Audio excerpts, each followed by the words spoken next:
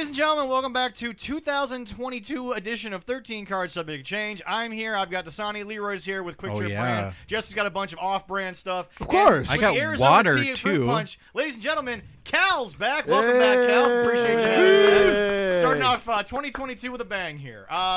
First and foremost, before we get into all this, the wrestling stuff, because boy was the last 72 hours a lot of wrestling news. A lot of excitement in pro wrestling. There are moments that I hate to be the person to have to do this part of the show, but I think it's something that we'd love to do no matter what. We have a 10-bell salute today, and folks, it's a very deserving 10-bell salute because multi-time Emmy Award winner, one of the blazing pioneers of just the entertainment business, Betty White passed away, and yes, that deserves to be on every radio show, every show that has a voice. Yes.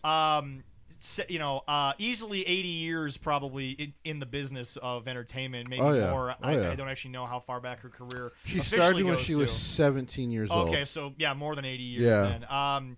Just a pioneer in everything she did. She had her own talent show. She was a part of some of the best shows you ever saw. Hot in Cleveland doesn't get enough credit for being a very well done show. One of the first activists in many ways. Had a show where she had black talent on. Arthur Duncan deserves to be mentioned. And a few others, former jazz acts as well, and got canceled because she said, "Well, you're just gonna have to deal with it.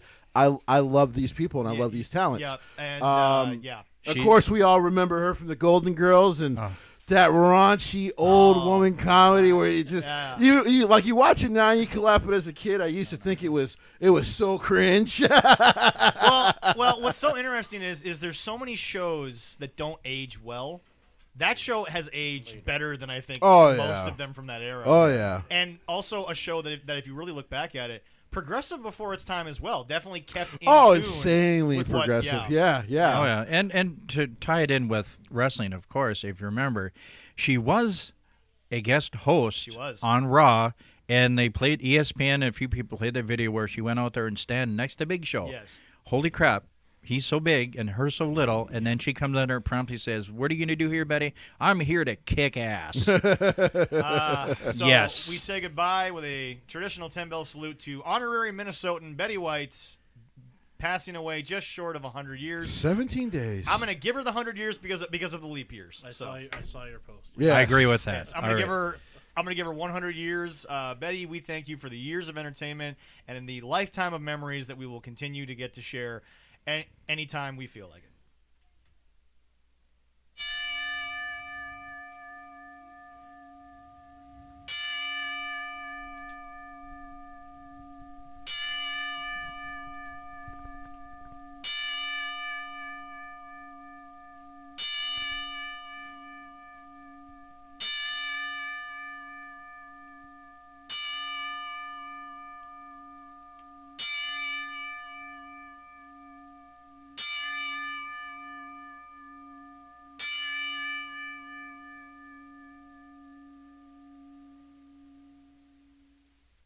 Thank you all very much.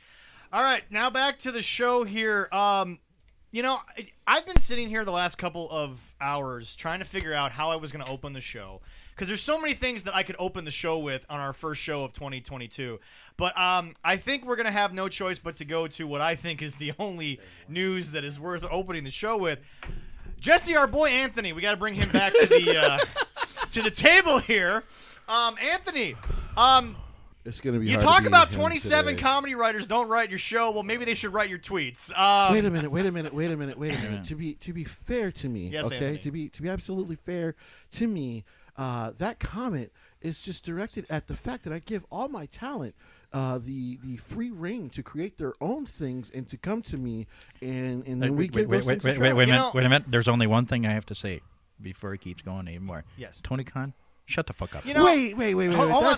And I said that before 5 minutes. Oh, my God. You cannot keep inviting me on the show and swearing at me, sir. That's fair. All right. But also, Leroy, I might apologize. I don't know. Well, but Leroy, one thing you should apologize for is you got these wonderful baked goods for our guests here today. But the one thing that I told you to put out that you never do when Tony's on the show, you missed the Adderall. I mean, come on. I'm sorry. Although I'm sure Tony I'll have to remember the next time. I'm sure Tony brought enough for everyone. I cannot confirm nor deny those. Fair enough.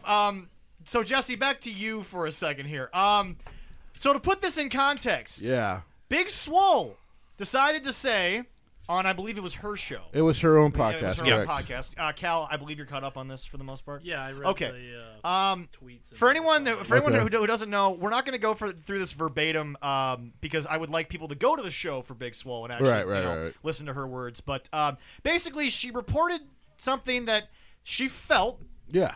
And stuff that, let's be honest, we've been talking about on the show for the last couple of months were kind of facts, regardless of what anyone wanted to believe. So what she pointed out was, by the way, that means I've been right for over a year and a half now. Pretty close.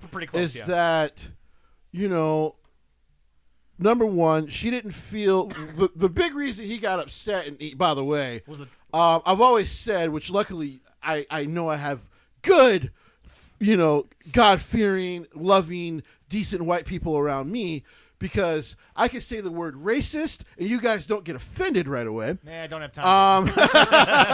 Because you're not. And you're not. Yeah. No, I'm never. I hate everybody equally. I don't care who they are. So, when she used the word God-fearing, but we hate them all. I'll pray for them afterwards. When she used the word diversity, yeah. So, yes, Tony, you are of, I believe, Saudi Arabian descent, him and his father. Pakistani? Is it it might actually be Pakistani. I think you're right. Yeah. And so, yes, you are a brown man. But you apparently as the kids would say, you missed the whole assignment. What she was getting at was the fact that there's not a lot of diversity representation as far as your champions, and it's been 3 years now. So what she was bringing up was the fact that, her husband has been in WWE, I believe, for 5 years now. Or something like that. Signed Cedric was after the first or second Cruiserweight Classic? I think it was the first. Was it the first one?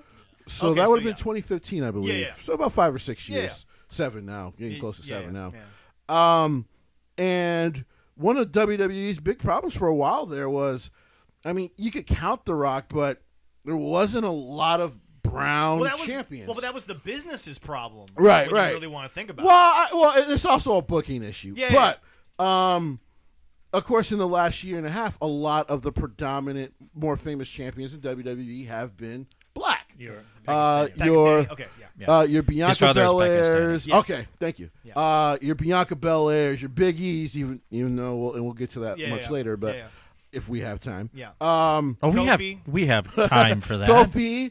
And I can go on and on. Hell, even in the independents, Devin here in Minnesota. Yeah. I'm forgetting his name out there on the East Coast. He actually just wrestled in GCW, I think, last night, and the name completely eludes me. But Jonathan Gresham.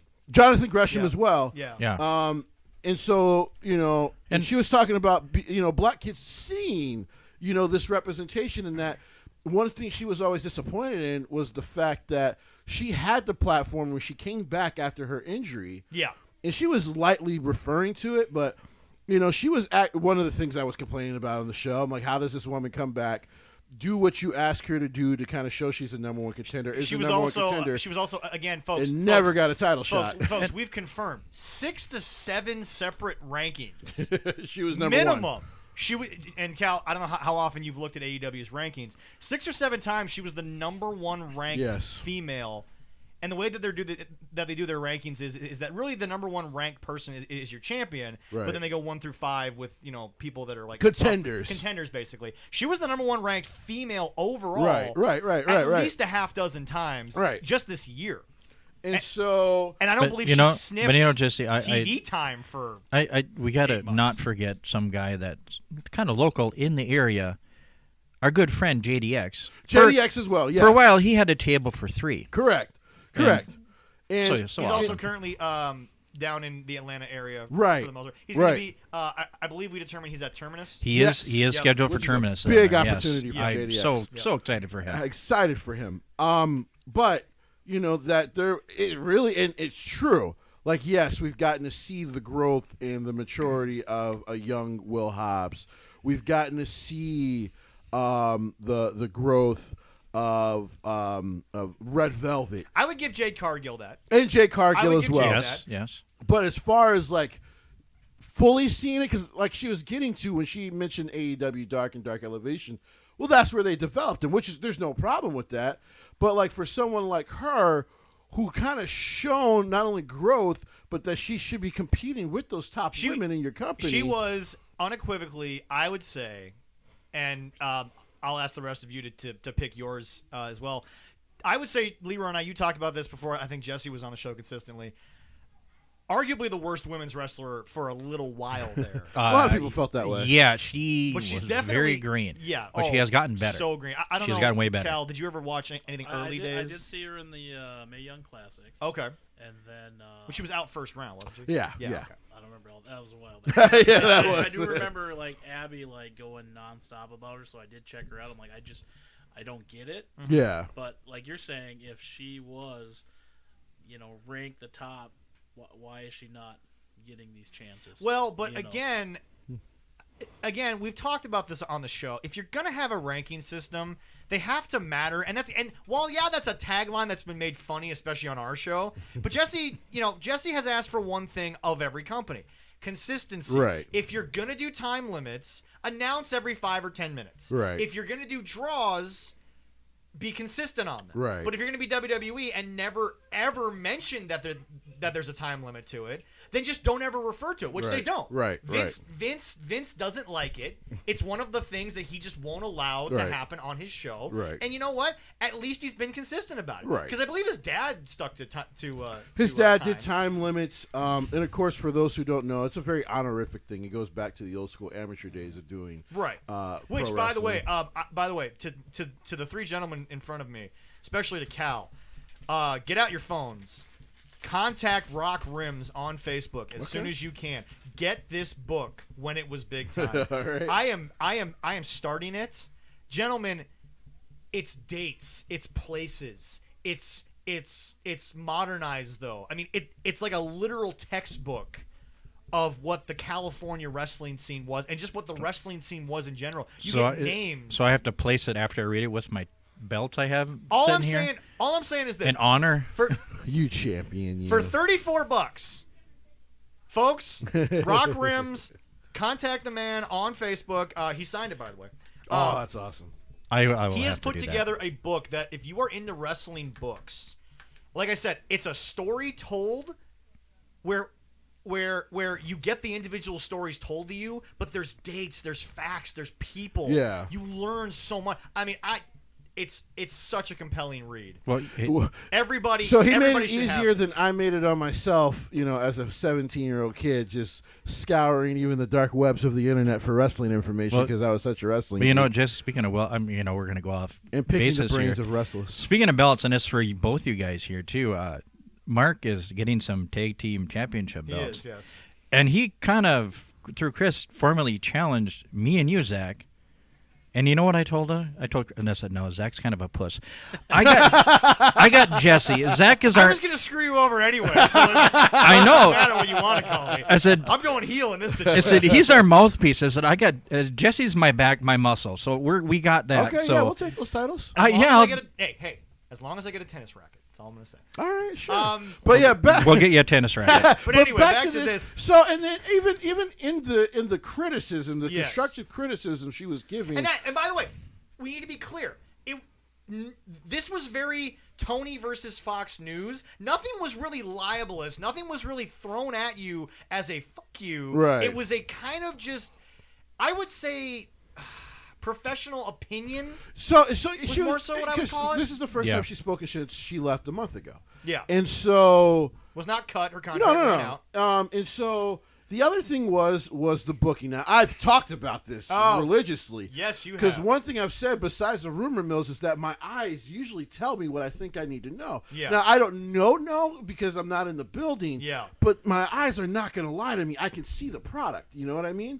So. And by the way, Cal, to your point earlier about not getting it, Jesse was sending me almost for like a month straight. He was sending me a lot of dark matches that I probably didn't catch in the moment of Big Swole. Yeah. And I was able to see a lot of growth. Yeah. So I mean maybe check out some of those old dark tapings for her because like I said, I'm by the way, I'm one of maybe 2,000 people that watch it, by the way. Consistently. Consistently. Yes. So Leroy and I are on there only if our boys are on. I would discuss it on the Friday Night PWL podcast, Zoom podcast. Which, by the way, if you're part of the PWL and Aaron gives you the invite, definitely do. I just didn't get the chance to do it because I was busy. They're hoping one of us would be on there. I know. And I made it. I was on a funeral, so yeah. I was at a funeral. And I was, you said admin of the year. I said, can I vote for Zach? And I was shot down totally. I'm like, what? He hasn't been here for months. I'm sorry, I'm keeping him busy on the podcast. Well, that, and I've got a lot of family shit going on. Yeah. which, by the way, my fellow admins know about because I keep them in the loop. But anyway, but he had to give a shit about it. Back to this whole situation. The other thing was the writing. So I clearly said they need some sort of lead writer because for the wrestlers who aren't as creative, it's not helpful to go come up with your own thing and then we'll work on it. Well, if they don't know what to do, lead them. Like I said, I will always get on WWE booking because most of the time my eyes can tell me it's horse shit. He's not a fan of Funky Love. Oh, I hate Funky Love. And usually I love Funk Love, but not Funky Love. No. So if it gets too funky, it's not. I want to call it brotherly love. If it gets too funky, it might be pretty good. Yeah. Don't get him triggered.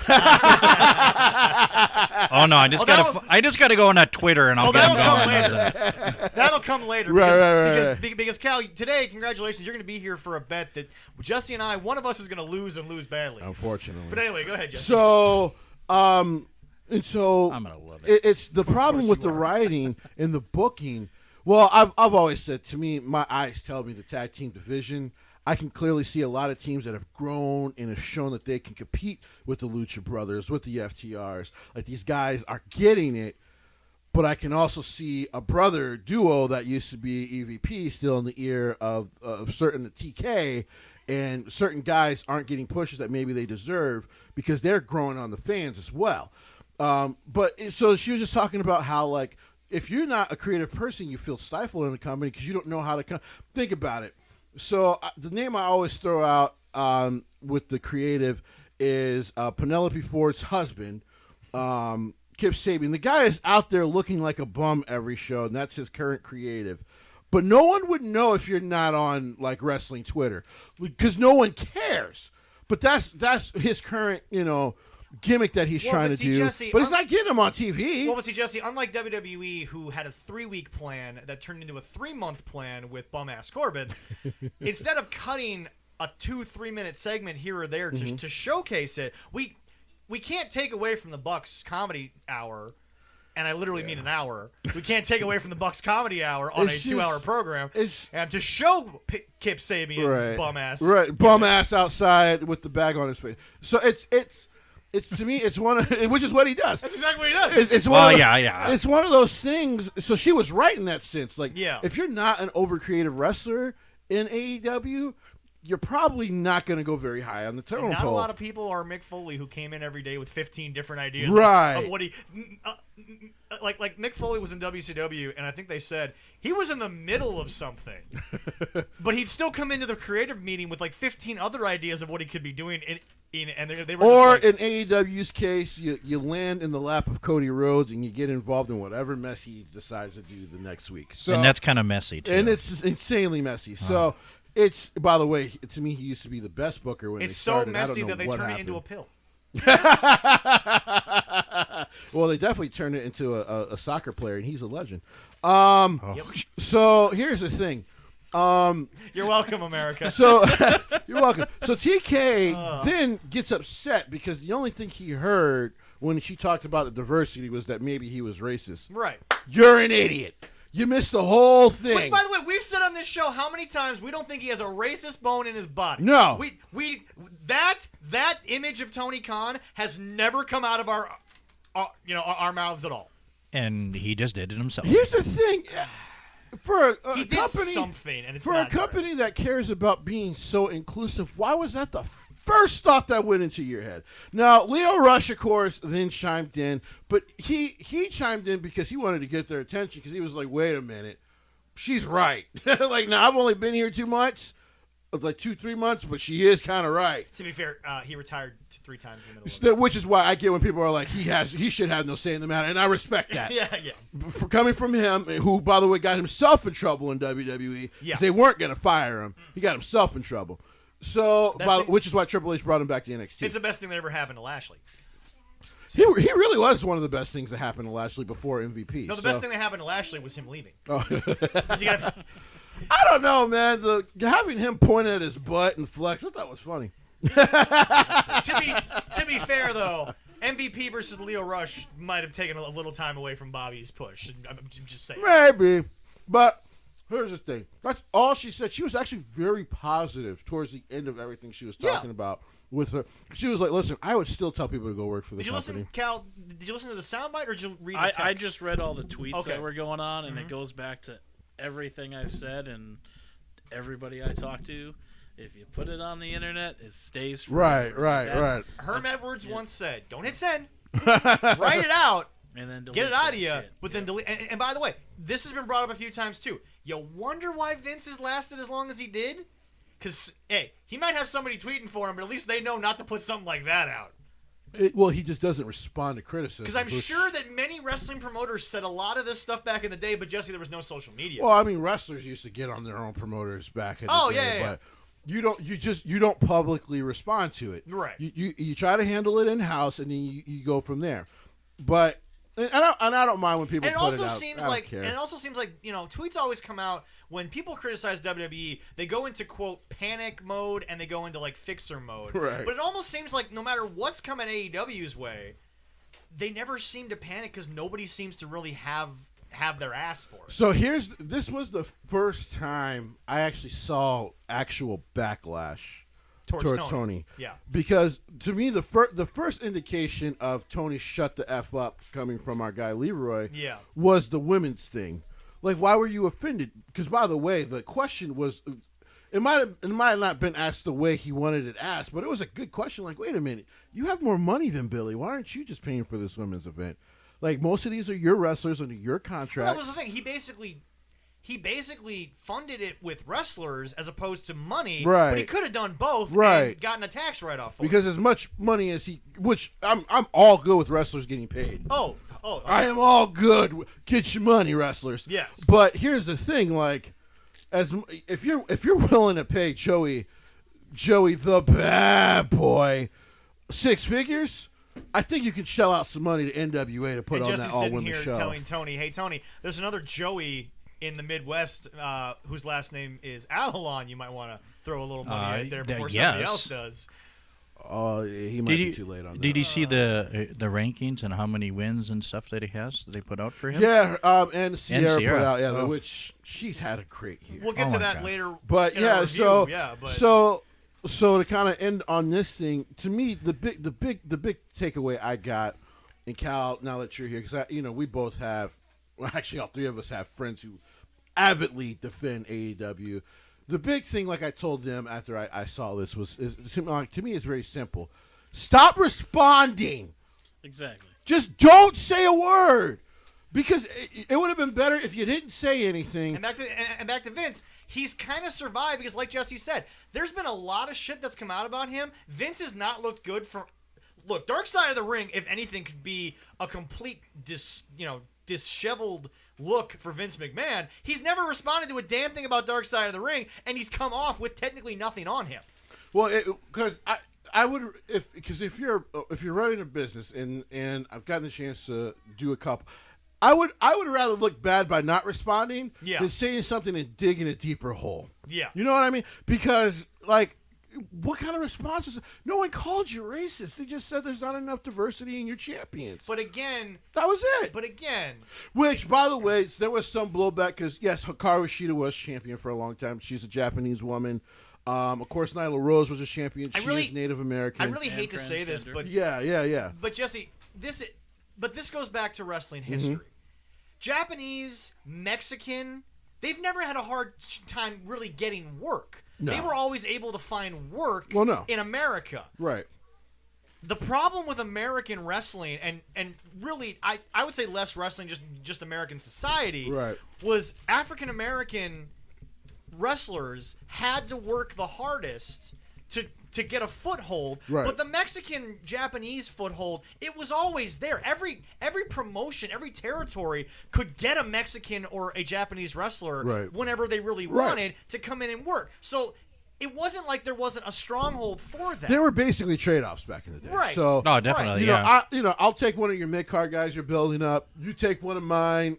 We both promote our two companies with the superstar. Like it has been going on in pro wrestling for years. No disrespect to Hikaru Shida because AEW did enough of that with their title reign. Oh boy, it's true. Jesse, it's just true. Jesse, I hate to say it, especially in the wrestling business. I'm trying to choose if I'm going to propose to her or Kana-chan. I think it's still Kana. I full of Mormon shit. Do Asuka's both. not happy with you, Jesse. I know she's not. That's why. Then maybe that's why she hasn't been on TV. God damn it. Damn it, Jesse. I gotta apologize. I gotta make it work. I'm screwing up. Apologize. Well, my point is this: is that Jesse? I think we can just be honest with it. I don't think people see the Japanese thing as the lack of diversity. I just don't think they do. I think that was the visual that Big Swole was trying to get at. Was that, like you said, she even said, looking at a young black kid looking at WWE, you've got King Woods, you've got Kofi, who's always on television, Big E, Bobby Lashley, even though he was technically a heel. I mean, you get to see Bobby Lashley finally succeeding. In WWE. Shelton Benjamin also. Shelton Benjamin, Cedric, they're on there. Right. So it's just Jesse. Well, it goes Ricochet. back to Ricochet. Well, we'll get to that later. Hey, I know, but Jesse, you just broke my heart. Why'd you bring him up? But what about our God that lives forever, R-Truth? He never ages. Yeah. But Jesse, going back, I mean main event status. That's right. Okay, all right. We have to put this. They seem to love Ricochet to an extent. Right. And it's well, when he was in a different promotion, he was. What we said Go earlier, ahead. Jesse, about Betty White's show, and how she didn't care that the South was boycotting the show. Right. To the young African American community, Jesse, let's be honest, it's always been visual.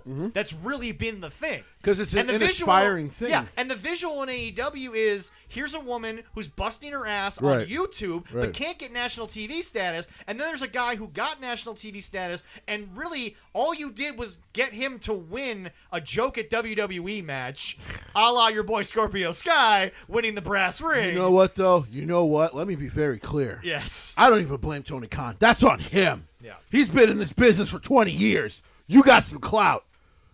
Hey, dude, do something or I'll go somewhere else. It's not hard. He's like, you know what? I'm good. I can go do my podcast. I can look really nice in these suits with Ethan Page. I'm good with that. That's on you, you bum. And didn't they just sign Jay Lethal too? And where has he been? He's had one match to help put over Sammy, and then they just screwed that up by Jay Lethal making Sammy lose to Cody. But we'll get to that later. Jay Lethal might be the smartest black man I know because here's what he did. He capitalized on a one-night. He said, walked away. I'm gonna go get the Pakistani money, but I'm gonna go work in Mexico and Japan. So that's what he's been doing. Yeah, very brilliant. Why do you think Jonathan Gresham has just kept the Pure Rules matches going? Because here's the deal: Pure Rules matches, you can't have a no disqualification for no reason every single night on your national television program and the 1 hour show that, again, which, by the way, can we stop making the women look so badass for no fucking reason? It's weird. But we'll get back to that in a second. Back to this. To finish up here. Because it was a great match, but that was weird. But we'll get back to it here in a second. Was My there a point point? is this. Tony, we still here believe, and I think, Cal, you can vouch for us as well. Oh, you guys got me on the AEW sucks train. That's like, I just like, all right. We'll get back to that. But my point is this. Like, Tony Khan. You're welcome. Nobody believes, or at least nobody believed you had a racist bone in your body. But right now, you got to do some damage control, buddy. He looks like an idiot every time he tweets. You go up against... Hold on. Leroy, please. Tony, shut the fuck up. Thank you. Just do that. Timestamp that for your grandma. She can mute the podcast. We'll go past. He's like, if no, I did it 5 minutes first in, you go up so against we're the good. whites and the white coats, and now you're going up against the black community. What are you doing? I keep saying my biggest problem with Tony Khan isn't that he tweets back. My biggest problem with Tony Khan is the fact that he's the owner of the company. Now, if he was just a powerful executive and his dad, well, technically his dad is the owner. We're being honest. Well, he's writing the check. But if, like, say if his dad was and that's there, a lot of checks every week. If his dad, to people that are working somewhere else. If his dad was there, showing himself as the owner. To be fair, indie wrestling has never been so funded ever. I mean, right. Thank you to the Khan family for that much. Yeah. Thank you. Yeah. Thank you. Yeah.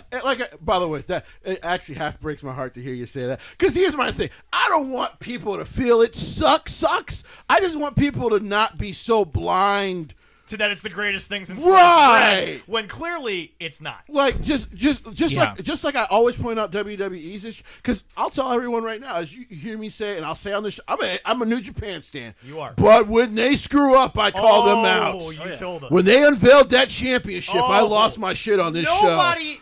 And I love Eric. But Eric couldn't stop talking about how much he loved the belt. You, on the other hand, were like, from the moment you saw it, I'm like, why did they make a Golden Divas Championship? It was the worst thing I've ever seen them do. It was the butterfly belt just with gold plating. That's all it was. By the way, if not for the greatness of Will Ospreay, I think it might have made me stop watching New Japan for like a couple, because it just pissed me off so bad. And then they were treating it like, I mean, this is this huge thing. And then they were talking about no more gaijin for a second. And it's like, what are you guys? And then they came back to their senses. But we'll get back to New Japan. Second, but yeah, to finish up here. So, by the way, as now we get into, because now I want to relate this to their last week on TNT as far as Dynamite's concerned. Yeah, please. There we go.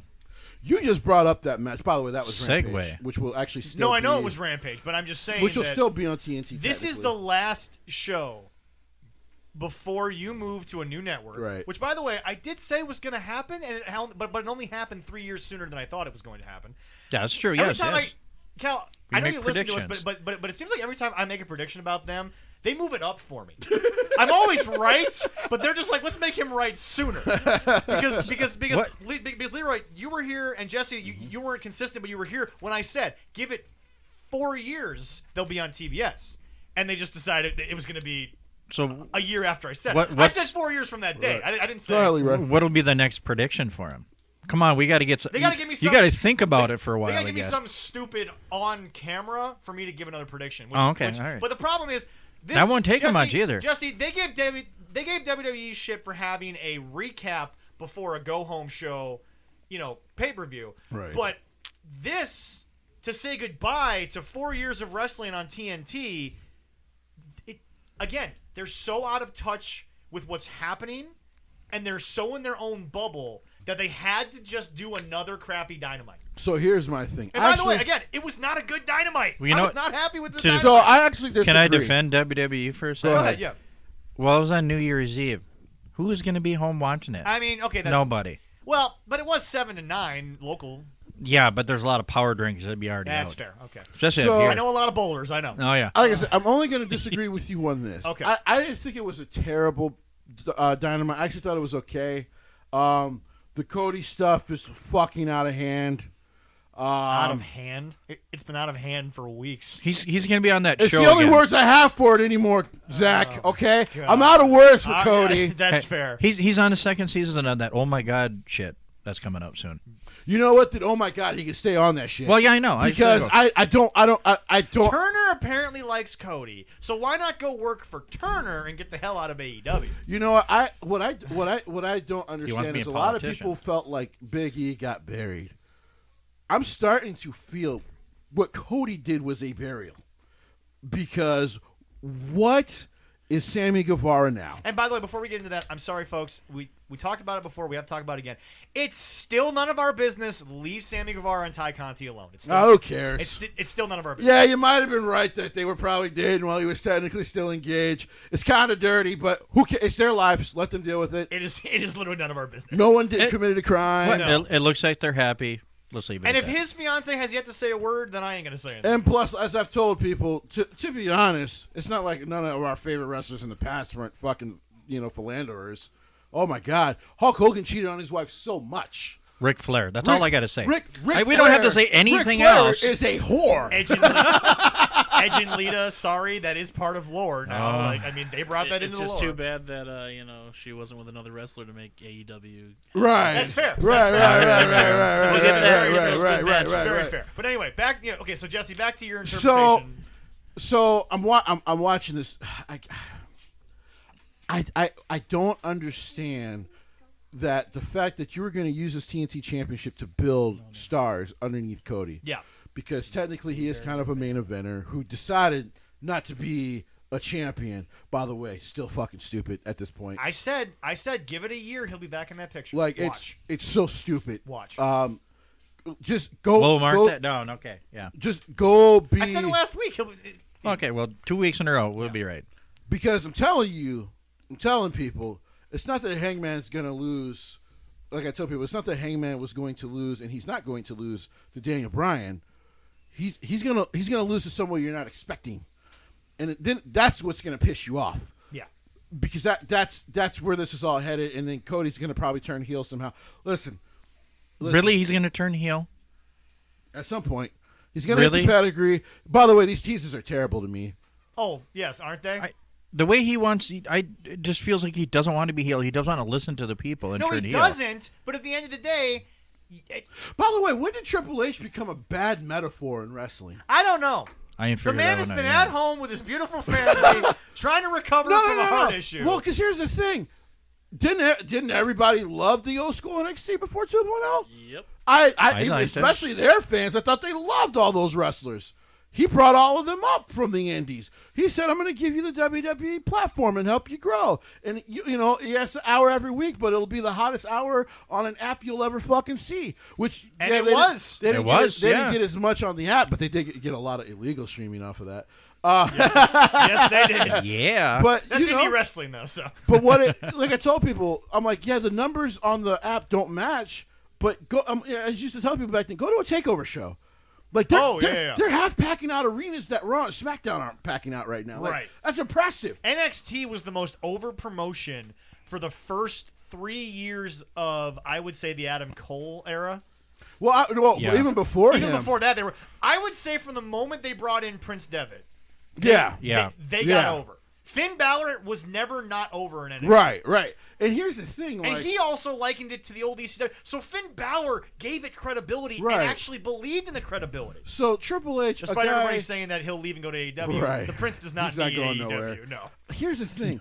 So Triple H does all that. You love him, but now we're gonna every time we do a sledgehammer thing, or we're gonna destroy the throne. Shovel that was out of nowhere. So now Triple H is bad for wrestling all of a sudden. When did this happen? It's like Nickelback, the cool thing to hate now. Despite the fact that I've never hated them. Nickelback has done nothing but sit in Vancouver, BC, create the second highest selling musical library in the United States of a foreign band to the Beatles. Right. And they're packing out arenas where some of your favorite artists can't even pack out a club. Right. Sorry, I don't care. I don't care if they've got guitars or if they've got microphones and a DJ. No one's doing stadium tours that much anymore, except for old school '80s bands and Nickelback. Oh, and Garth Brooks. Well, Garth Brooks will sell out anything. I know. He's Garth Brooks. He's the highest selling musical act of all time. He's an American, so he's good. He's not technically foreign. But here's the thing.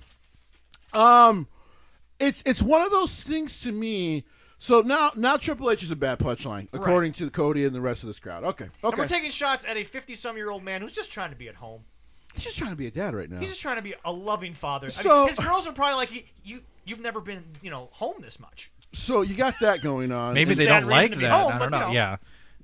Dan Lambert is a shell of what he used to do in Impact. What is this? Yeah. This is garbage. Dan Lambert is we can actually afford Jim Cornette. That's what he is. Am I wrong? Somebody in this panel tell me I'm wrong. No, you're not. So here's the thing. If it was Jim, you actually might get legitimate heat in that crowd. Dan's script is legitimately just a transcript of the Jim Cornette Experience or the Corny Drive-Thru. That's feels all like it. Yeah. So here's it's word for word what Jim's saying. Here's the other Are you listening to those podcasts, Cal? I personally don't like Jim Cornette. I'm about to say, don't blame you. So I just Fair enough. Because everything he says just sucks, and it's like, if you're that angry, just stop watching. And then also, like I've said, like that's why I've been so mad at the Young Bucks the last 2 years, because I'm like, dude, I actually have to agree with this man. Yes. Like, he's actually not wrong completely anymore, and that pisses me off. Yes. So, which has pissed you off more than what they're doing. Right. That's exactly what it is. Here's the thing, Cody, are you a face? Are you a heel? You got John Cena heat. No one wants to see you with that title anymore. No one. So he's the first ever 3-time champion. There's never been a 2-time champion. That's true. He's it. Yeah. Actually, wait a sec. How many total champions have there been? 6. Right. Yeah. 6. Is that between all the titles or just? Just the TNT. No, just the TNT? 6 different title holders, 8 reigns, and 3 of them are Cody. Are Cody. And by the way, nothing against the guy, because I know he's got a big Twitter following. Warhorse? You banked on Warhorse. Nothing against the guy. By the way, you were not ready for. They didn't even sign Warhorse. No, they didn't. He went right back to the Indies run. He wasn't ready for it. Which I agree, but the problem there is, Leroy, I'm sorry, Jesse goes back to the bad boy. Half their roster's not ready for main event television. Right. No. And when I say main event television, I mean Veer versus whoever on main event. He's back from India. But no, he's on the main roster. He finally showed up. He's on main event. He's on main event, but he's not on Raw yet. So maybe next week. So he's still coming. So he still has to walk from the stage of main event to Raw. Exactly. Yeah. Oh, trust me, we're gonna get in WWE's ass about that today. That might take a couple weeks. I know. You've been waiting for that. I've been waiting to go off. Trust me. That's when you'll know I'm about to go off. Yeah. Cal, prepare yourself. That'll be number 11. I didn't write that one down. Jesse I goes didn't off write about that one Veer. down. Yeah. So the Cody thing is. It's fucking terrible. I agree. So before we go on, because it's always you, me, and Leroy. Right. But Cal. Yeah, go ahead. Cal, my question to you is, because you've obviously made it clear you're now on the AEW sucks bandwagon. Not that I want to take credit for that. I'm about to say probably more you than me. Yeah. I try to be more open-minded. My question open-minded. to you is again, I've never necessarily tried to get people not to like it. I've just explained things from my perspective.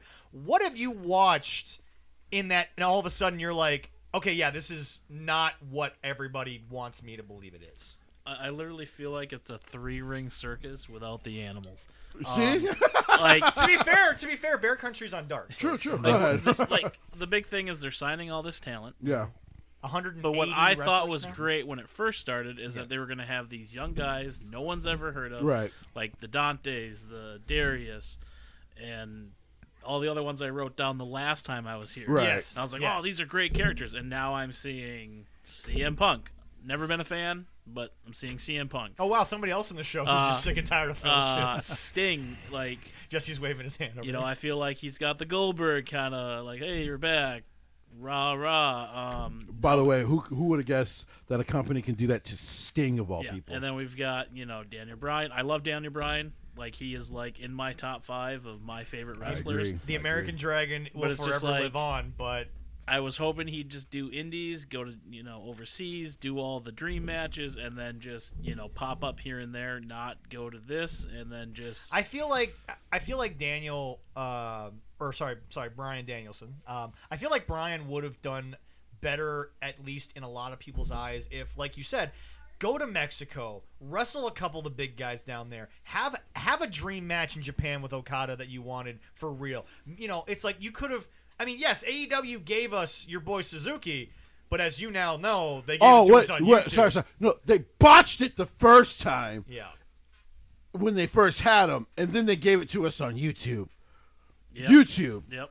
Which, by the way, didn't even do great numbers. You actually thought that was okay at first, but then you went back and looked at it, and you were like, oh, wait, the numbers were horseshit. Yeah. So you sat there to compete with WWE deciding to go an extra hour for SmackDown, and... Or competed with people who never even competed with you. Right. That's basically we have talked about that 1,000 times. They did not change their show because of you. They changed their show because of baseball, which Pat McAfee shut down real quickly. Thank you, Pat. But anyway, and the other thing is now please. that the whole X Undisputed era is there, it's like, why? Like, you were all in WWE. Doing phenomenal, and I think you're all starting to get. And I think Britt would have been there probably in 2 years. Yeah. Jesse. Like I said, I literally, and like I tell people all the time, I literally believe, yes, it was 20% for the Bucks. They are his best friends. I think 80% was she signed that contract to stay in AEW. So he went where love sense. Was, and I have no problem with that. But now all your boys are back, and like it goes back to what I feel like. And Roddy's the only one that like is actually being prominently featured. Like, I mean, when was the last time you? I will be fair to Kyle and Bobby. Yeah. Because Bobby was always hurt, there was no way they were going to keep him. 100%. And Kyle clearly the main roster booking had no interest in him. Yeah. So I didn't mind redragging going. Yeah. Because to me, if you're gonna keep one of them, you got to keep both because they're better as a tag team. Oh, always. Because most promoters actually fail to book Kyle as a singles competitor. Well, but not to interrupt you, Cal, but to piggyback off your point, we talked about it outside of Adam Cole. No member of the Undisputed Era was ever pushed to a main event status anywhere else in the world. No. So ultimately, those three guys were the most. And you know what? Call me wrong. You can find 12 people. Name 12 people who watched mainstream wrestling who weren't complete internet guys like we can be, who actually knew who the three people were outside of Adam Cole until they got to NXT. That's a good point. And the other thing is, I think it's great for Roderick Strong because I was watching him yesterday. Yeah. He's going to be something because now he doesn't have the shackles. The background noises, I like to call it. Yeah. But it just makes me think, like, was the big issue really that you couldn't do your streaming or Switch or blah, blah, blah, that you all had to go over there? And like he said, now it makes sense a little bit with, his wife. But yeah. I'm not too sold on her either. I don't see the...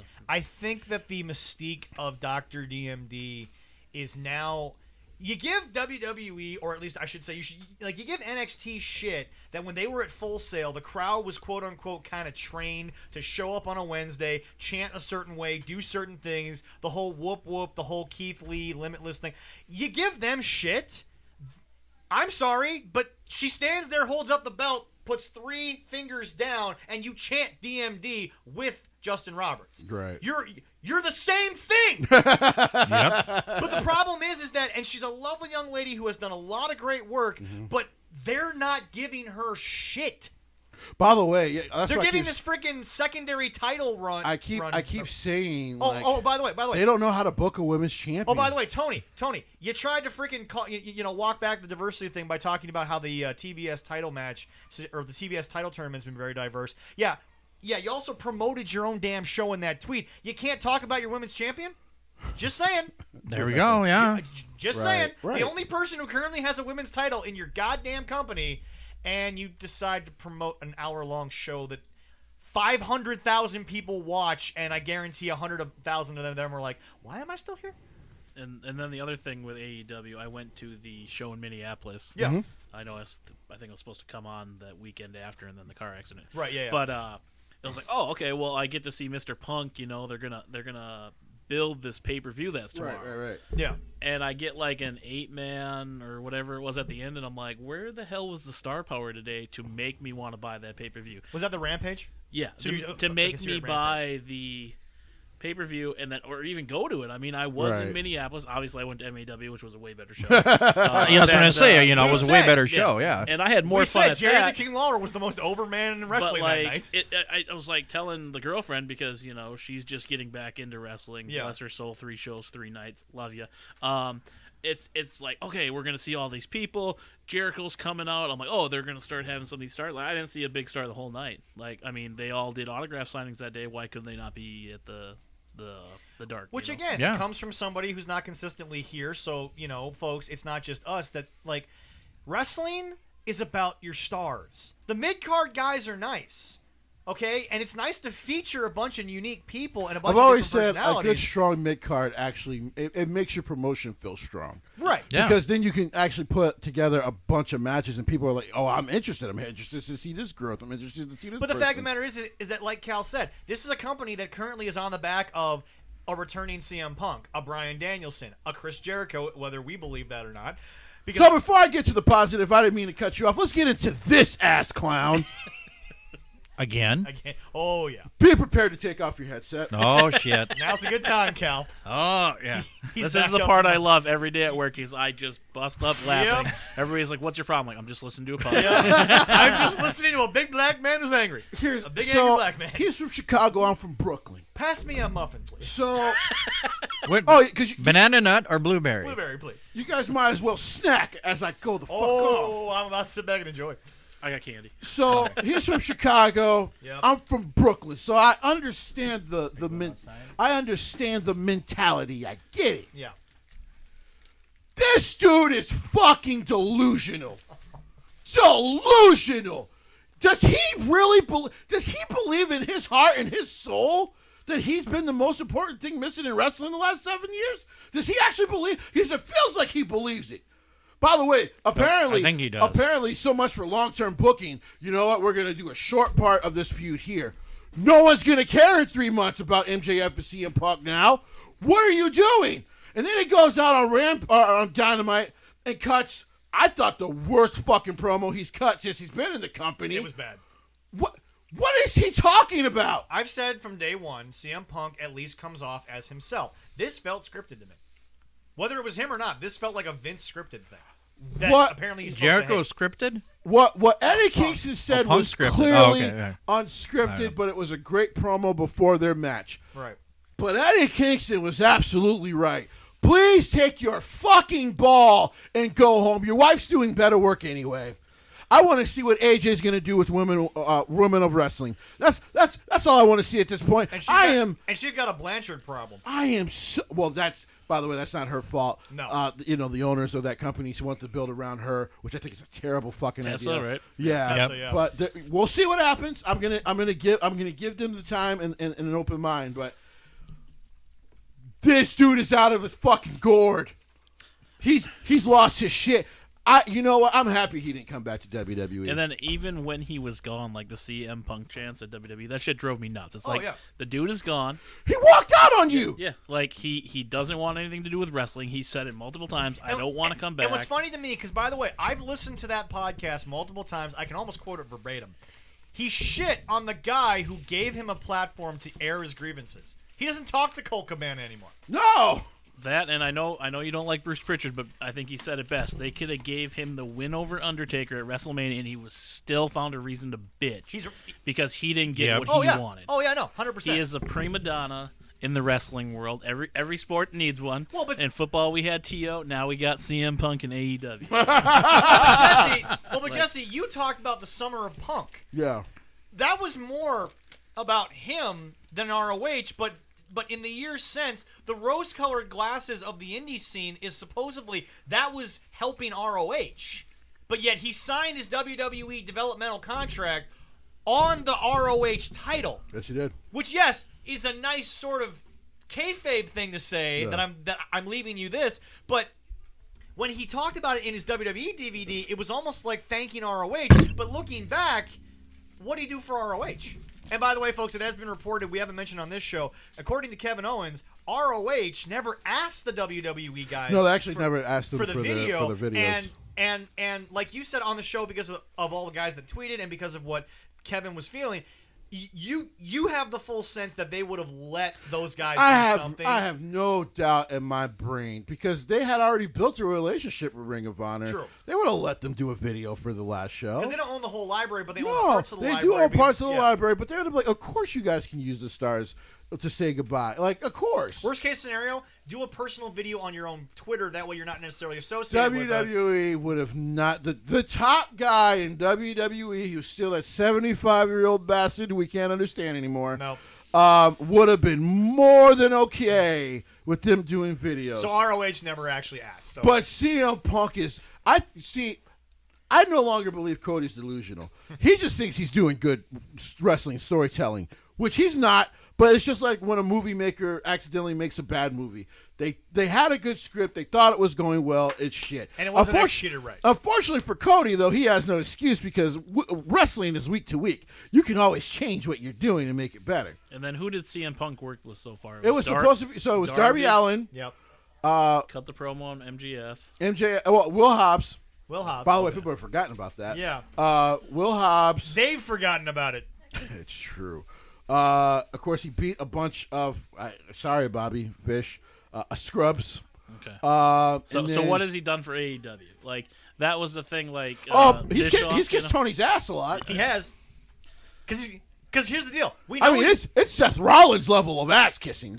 Don't get me wrong. I mean, it's very and I love the Messiah. I love the Messiah. I love Seth. But sometimes in interviews, I'm like, this level of ass kissing is a little indulgent, and I can't take it. Just eat the ass if you're going to kiss it. And then with him too, I think he's got that I'm the best in the world, and when I don't get featured kind of thing. Like arguably, though, from an my biggest thing about Colby is, and and I'll let you finish in a second, Zach. My thing about Colby has always been this about Seth. I just called him Colby because he's had so many different character names, of course, before he got to WWE. His real name is Colby Lopez. Yeah. So, and by the way, Kenny is Kenny. I'm hoping when he comes back, he can get back to what made him the best wrestler in the world. Because everything he did in AEW to me was like 2 layers of fucking steps down compared to what he was doing in New Japan. But well, Tony's not about to pay Gato to come book, so. I know. So which is problemsome. But here's the thing. My biggest problem with him has always been, I don't care that you feel like you're the best in the world, which, by the way, he's top notch. He should feel that way. You don't have to talk down on the other guys. By the way, which is why I talked about his Twitter game in the past, calling out Will Ospreay, talking about, well, you come here and I'll fight you. No, why don't you go to Vince and be like, hey, let's make this happen. You still talk to the family that owns New Japan. Not to mention let's make this fucking happen. Not to mention, anyone that sits there and says that, why should Will come to you? Yeah, exactly. People that are like, New Japan won't work. They sent Jushin Thunder Liger to NXT. Jesse, name 3 other wrestlers who are more protected in New Japan than Jushin Thunder Liger. Okada, Tanahashi. And then probably Liger. You can't name 3 more. And they're so protective of him. And Yano only in comedy losses because, Yano. We love you, Yano. Never change. Never change, Yano. You're my boy. But, going back to the last terrible thing, which is, to me, fucking CM Punk. Because, actually, I had no problem with the story they're building with Eddie and Chris Jericho. Yeah. Even though Eddie Kingston, I still have a big problem with off-screen. Just shut up. Yeah. Talks a little too much off screen. Just shut up. And I get it. He's from the Bronx. I'm from Brooklyn. That's your boy. Like, we would shout at each other in the streets. He would probably whoop my ass, but that fight's going to happen. But I would still get up and be like, I still think you're wrong. Shut up. You'd still buy him a sandwich at Katz's Deli. After the fight, I'm going to buy him a meal. We New Yorkers. We going to boogie, but we gonna move on. Yeah. So here's the thing. You're going to Katz's Deli at 3 Right. We're going to get some chicken. We're going to get some collards. We're going to be good. Yeah. We're going to get a Hennessy. We're going to be good. Now I'm hungry and thirsty. Jesse does that a lot when he talks about New York around here. So here's the thing, man. I learned something last night. The only way to do pizza in my world is the way Jesse's home city does pizza. I missed a good New York pizza. I'm getting off topic. Okay. I miss a great New York pizza. We've been off topic. Oh, my goodness. So, because the last thing with CM Punk is, where is he going next? And then my head told me, he's going to fucking be Hangman Page. Yep. He's going to be the one to beat Hangman Page for that title. And I don't think anyone sees it coming. And that's the thing with all these signees that they brought in, I feel do not need a title. No, they do not. Maybe tag team because you can work with a young guy. That's fair. By the way, like Randy. Miro's another guy that he's still young though. I feel like he deserves a big strap. But Daniel Bryan, love you to death. Yeah. Oh, what are we doing? Nope, touching the mic. Okay. I mean, you're good. You don't need it. Yep. You've had a successful run before. Everybody knows you're that caliber. Right. CM Punk, you had it. You don't need it. You had it for a long time. Yeah. And Paul Heyman made you relevant. Like every DVD I have literally has his picture on it that year that he was like the champion. But yep. I just. And he sits there and says that he wasn't featured as the champ. It's like, bro, so you didn't get the main event at WrestleMania. Boo freaking who? You were on the damn card. And you faced The Undertaker, which is probably bigger than the main event. I want to say for that stretch of time before was his the main last event feud. usually. Yeah. Especially like Cal just said, during that stretch of Taker matches. Yeah. That was the only match we cared about. Right. I didn't care who was wrestling main event. I wanted to see like, are they going to screw Taker? That one with HBK, Triple H in the cage. Hell yeah. That one was like, I have 3 moments in wrestling that took me on a roller coaster or either made me mad. And that one, I was like, oh my God, they're going to screw him. Yeah. Oh, here comes the super kick. Boom. Like, I remember that one vividly. Like, this is going to be the one that he loses. Right. Quick question. Off the top of your all's head. I was shocked Triple H didn't take that. Because apparently it was offered to him. He didn't want to do it. Does anybody remember the main event from that WrestleMania? Off the top of your head? Oh, shit. It was... sometimes no, I don't remember. Exactly. Because the main event is not always the match that we remember. Right. That was 2013, right? Around that, yeah. I'm going to look it up. Yeah, go ahead. But you got to remember... But to finish your point there, Jesse. I think it was Brock Roman. Could have been. Was it Brock Roman? I think that might have been Brock. He's actually going to look it up really quick. Go ahead and finish up your thing there about Punk, though. Your rant. I'm going to pretend like I'm a part of this podcast. Today you are. Thank you. Sorry, sir. Leroy. Hey, that's all right. He has enough going on. He does. Looks like it was Rock Cena 2. Okay. But yeah. I mean, it was the second one. It wasn't the first one. Nah. So it was for the championship. That one was. Yeah. So here's the thing. What did I say when they signed him? I said what you inherited. You have a CM Punk. You have a CM Punk problem. You have a CM Punk fan problem, and now you have a Phillip Brooks problem. Yeah. Like you get 3 collective problems when you deal with this guy. And to quote Jesse from last week, which is, I just want the Bucks fans to admit their sports entertainment, and then I'll come on the show and defend you. I will defend CM Punk if he just comes out and says, I'm in this for me. I'm in this for what I want, what I feel I want. Just say it. I'm a prima donna. Leave me alone. Just say. Ric Flair said it for years. Dusty Rhodes said it for years, and Dusty tried his damnedest to include others, but they all have egos. Right. It is what it is. Oh yeah.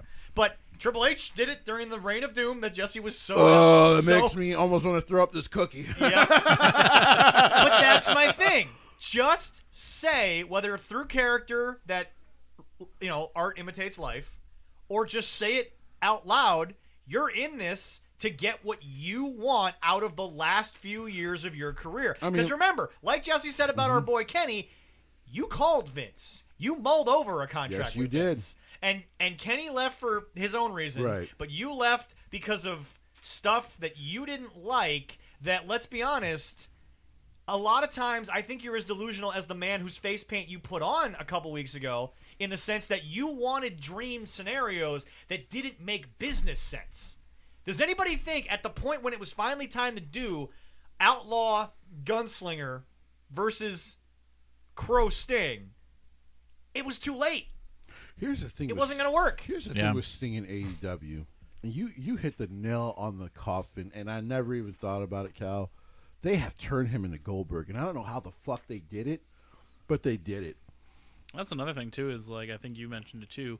Everybody's giving WWE shit for bringing in Goldberg, bringing back Taker, bringing stars of yesteryear. To give Taker credit, he has stayed retired. Yes. He ain't coming back. He ain't coming back. Let's all knock on wood for that. Right. To be fair though, I think that his body has finally been at rest so long that it's like, we ain't getting back in the gym. Fuck you. Just to keep healthy, and that's about it. Yeah. Go ahead, Cal. But yeah, I mean, you're given, I always hear you say it, you're given one crap, but then praising the other. I mean, Sting's last matches weren't that great either. No. I did enjoy the Darby versus Sting. Right. That was entertaining just to kind of see that cinematic or whatever. But, yeah. I mean, this is wrestling. This isn't the movies. If I want to see that, I'm going to go to a 2-hour picture and watch whatever superhero or And to whoever, be fair, that was right. actually coming out of the pandemic era to where you didn't need to do it, Yep. whereas in WWE, they kind of had no choice. But do you think that Taker and AJ would have been a cinematic match if they were able to have fans? Honestly, I think Taker and AJ could have tore down the house. That's what I'm. They would have saying. definitely. You got AJ bumping around. Man, that I gotta place. be honest. I disagree because I always understood why people were sick of seeing Roman Reigns, but I also said back then, those are the most capable hands to be in. That's fair. Because like The Miz, that guy is one of the safest fucking workers they have. Oh, yeah. Mm-hmm. And that match was so sloppy because of Taker. Yeah. Who he admitted, like, I apologized to him after because it was on me. I kept screwing up the spots. And, of course, Roman's not going to be mad at him. He's Taker. But the difference with that is that AJ was lighter. AJ was the one who was going to be taking a lot of the big bumps. AJ is safe, but I don't know. And as by the way, like I said, AJ is our generation's Shawn Michaels. He just is. Yes. But what I don't know is if he could have gotten Mark Calloway through at least a 7-minute match. I mean, they even brought in Doc and or Gallows and Anderson. Yeah. That's an easy, beat down Taker. Right. Brother rah there for a little bit, Right. and then Taker does his few choke slams, tombstone, give me a last ride, boom. But what I'm saying is, right. That's, which is true. It's like it's like Kiss. Yeah. You get the good music. You get that one shit song that no one cares about, but they absolutely love. But at the end of the day, you're gonna have a 5-star concert. Yeah. Because he's gonna give you. But my point is this, Right. Jesse. Yeah. Right. For better or for worse, a la DX versus Brothers of Destruction in Saudi Arabia. We're not going to talk about that. Jesse. Now's Sean, the time to throw up that cookie. Sean, before I throw up that cookie, Sean, please come back for one more match. Don't let that be the last one. But my point is this, Jesse. Oh, man. It He's wouldn't not have been coming cinematic, but I'm not saying that it would have been great. I'm just saying that they went cinematic with Sting, to your point, Cal, and we'll let you finish your point with Sting. Or, Jesse, you were talking about Sting. But my point is that they did a cinematic match when they really didn't have to. That's all I'm saying. By the way, because he did take the powerbomb bump from Bryan. Well, that was the other thing about it for me was that love or hate Jim Cornette, he's been the only guy who's openly said it. So now you're telling me that Sting can just do everything.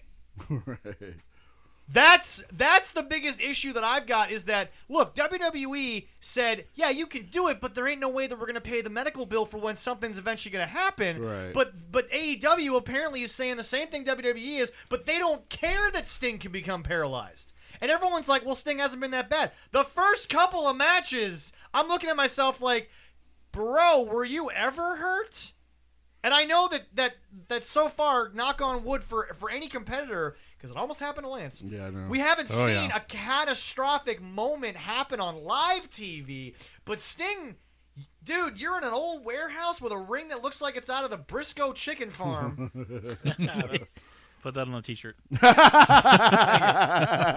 We can work on that one. But the thing about it is that, bro. I'll let them do it because they got like pitchforks and shit. Yeah, well. And they're kind of crazy. I don't want to. But back to your point. But back to your point. Now that he says it, yeah. How is it different from Goldberg? Oh wait, you people. Again, what's the one thing I say in the show all the time? It's not Vince at the helm. That's it. It's because here's the by the way, because Goldberg can barely wrestle, and of course recently he just could never wrestle. Could never wrestle. By the way, I'm with you. I am absolutely with you. Hated him in WCW. I agree. And I am a WCW You are. You said that the last time you were here. I love WCW. You did. And I'm the opposite. I loved him back then. And then I hated him. when you guys said the attitude era was shit, I'm like, finally someone agrees with me because it's all tits and ass, right? Stupid sketch comedy, and then you got TNA, Rock, Stone Cold, and. That's about Triple H and it was later, but yeah. Whatever the hell Vince Russo was doing, and then whatever Vince Russo was supposedly in charge of, but Vince.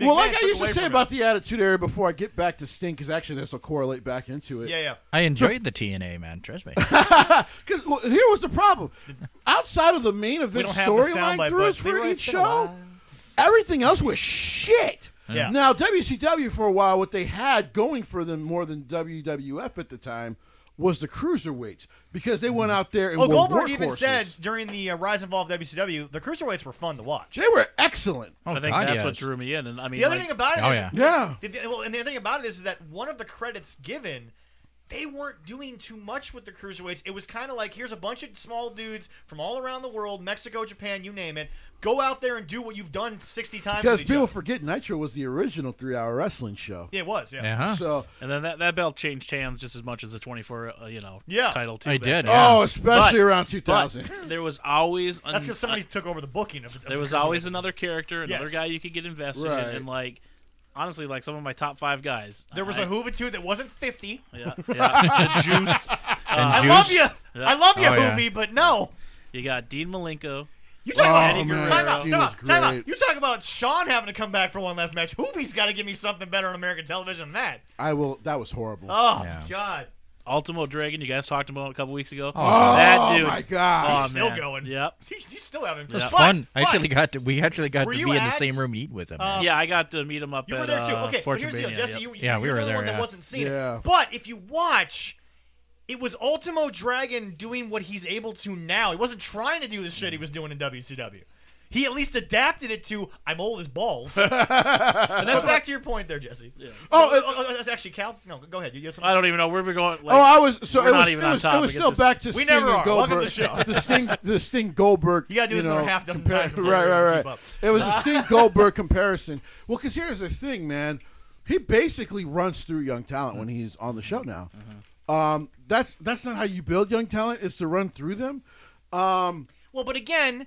We say it again. To quote Jim, as much as you hate the guy, Sting was never a wrestler's wrestler. And I don't disagree. That book that I'm going to be sending you soon, Sting ain't in it. I know. James Mitchell's not forwarding anything on Sting. Well, Sting was a character. Yes, exactly. Now, what Undertaker has always had over Steve later on was Undertaker could still go at fucking 40. Like, that was probably his best years, was him in his 40s into his early 50s. So, or before his 50s. Yeah. So, here's the thing when it comes to Sting.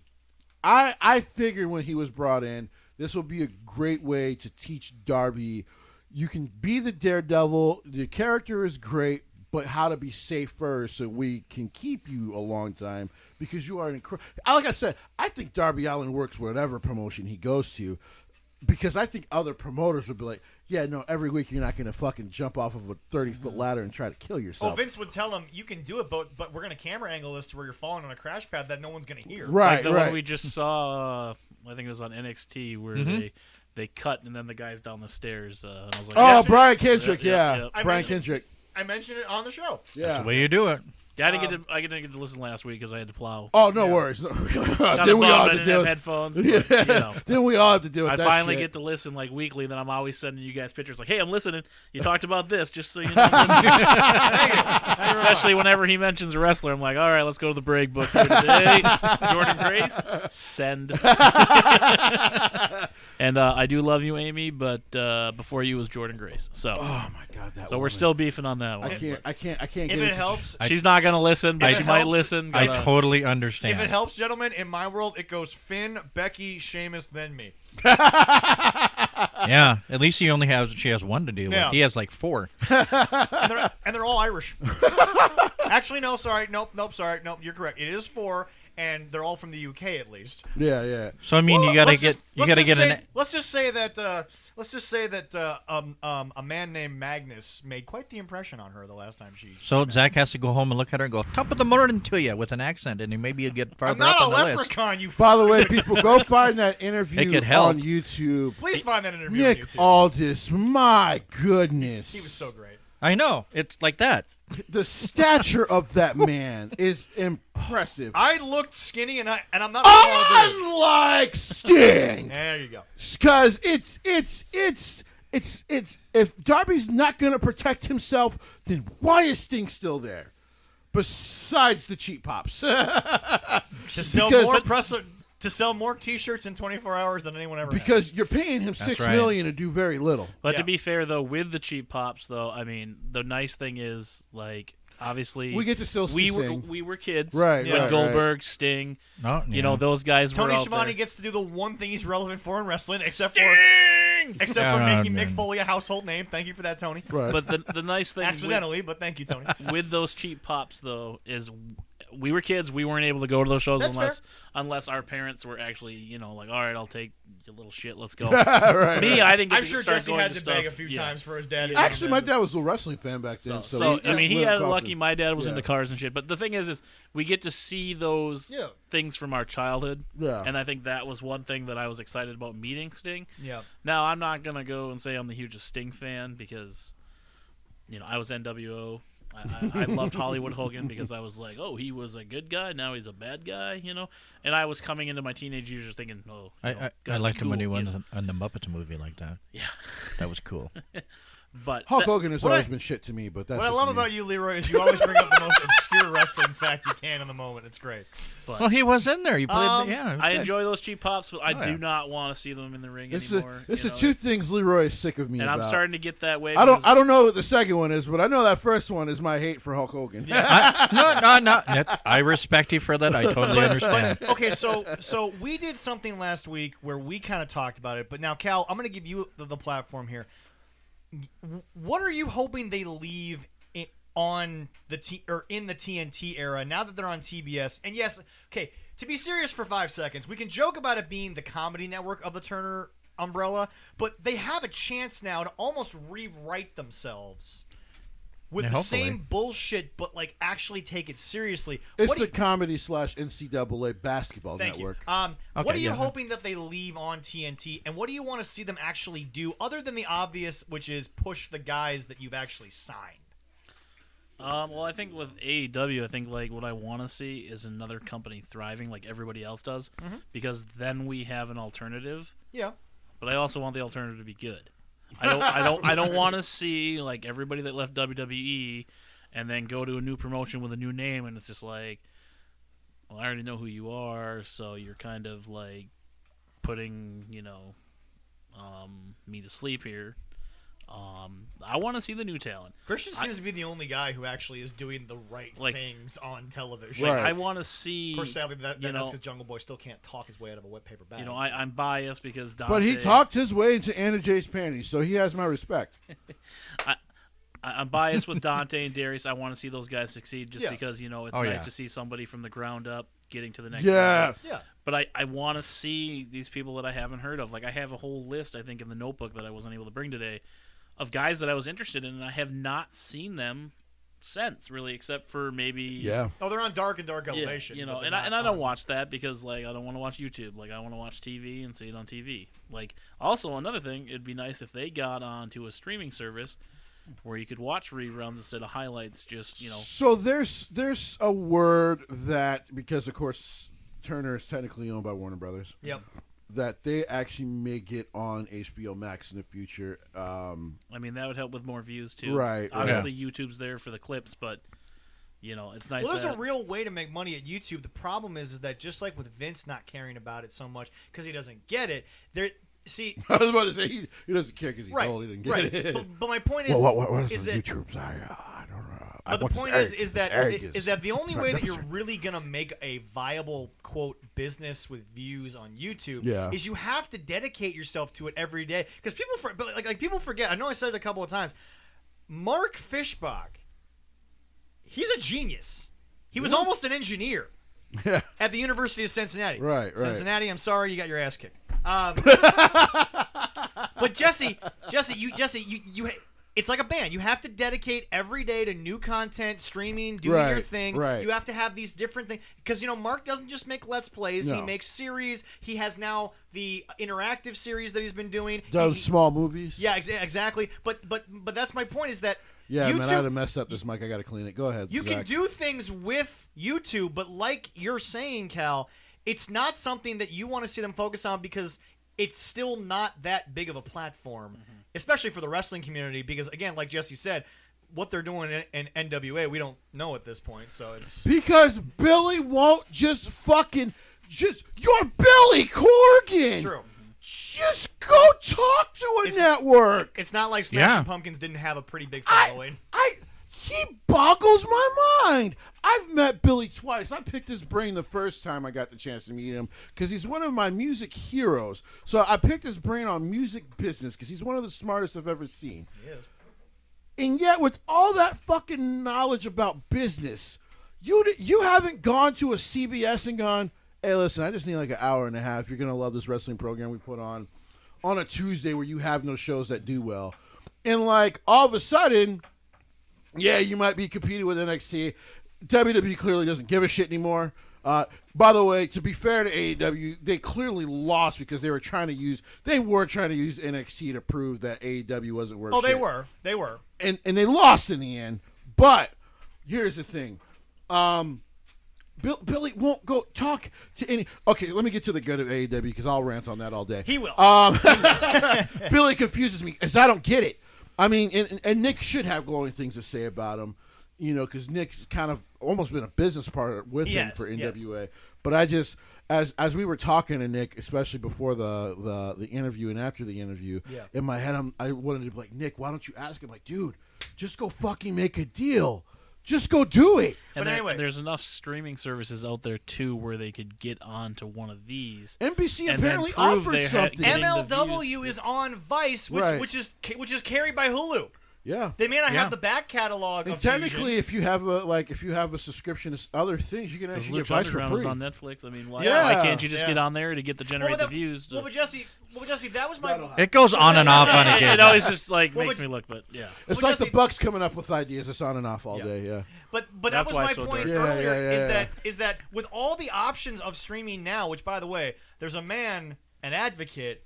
Who, if he had this many options and ECW was still a thing, they'd be on one of them. I can promise. Without it.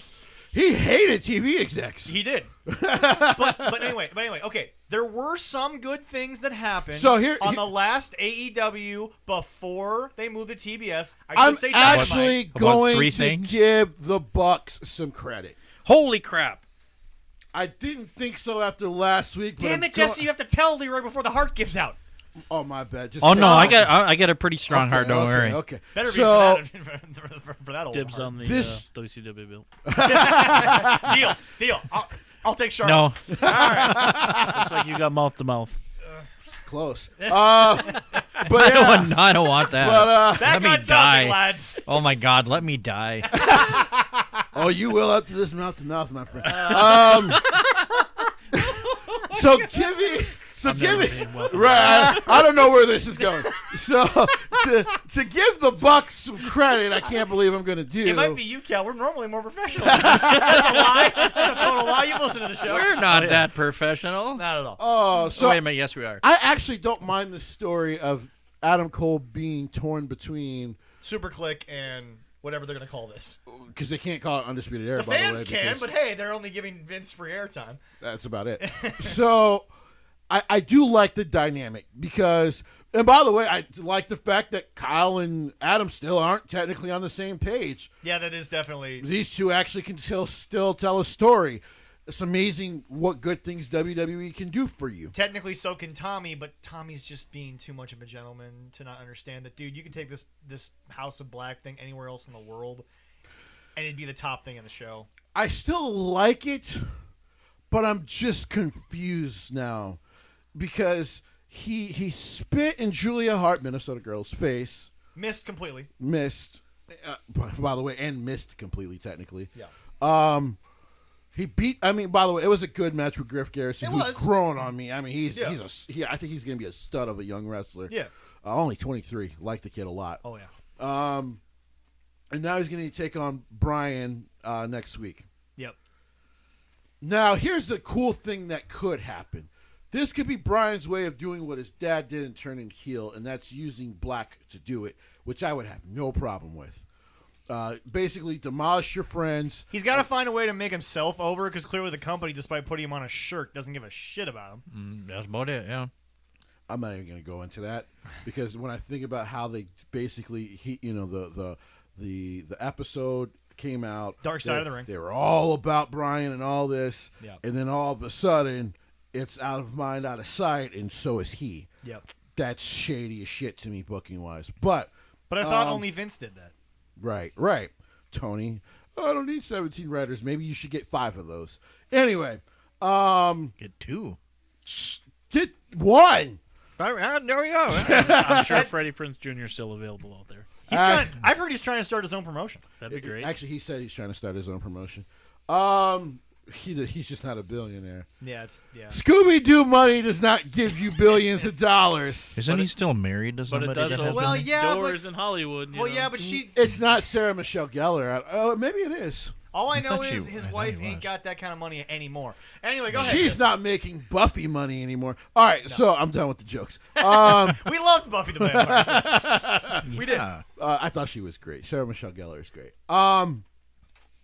Yeah. So, because the dynamics of Kyle and Adam still can't get along because, of course, that feud is very recent. Yes. And then, but Kyle and Bobby are just fine. For what? Is it about 2 months now? Right. Adam's been gone for 2 or NXT? 3 months, something like that. Okay. Not that long. So I like that they're still telling that story. Yeah. And the jealousy of the Bucks is now creeping in because it's just like, wait, I thought you were done with these guys after what happened in WWE. It's crazy. Like I said, to give them credit, this has been good. Yeah, wait until Cole does kick their heads off, because then the real life jealousy is going to happen, because then they're going to realize, oh, nobody wants to watch our segments anymore. Adam, yep. As much as we won't and then the Bucks will get the titles back. Yeah, exactly. As much as we won't give him the baby. That's happening. That's happening, yeah. That's happening. But hey, 6 months it'll happen. Did I not also predict that the Bucks were still controlling the tag team division? Well, we both did, though. I smelt that because I'm like, wait a minute. Griff and Brian have been doing insanely great work, and they've only gotten one title shot? Yeah. One. Well, Private Party's got one. They haven't even gotten one against Lucha. Actually, they did. Sorry, I'm wrong. I think they lost to the Lucha Brothers a couple weeks ago. That was the only one they got. They didn't even get the one against the Bucks that they earned. I'm like, what is this shit? Anyway, I digress. That's what it is. That's why we can still smell it. So that storyline, good. Yep. Jade is doing great work. Let me say that again. She has grown and she is doing phenomenal work. How in the hell, though? She's not listening to Brandy anymore. Right. How in the hell? Right. And I'll get to her later. How? Because people were mad that I how dare I insult a fellow black person? Well, I'm going to get on her ass again so you can be offended again. When your shit stinks. And her shit is horrible. It's like a old person taking a shit and not closing the door afterwards. It's just not good. It's like a dinosaur crept up there and died. So to get to Jade Cargill, she has grown. She is excellent. Mark is playing his role phenomenally. You get the debut of probably the most underrated women's wrestler in the world, because she's top 5 talent in the ring and has been for about 10 years. And that's Mercedes Martinez. Yes. You get her. Which, by the way, I want to point something out. There was no fucking reaction for her. No, and I agree, but here's the deal. I am actually happy that she's here because if there's one thing Tony does that I will actually give credit for, he kind of, when it comes to the in-ring, he'll at least leave them alone to do their thing. Well, yeah. We said from the get-go, Mercedes was never a fit for WWE. No. She never was. They tried. And by the way, to those people out there who are like, are we just going to forget that a WWE-trained wrestler knocked her out? Dude, Mercedes has knocked bitches out for most of her career. Mercedes ain't going to get mad about getting knocked out herself. You kidding me? Wait. What story was this? Xia Li knocked her out. With the kick. Yeah, with the kick. Mercedes has knocked how many women out in her damn career at this point? I think she even said, it happens in pro wrestling. Yeah. By the way, a trained fucking black belt. It can happen. By the way, Jesse, still at number 2 at 21-0 in the AEW rankings is Jade Cargill. Oh, she's never getting a main women's title shot. That's why they're giving her the secondary one. Oh, by the way, before we talk about it, I hate to say it. We're going to TBS. Yeah. Are you caught up on the TBS tournament matches, Cal? No. The finals is Jade Cargill versus Ruby Soho. But now, here's the problem. You booked yourself into 2 corners. A, you beat Ruby, and then guess what? You're doing the same thing WWE did without admitting it. Or B, you beat Jade, and then you kind of are making Big Swole a little bit more correct. I'm just saying. But all I'm saying is that Ruby should have lost to Nyla. I apologize. Nyla Rose is a much better wrestler than Nyla ever was. I apologize to Nyla.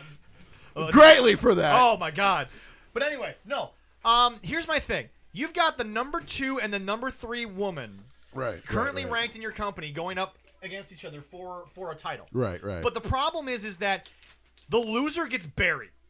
The losers... I will say this. I don't think they get hurt, though. Yes. They get hurt because Ruby needs something. Can you imagine if Ruby could have gotten... okay, picture this for a second, boys. Ruby gets the okay from Rancid to use the song, to be Ruby Soho. She could have... Her gimmick wrote itself. Right. Destination, whatever the hell town I'm in that night. Right. But because her destination was AEW, Now she's getting booked in the same way that everyone. And again, nothing against the bookers of her. They're booking her the way that they see her, but we can all see her for what she is, for what she is, which is more than what the bookers see. Because apparently, Jesse, Tony and Kenny, because Kenny's still involved in this shit. Tony sees Ruby. By the way, I just never understood that. Cal, you're making light bulbs go off today. Not that one, but you're making light bulbs go off. Tony Khan sees Ruby Soho the same way that the 27 writers in WWE saw her. It's. By the way, I've never understood why Kenny is booking women, like because he worked with a couple of Joshi wrestlers and he's engaged to one. I've never understood it. And a rubber doll.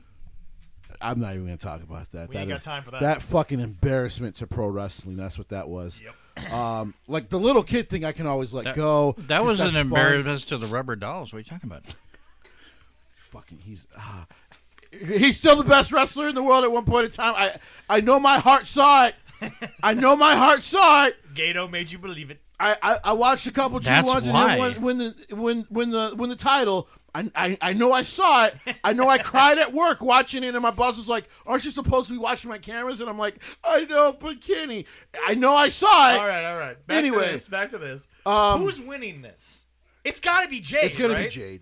It's got to be Jade. Which is why you should have let it be Nyla that beat Ruby, and you get Jade to kind of turn half face, and then you do that. Because now you still keep Jade as a heel now with Mercedes kind of as her partner in crime. Right. By the way, because now they're about to do the same thing to her that they already did to Britt Baker. Yep. You've made Britt a less credible champion because all that's happened since she got Rebel and Jamie Hayter is the fact that it's nothing but they interfere. She gets a finisher, the stomp. It works for Roman. By the way, he hasn't even needed the Usos the last few title reign defenses. But Jesse, remember, I told you back when. Except for Brock, understandably. Right, yeah, understandably. Except for Brock. But I told you back when the Usos were getting involved with, I think it was Balor's story. Balor, yeah. It was Cesaro. Were they involved in Cesaro a lot? They were involved in Cesaro. Okay, but that was their weird way of trying to protect Cesaro, but they haven't booked him very well since. We'll get to that later. But I said this. The Usos are being used right now, but when the real money gets pushed to the middle, he's going to separate from the Usos a little bit. Right. But like you said, Britt can't separate from these two. It basically hurts her credibility as a champion. Well, it also hurts her credibility, like we did with our ranking segment. Oh, by the way, Jamie Hayter can't win a match apparently in AEW. She's going to lose to Riho. Yeah. Book it. Okay. Book it. Write that down. You know what? Not only write it down, Leroy, but we have to come up with a punishment if I'm wrong, because I guess I should be punished if I'm wrong. But there's no chance in hell I'm going to be wrong. That's fair. But yeah, Jay Cargill's going to win next week. So, all right. So Cal, again, circling back, what do you want to see them do now? In your opinion, what gets them good from your perspective to maybe become that? Actually, can I go first? Can I go first? Sure. Yeah. No. What I would like to see them do. I mean, I'm the guest. Go ahead. I'm just sorry. Just kidding. I had to get some words in here. I'm sorry. I know I'm terrible. I'm going to give you the floor right after this. He will. You're fine. You're fine. What I would like to see is a changing of who is booking. Tony, you should have final say, so it is your company. Yeah. No problem with that. But other people should be booking this. You have Jerry Lynn in the same building. You let Mickie James walk out, which is fucking dumb.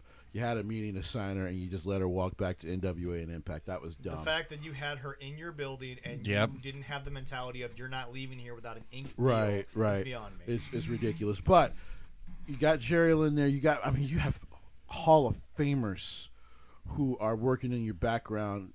Serena Deeb is now a coach. Yeah. Let her start to help with the women's booking. I think it would help a lot more. You got Thunder Rosa, who's like working in. She's a player coach. She's excellent. Yeah. She is. So I would like to see that more. Number 2, do not listen to the Bucks about the tag team division anymore. Do not listen to the Bucks about the tag team division, because if you listen to the Bucks, all you're going to get is what you're getting with Cody now, and that's go away heat. It's coming to the Bucks. They don't know it yet, but it's coming. Even because the minute they win those titles back, it's going to be like, again?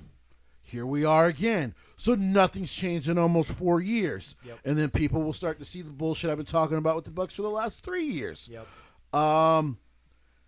Kenny, talk about how you want to book yourself with Gato. Call, cry, hug them from, social distancing, whatever you got to do to book yourself as you used to be booked. Because what you were, especially during your championship run, was garbage. Cody, go away. Go away. Drop the championship. You're not going to turn heel. You're not going to make yourself put yourself in the heavyweight title picture. Just go away. Take your wife, who, to give her credit, I can't believe I'm saying this, to give her credit, has actually come back mostly humble. Until that stupid-ass promo with Dan Lambert. No one cares to hear from you. You don't matter. Oh, I'll beat your ass. You might. But no one cares to hear you. You were doing so good. She faded into the background. She went to the dark only dark mistake elevation. Brandy's done since she got back was not realize it don't take that much lighter fluid. Just shut up. And that, yeah. That's and true. that, and Oh, definitely that.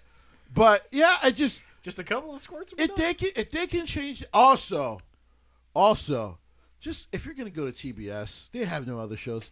Just at the fucking third hour. Who cares? Turner's paying nothing for this company. What's an extra hour going to do? Right. That's an extra, $20,000 in production? You'll only be competing with basketball and hockey. Good luck. Yeah. But just do the extra hour. Just do it.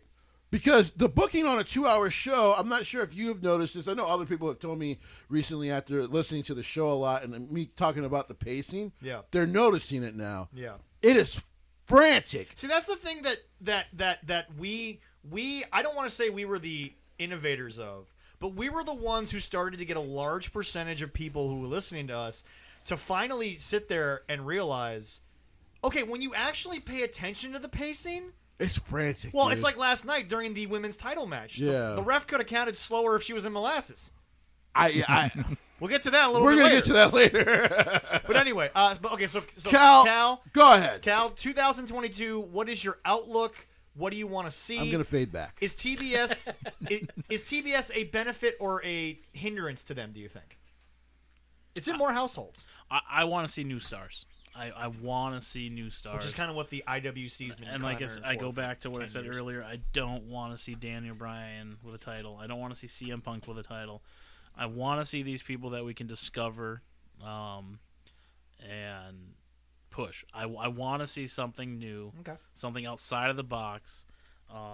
Is there anyone in a different company that you want Tony to pay a price for to get in?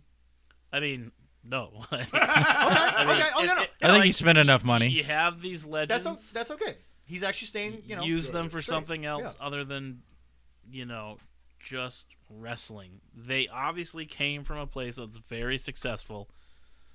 They know what works. Right. Teach these young guys and gals how to work, how to cut promos. Right.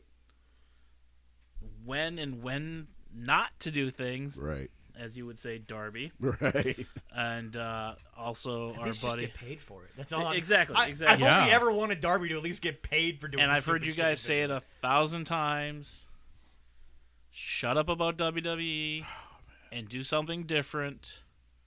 Because every time you talk about them, makes someone else want to turn the channel. Because that happened exactly to Eric Bischoff when he said Mick Foley won the championship. What did everybody do? 600 turned the channel. 600,000 households. You're making people change the channel because you're talking about someone else. So now the investigating in our brains want to say, and goddamn, Eric Bischoff's getting paid by everybody now. He officiated a wedding on Raw. It was great. My favorite part was, if anyone has any, we know how this goes. Just looks at the screen. It was so good. And I just want to see them build new stars and use the people they brought in, all these talents they've signed, who come from the successful company, to make it happen. Like in 2 to 3 years, I think we've talked about Dante a little. Yeah, the dude could be something if you just keep giving him the platform and getting. Doesn't necessarily have to win all the time. Yeah, agreed, 100%. it's giving him the rub where he's like, because he has a very baby, a sympathetic look to it, and he's young, so you can see it in his face. Right? Yeah. Like he's obviously grown tremendously since Darius has been out. Yeah. Which has been a blessing. Not that I want Airwolf to get hurt. Right. But obviously, yeah. Since he's been gone, we're constantly seeing Dante. And that's what makes me interested in AEW is because I'm seeing new stars being made. And I'm going to include the independent wrestling scene here. I wrote down as many promotions as I could think of yesterday. Go for it. There's probably 20 between Minneapolis and here. Everybody's using the same people. Yeah. And if I can give any advice to a promoter, as a fan who loves independent wrestling more than I love the big shit, right? You do. Either get a hold of these 20 other people and say, don't use Brandon Gore. Don't use Coda Jacobs. Right. Don't use this person because I want to make that person my marquee. And if you want to see Brandon Gore, Coda Jacobs, I'm missing a lot because I didn't write down anything. Yeah. Then you need to give them something big, not just working. Okay, so Joey Avalon. Okay, Joey Avalon, MAW. I'm just going to use him as an example. Go for it. Yeah, that's fair. I know systems, whatever, but I'm just using him. Make him the champion. Anybody else wants to use him, they better give him top shelf opponents, top shelf stories, and bookings. Not working Joe Morgan, who just, got his tights that weekend, and I can see, and this is what I took away from MAW, the dude with his Home Depot boxers. I was like, bro, like, little extra on the gear. Yeah. Like, I want to see. So basically what you're saying is, not to cut you off, is you want to see an old school mentality with like the old territory days, like the book I'm reading is that if I'm going to bring in a guy that's your guy, he's not going to work with my mid card. He's working with my guy. Exactly, Right. exactly, and that's. So you're not saying pull a Vince and individualize the roster. You're just saying if a guy's a top guy somewhere, he better have the same style booking when you borrow. And that's where you got to pay the dude. Like, I'm going to give Joey some money and say, look, dude, like, you're my top dude. Yeah. I don't want you losing anywhere unless it's a draw. Right. Like, I want you to be the star of my promotion. And then when you go somewhere else, everybody's going to be watching my guy. Right. And I hate to It's say not this. necessarily being signed. It's just I want to know I'm putting backing on you to be the face of my promotion. And I want you to promote me too. Like, and that's what I want AEW to do. I hate to say this, boys. That's all Jim Cornette's been saying for 4 years. Yeah, he has. Jesse, he said the problem with having all these different people, and actually the biggest example that made him right was Chris Statlander. Letting her go wrestle in bar wrestling, which, by the way, quick question. That night, what exactly was her booking that night versus possibly winning the AEW Women's Championship on the New Year's show on national television? What was she doing at bar wrestling that night? She beat a mid-card champion. Okay. Yeah. So, as much as you may hate the guy, his philosophies about the old days, it did get people to care about others. Right. Why did the Midnight Express not go certain places? Because they were like, hey, why don't you work with this fresh new team? It's like, we just came off WCW television. We just worked 6 months with Jim Herd. We just spent a week, in Canada rolling through 4 different people. I mean, Midnight Express worked with the top talent in every promotion they went to because they were that good. Right. Now, that was their doing, not necessarily the promoters, but I think what you're asking for is just an idea that, okay, if we're pushing this mid-carder to be a guy, then guess what? You're going to treat him like a guy, and if you don't want to, then you're not going to get him. Right. I don't disagree. I actually... And by the way, that doesn't hurt anything.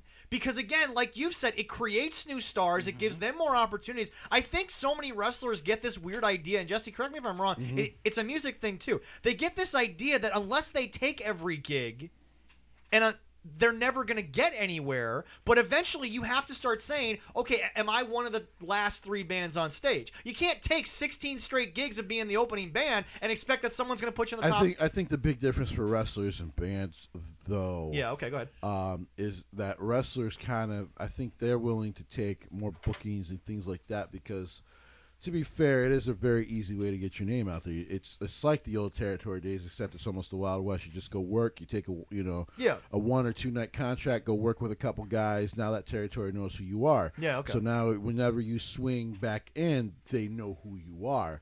And then that brings more people out to come. But if see MAW you. makes Joey a guy, and then he swings back through a place that he's already been, he can't just be the same guy that he was when he swung through there the first time. He's got to now be taken seriously. Because MAW made him. Well, serious. that's the point of the travel. Yeah. So say we'll use Joey, and then I'll try to do the transition because I got a good transition for NXT because this is actually a good transition in NXT to me. Okay. All right. You take Joey Yep. working with MAW. By the way, Dave, you do awesome work. Thank you for all the work you do down there at MAW. He's a phenomenal owner and booker. we give credit to Brian, Eli, yeah, all of them. All the guys down there. Yeah. Jonte, who by the way had a first couple of matches before the end of the year, looked really, really good. Yeah. Jonte Dawson, one of the big security guys. Yeah. So he beats the system. Good kid. Great wrestler.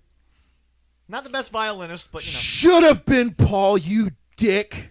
But that's my only disagreement. I'm sure we're going to have him on the show. I like to draw back and forth with the wrestlers every now and then. Yeah, you do. He's going to hit me with that violin. I feel it coming. I'm the only one. Autographs it for me afterwards.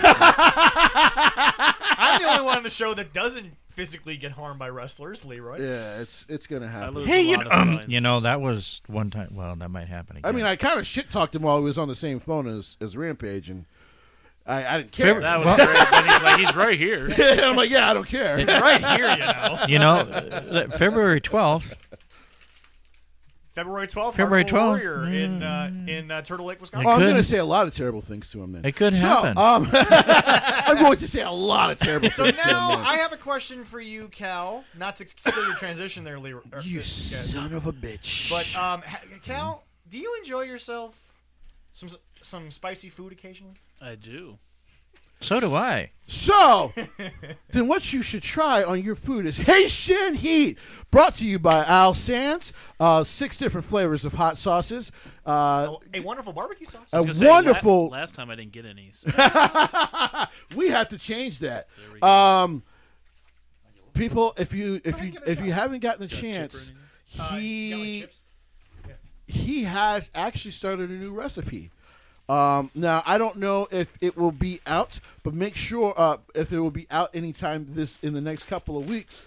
But as we always say, make sure you go to the Facebook page. He uses all natural spices and herbs because as a boxer, he can only put natural ingredients into his body. Because sometimes when you put fake stuff into your body as an athlete, you test out for weird things and they have to disqualify you. So everything that you get from him is a natural herb or spice. Also, you get more flavor than you do a kick with Haitian Heat.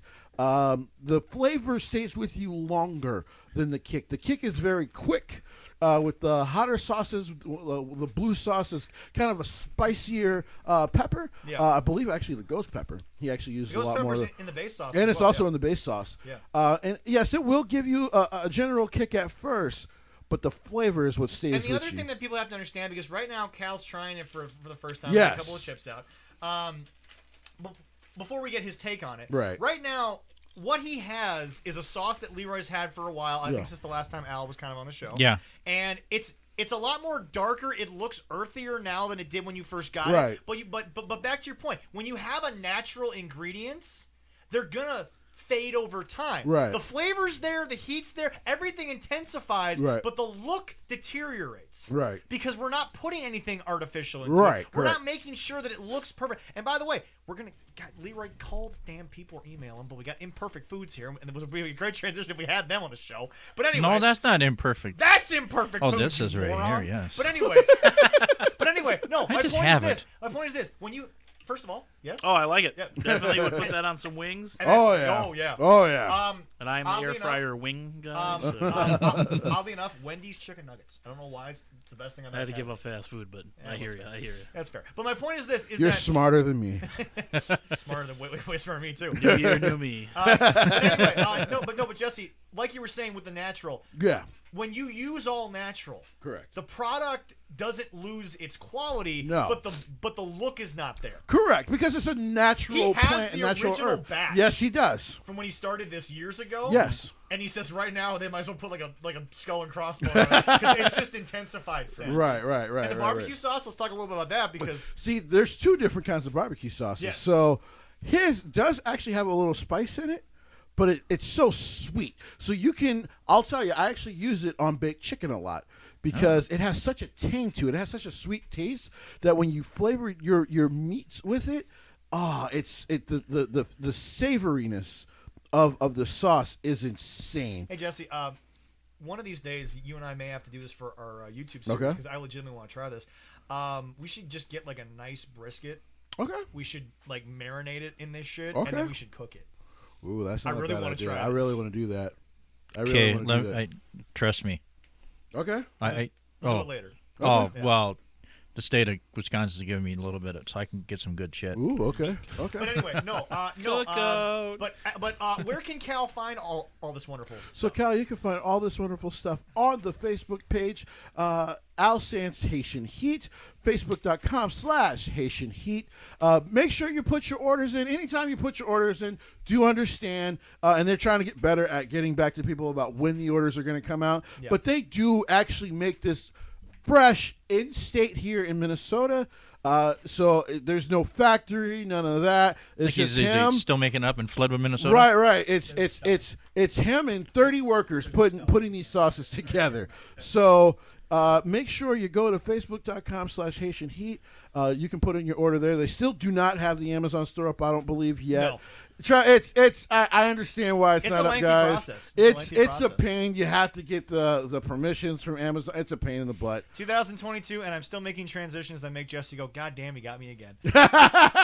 But yeah, definitely check out Al Sands Haitian Heat. And as we like to say, we don't mean to steal from Frank's hot sauce, but Reddit. We put that shit on everything. We do put that shit on everything. Oh my god. I you know what? Seriously, I want to stack how many bottles of it I've used. Because I don't think I still have all 6 bottles. Nice. And Al, he stopped in at Quick Trip the other day. Yeah. I said, hey, how you doing and stuff? He goes, I said, somebody here had your hot sauce. He goes, really? He goes, we should put it at the shelf on Quick Trip. I said, you should give them a call. Quick Trip? Oh, but anyway, that would Jesse, be great. So what was your transition into NXT? It was, as you would like to see AEW be a lot better at growing and showing and creating new superstars with young talent. To give WWE credit, they're doing it. Exactly. So NXT 2.0, interestingly enough, Braun Breaker is a superstar. Oh, is he? He literally only signed with the company 10 months ago. Yeah. And is... Oh, I got the list of everybody. And that's right. We're going to talk about the roster of NXT 2.0. So, yes. Which I'm going to actually get to him after this. Yeah. We got to start with the guy. Though. Right. So coming up, of course, this Wednesday will be New Year's Evil. This Tuesday. Yep. Also, by the way, apparently NXT 2.0, just like NXT 1.0, exists in a different plane than the main roster. Yeah. Because NXT 2.0 is almost treated very Attitude Era-ish. where the main roster is just the main roster, and you don't know shit because apparently they decided to write the show like an hour beforehand. Where NXT actually has a full week. And they're not Paul. They don't know how to do that. Yeah, apparently. Yeah, they're very bad at it. It's you two 6-year-old dudes are fucking love. Well, they're the fucking worst, is what they are. So, Leroy. Yeah. Let's get to the I'm NXT. So sad you didn't have your Bruce Pritchard shirt today. I don't have one. I want to get one. Oh, I'm so disappointed. You know, if you want one, then you fully support the man. No, but I just like to get you triggered because I love the it does it. On the podcast. It definitely does it. Yeah, don't take much sometimes. He's trying to create his own entertainment for when he's at work. That's why I sent the picture of me with him to you. Yeah. And I thought he was... When I start going live weekly on YouTube, which, by the way, people be on the lookout for that. I'm planning on trying to do that starting next week here. Yep.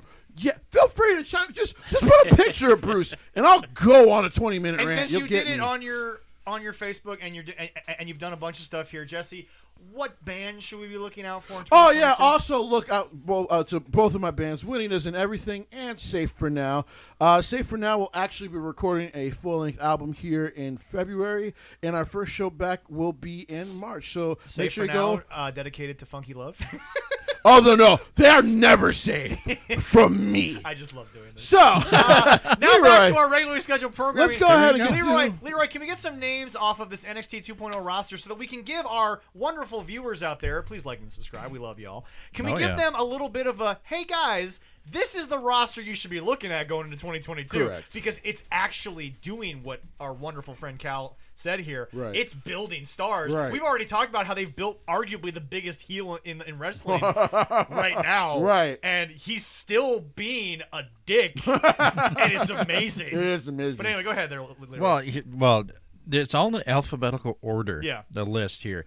We got Andre Chase, Boa. We're going to stop right there because, Jesse, you've wanted to talk about this beautiful Andre man Chase? for a while now. I'll make it quick. He's grown on me. I popped so much when he was out there scolding Big Bo. Oh, my God. So when I swear, when I first saw the character, I'm like, can I tell this part? Because go ahead. From my perspective, it needs to be told. Okay. When Andre Chase first debuted in NXT 2.0, I don't remember if I saw you in person. We weren't working, but I saw you, and you went out of your way. You either texted me or we saw each other. You went out of your way to look at me and say, what the fuck is this Andre Chase bullshit? I thought, who the fuck is this rip-off 80s fucking professor bullshit? What is this? And then... Exactly how he put it, too. And then, after the first 2 weeks, I said, Sean is in trouble. Because this guy sucks. This guy's Baron Corbin without being Baron Corbin. Like, this guy sucks. But now we're 2-3 months in. Fast forward 2-3 months. I get the character. This is fucking hilarious. And did everybody hear what he said there? That he gave it a chance and waited? Right. Unlike everybody that gets mad when somebody doesn't get what you want. For those of you Give wondering, it time, people. Give it time. For those of you wondering, that was Cal that said that, not me. There you go. Go ahead, Jesse. And so, because, like I said, I was saying it sucks each week, because each week I'm like, all right, after the first week, I'm like, all right, I'll see what they try to do with him next week, because clearly he's going to be back on the show. Clearly, it's like they got him rubbing arms with Johnny Gargano. Clearly, it's a character they like. It's a guy they like. Section in, right. In the audience. They've got fans who dress up for the Andre Chase U thing. Okay. After the first month, I was like, I think I get the character. After the second month, I'm like, oh, this guy's funny. Because he gets his ass whooped because he comes out and he's a smart ass. And then he goes, well, this is what we call a teachable moment. And somebody's going to learn an ass whooping and usually gets his ass whooped afterwards. And I think it's brilliant. He did get his ass whooped this last week, too. Get their ass kicked. Yeah. Like, it's because at some point he'll probably win the mid-card title. Yes. And so now when he's winning again, you're going to be like, oh, I want to see his ass whooped. Every university gets a bowl game someday. There you go. Go ahead, Leroy. All right. I said Boa. Oh, yeah, for sure. Boa, Brian Kendrick, he's on there. He's older, but he's considered in the... Brian's good wherever he goes. Yeah. And he's a good teacher. Player coach. He originally retired because of a knee issue. Yeah. So I'm shocked he got cleared. Yeah. Because I don't think he ever had. Maybe he did, and we just don't know. Yeah. But usually when guys have surgery, guys, they usually announce it. They're more, because the fans are like, hey, you've been missing. Are you okay? And they'll go, had to have a surgery. I'm going to be out. So, yeah, the fact that he's now back on the active roster is interesting. By the way, I'll let you finish here. We were also going to talk about Boa a little bit. What do you think of Boa? That one I'm not familiar with. I got to Google some picture names. No worries. So, okay, yeah. Boa was the guy that was with Xia Li and Mei Ying. Who is now she's not Karen Q as she used to be, but she's, I forget the name they gave her in NXT. She's sleeping. She's sleeping. That's all I know. She's sleeping around, and that's not actually calling her a slut. It's just what she literally, her gimmick is. She's sleeping in the arena. She's sleeping in the crowd. She sleeps in catering. She sleeps oh, in that's right. What else we got there, Leroy? Oh, that wasn't. Yeah, okay.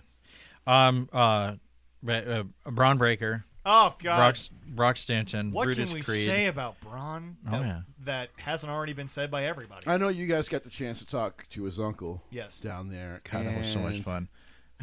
It's so the first time he came out, I'm like, and I watched football, but it took me a minute to realize, wait, that's Rick's son. Yep.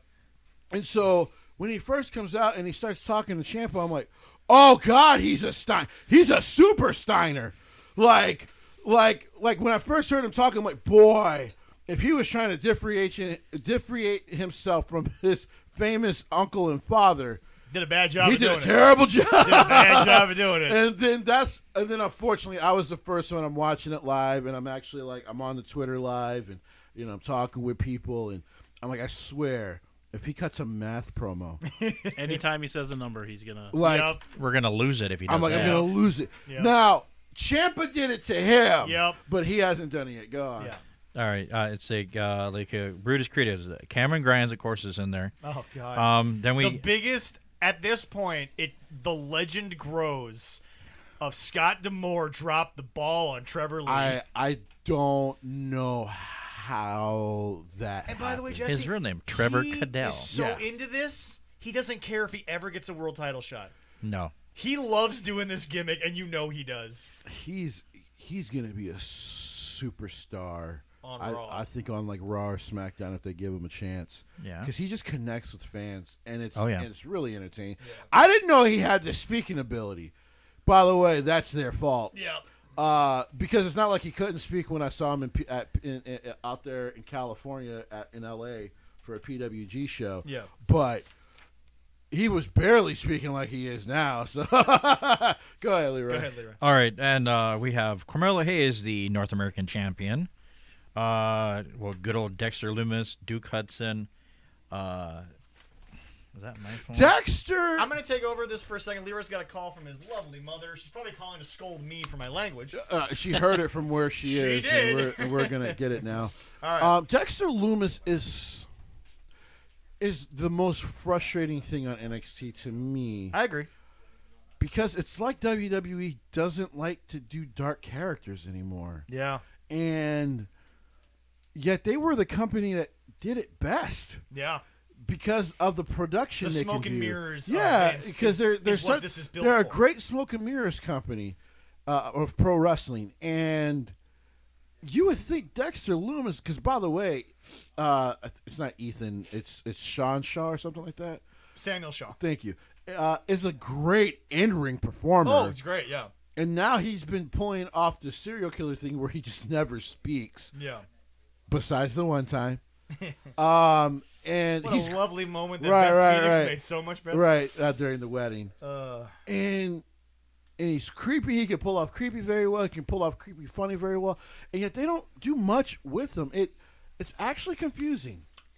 I don't understand. And I also don't if you don't know what you're going to do with him, just bring him up.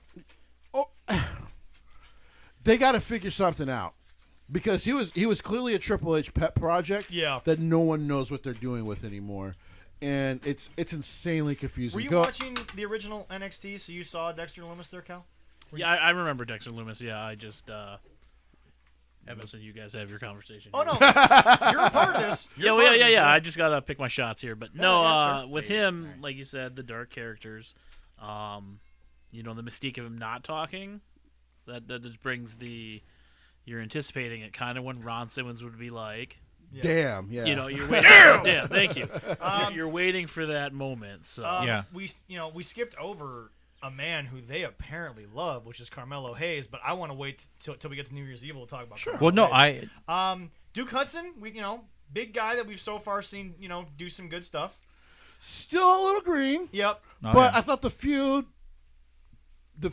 was good with him and Cameron Grimes. Yeah. So Fabian Archer, we all know, and then of course Jesse, the man that you first guessed, Grayson Waller, has had quite the couple of weeks. They have turned him into the Generation Z version of Randy Orton with just one thing, and that was, "Hey Johnny, I know we're supposed to give you this special moment, but can you help on your way out?" And boy, did he create a star. Oh, my God, did he. By letting this kid beat the dog hell out of him.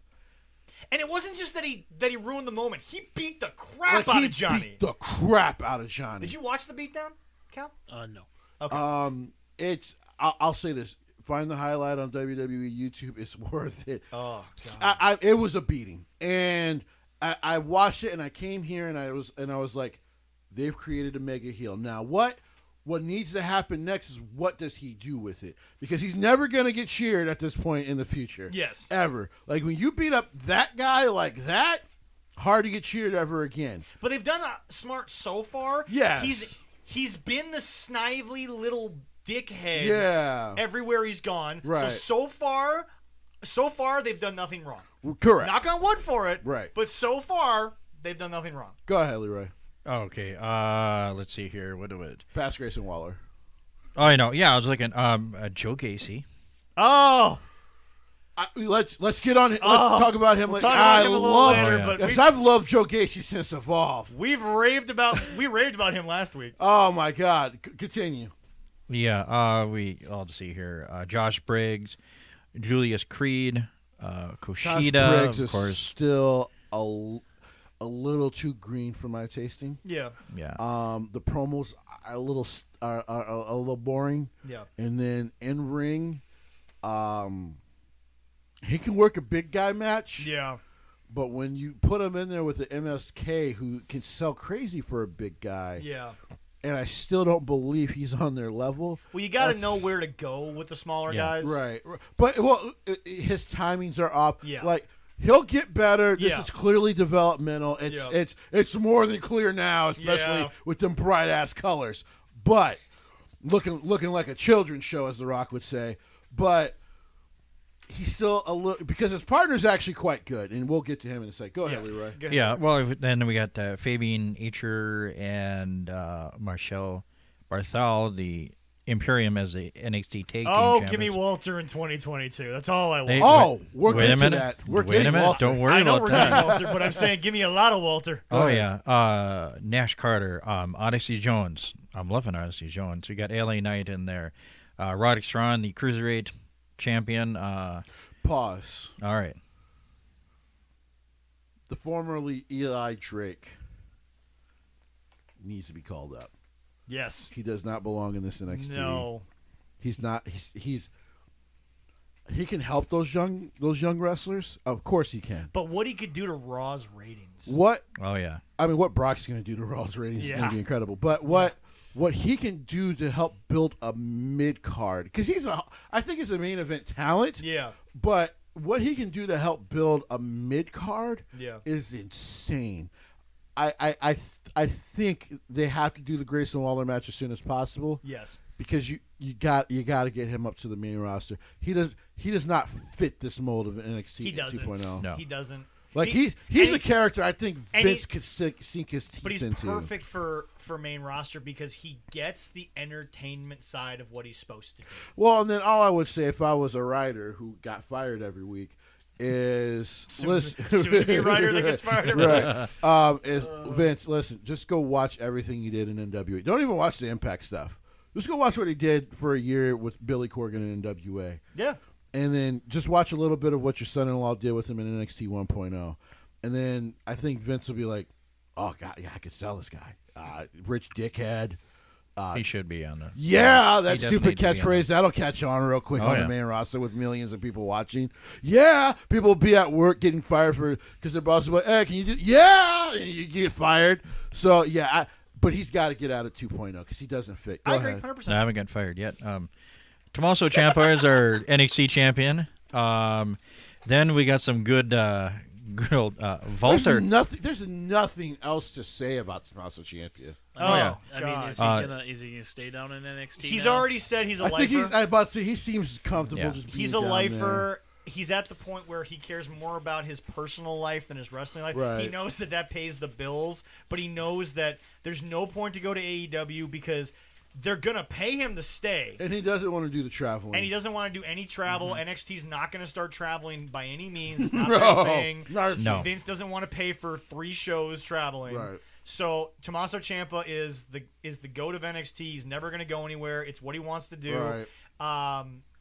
And he clearly believes in the original vision of it. Right. He's got no problem building people. Right. But I think he's going to be one of those guys. The only problem you'll ever have with him is, okay, if someone's going to beat my ass for this, you better fucking use them. Right. Right. And they better fucking bring it. There ain't no transitional person beating me. Right. And here's a fun part. On the NXT roster, Walter. He is not on the NXT UK. He is on the NXT one. Is Walter. His life changed. Changed, and I think he sat there and said, "It's interesting. I want to compare this to the Rose Bowl, actually." Okay. Yes, Ohio State won. Yes, my God, their wide receivers are going to be just fine going forward. But I think the guys who opted out, and more power to them to get their money. All the love and respect to those guys. Right. Go get your money, kids. Go get your money. I'm all for that. But I think, like Joel Klatt said, it's the Rose Bowl. It's the granddaddy of them all. You might regret it going forward. I think he just looked at himself and said, I don't have the tie downs anymore. I have such an opportunity. They saw what I can do with Ilya on such a big stage that he's like, I think he thinks to himself, I got to give this a shot. And here's the thing. He's also seen Tommaso Ciampa, because think about it. Their match was easily. Remember Tommaso my favorite Tommaso match. They got held. Most of the roster got held hostage in Saudi Arabia.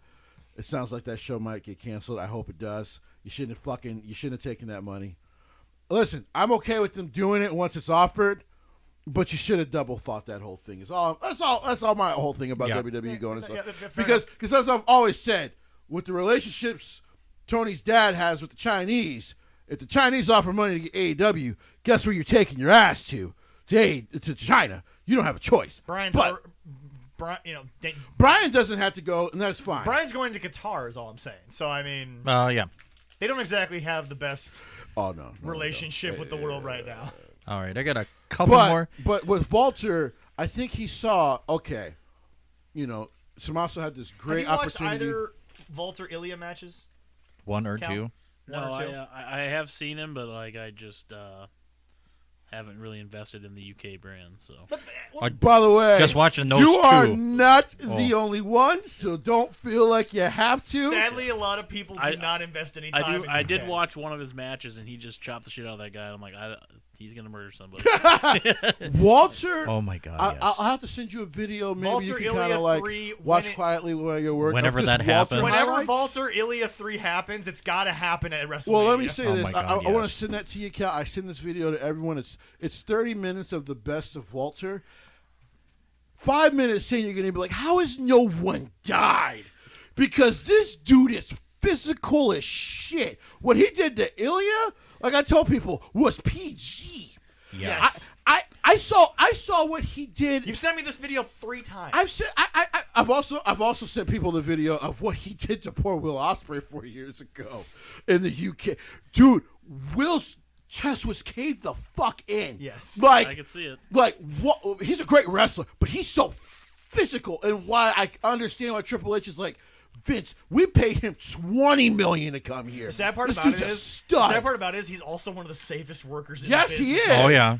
It's going to hurt, but you ain't going to have an injury from it. So the UK spot that's really famous, and you'll see a lot in that video, is the UK crowd going, shh. Like, they big show before Walter can big show it, and he just chops, and it's just like, oh, God.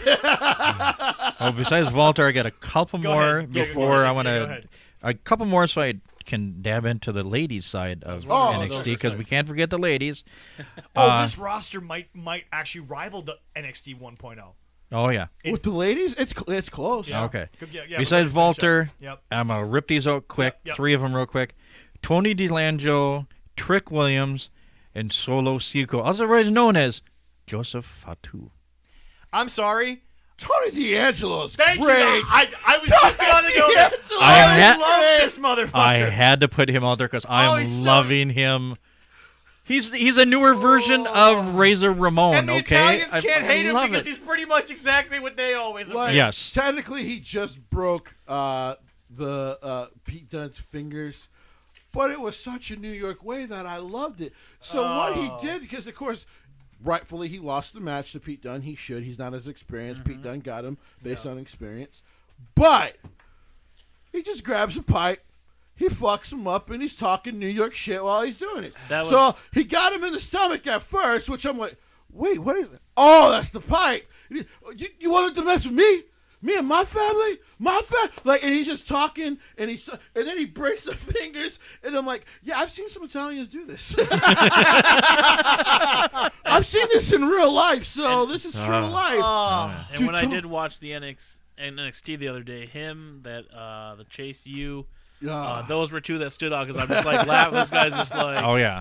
Like, I wanted to sit down, have dinner with this dude, and just listen to him talk, and nothing's going to make sense, but I'm just like, I'm going to be riveted for a while. Like, I got Tony Soprano. I knew Tony was going to be good, so they have a talk show, and we'll get to the ladies here in a second, with, by the way, a lady in the ring who isn't doing very well, but Flash something, and I know you'll get to it, and she has a talk show that they do, and she was like, well, you asked to be on the talk show, and my producer went missing. He said, went missing? What are you talking about? We had a conversation with the guy. He should have been home last night. And so the guy shows up, and they have him tape head to toe, like he's just been beat to hell, and he's just like handing Tony stuff. He's like, see, he's my friend. And I'm like, okay, I'm on board with this guy. I like Tony D'Angelo. There has to come a point when you just have to get the entertaining side of wrestling out. Right. I mean, you know, again, one thing I will disagree with in Jim Cornette is you have to have comedy more often. Yeah. It's not like Yano hasn't made an amazing career for himself being Yano. He's a Hall of Famer just by being Yano. Yes. All right, but no. To the ladies. Before we get to the ladies, okay. I want to preface the ladies by saying, up and down this roster, there is so much untapped potential. I don't even know if the Four Horsewomen had a scene this good. I don't think so. What they could have done with this talent, oh God, right? It forever to live in the annals of never happened history. But go ahead, Leroy. All right, I'm gonna go. There's a couple of they're inactive. You know. Yes. Zoe Stark's ACL, and then they gave Zoe way more than TNA ever did. Oh yeah. Zoe's incredible. And then Zoe's good. And as we know, the lovely Candice LeRae is soon gonna have a lovely child. How long did they add? 6 months to her contract after? Yeah. Okay, so she's signed for about a year and a half. Yeah. Maybe closer to 2 now. Yeah. So anyway, but no, Candice LeRae, we talked about this because they're also still paying her. Yeah. Through the, we talked about this back when she won the tag title. Her and Dakota Kai will maybe never get the credit that they deserve for probably not. for just wrestling in general. Right. But what they've made this division, what they've made women's wrestling in general. Candice LeRae is an asset at any point in her life to a women's roster. This is going to sound like blasphemy to some who are involved in the independent scene like you guys. Yeah. Especially Cal goes to a lot of shows like I've been to in the past. Candice LeRae, to me, will never get the credit for forcing wrestling companies to actually give a shit about women's wrestling. Oh, I agree. Because she's been doing this since she was 16 back in 2004. Right. And was putting on classic fucking matches. And she was a mainstay in PWG yes, for a she while. was. Like I tell everyone, the craziest shit I ever seen, Battle of Los Angeles, was her taking the lumbar check from Cedric, where like he knows that bump. He knows that bump. Like we were like, should we go fight Cedric? That was violent. Goosebumps just came over me. But she sold it so violently. We were like, holy shit, dude! Like, what? Oh my!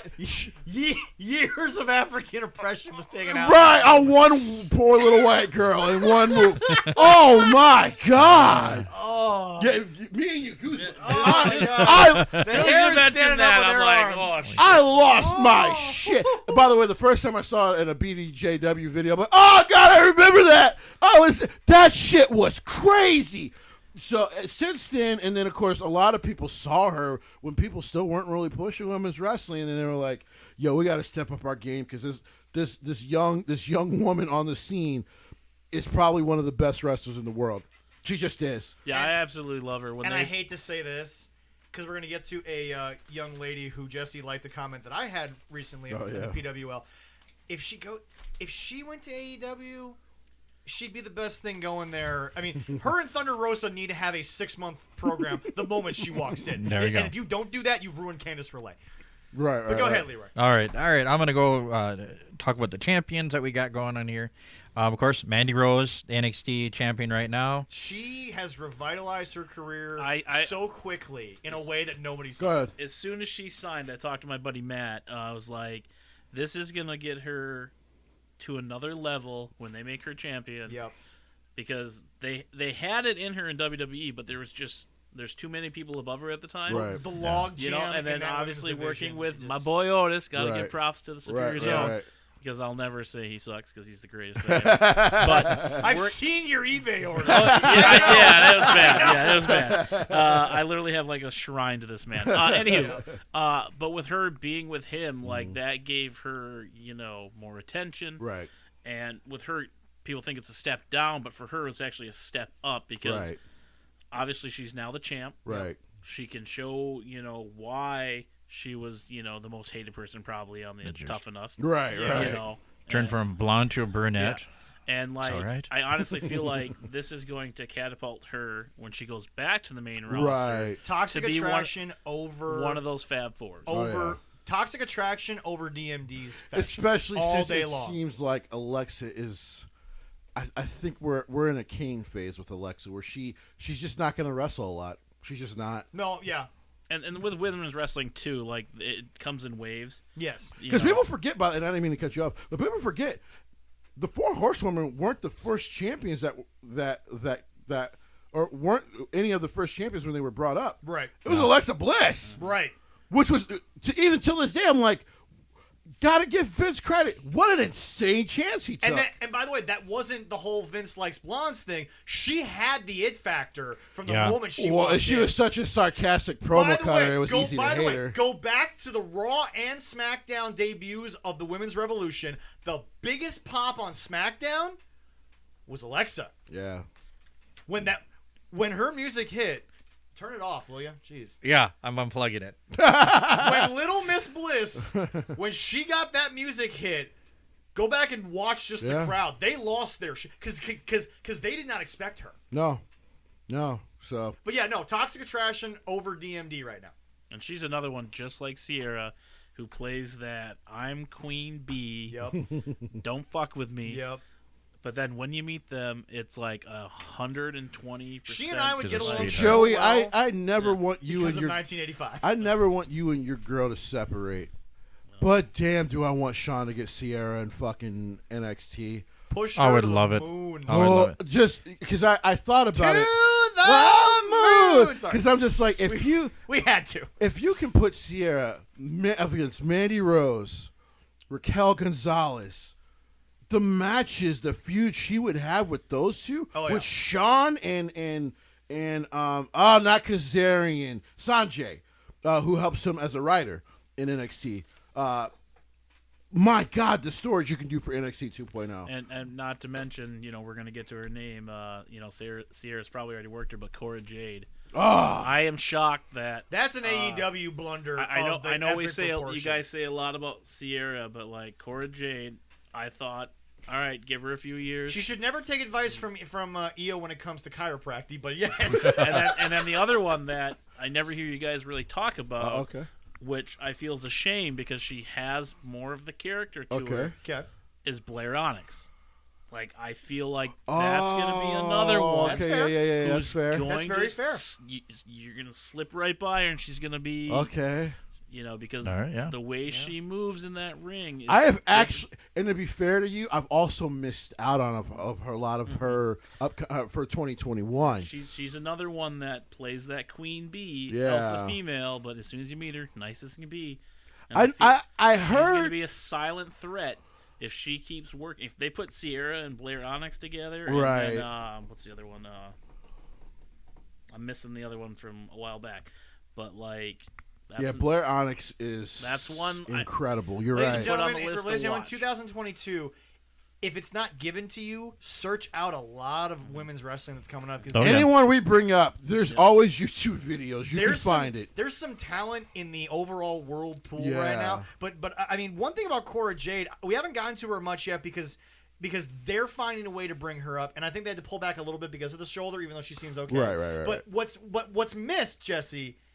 If TNA dropped the ball on Trevor Lee, AEW was squashing Cora Jade, and she left for quote unquote greener pastures, and she's thriving. They lost 2 of the better ones they were supposedly trying to develop: Cora Jade, and then Tessa. Like Tessa Knox or something. She had the pink stuff on her.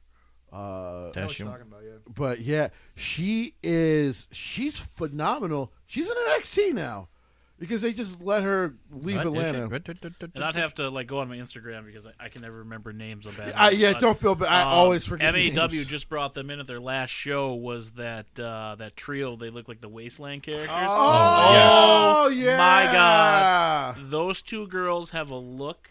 So they also used to do work for Ring of Honor, as well. Yeah. They're incredible. Hey, I don't mean to put someone to tell someone else what to do, but you need to tell Dave keep bringing them to the Midwest. Right. I got some news for you that you don't know about MAW. I could tell you off. We'll I'm not talk gonna. about that a little later. No spoilers. So, all right. No spoil. I gotta have Dave back on when he talks about that. So. Leroy, let's just let you run through the names. We got to run through New Year's Evil because we got to get to 2 topics. One is going to be a young lady, and then another one is we're going to do our quick year of the end stuff. Right. Which, by the way, Jesse's going to be shocked what some of my answers are. Well, anyway, what are we going to talk about day 1 too? Yeah, but go ahead and finish up that. All right. Of course. Day 1 was only 6 matches. I know. 6 good matches. It was 6 That's good true. matches. Yeah. Then we got the tape with Toxic Event, GG and JC with tag Who would have belt. thought she'd be doing better than Darby at this point? There we go. But of course, Cora J, Dakota I would Kai, never called that. Indy Harwell, Io Shirai, of course. Let's see here, Casey Cazzaro. We know her, the good old Casey Catanzaro. Yep. I thought she didn't want American to be a Ninja wrestler Warrior. She left and she came back. She's I guess. still doing the vignettes. Whoever she was the tag team there for, or still is, or whatever. They're both doing vignettes with. I love her. They are. No. The other one, Casey's tag team partner, is constantly on TikTok, which is fine. If that's what she wants to do. Yeah. But you're a really good wrestler. Yeah. Can we get back to that? Go ahead. And continue. Yeah. Oh, we got some. Kaylee Ray, Kaden Carter, Lash Legend, Priscilla. Priscilla Kelly. No, it's not Priscilla Paterio. Kelly. That's Gigi Dolan. Right. Yeah. Yeah, that's Stephanie DeLander. That's what that is. Okay. Yeah.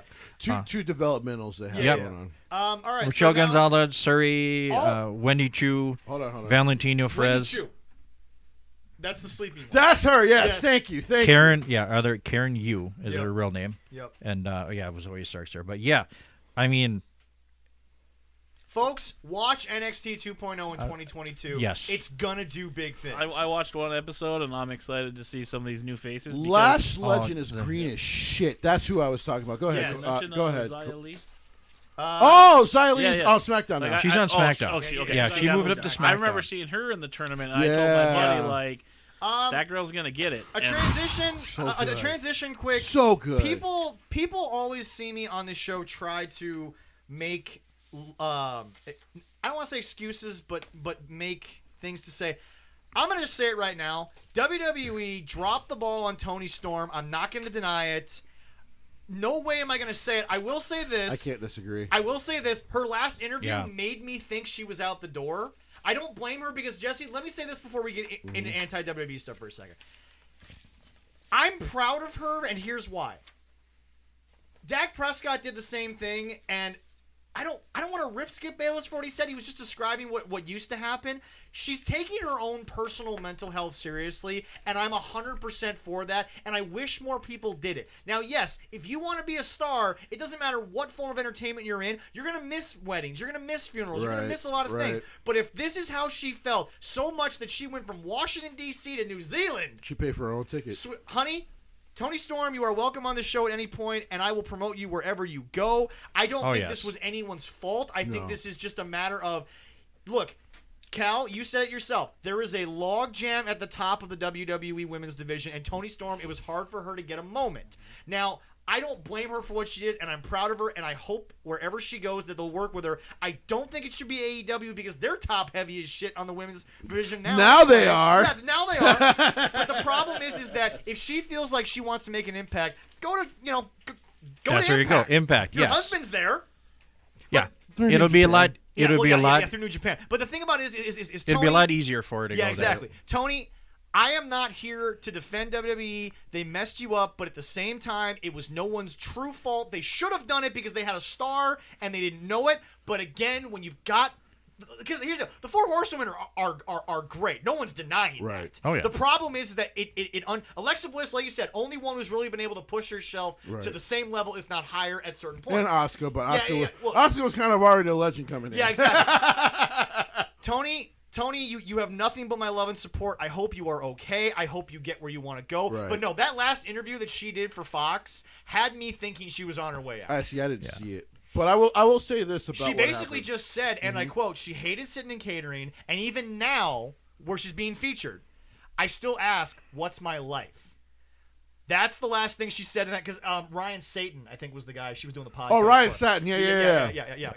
So Ryan Satin. But I do agree. But no, I mean, Tony, we love you, Tony. Tony, you need to become a person who sits there and says, you can be big in this, but you can still have the life that you want. Right. I am not look. Again. I said the same thing about Punk and Austin. I wouldn't have handled it the same way. I would have talked to the office. That's me. But if this is what you chose to do, I am props. Nothing but props and love to Toni Storm. I'm not here to defend WWE on their booking. We all know that was horseshit. But at the same time, they were finally trying. They were late to the party, not her. Right. And the nice thing is she is young. Yes. She can 26? come back. 26. She can write her own story. That's the thing. Vince will work with anybody more than once. Right. Down the road, if they need someone for the women's division, it's not like Tony's never... Because, by the way, everyone's like, well, she quit. Yeah, there have been guys who've literally fought Vince McMahon and he worked with them again. Toni Storm is not the worst offender of leaving WWE. No. That would be CM Punk, but continue, and Cal.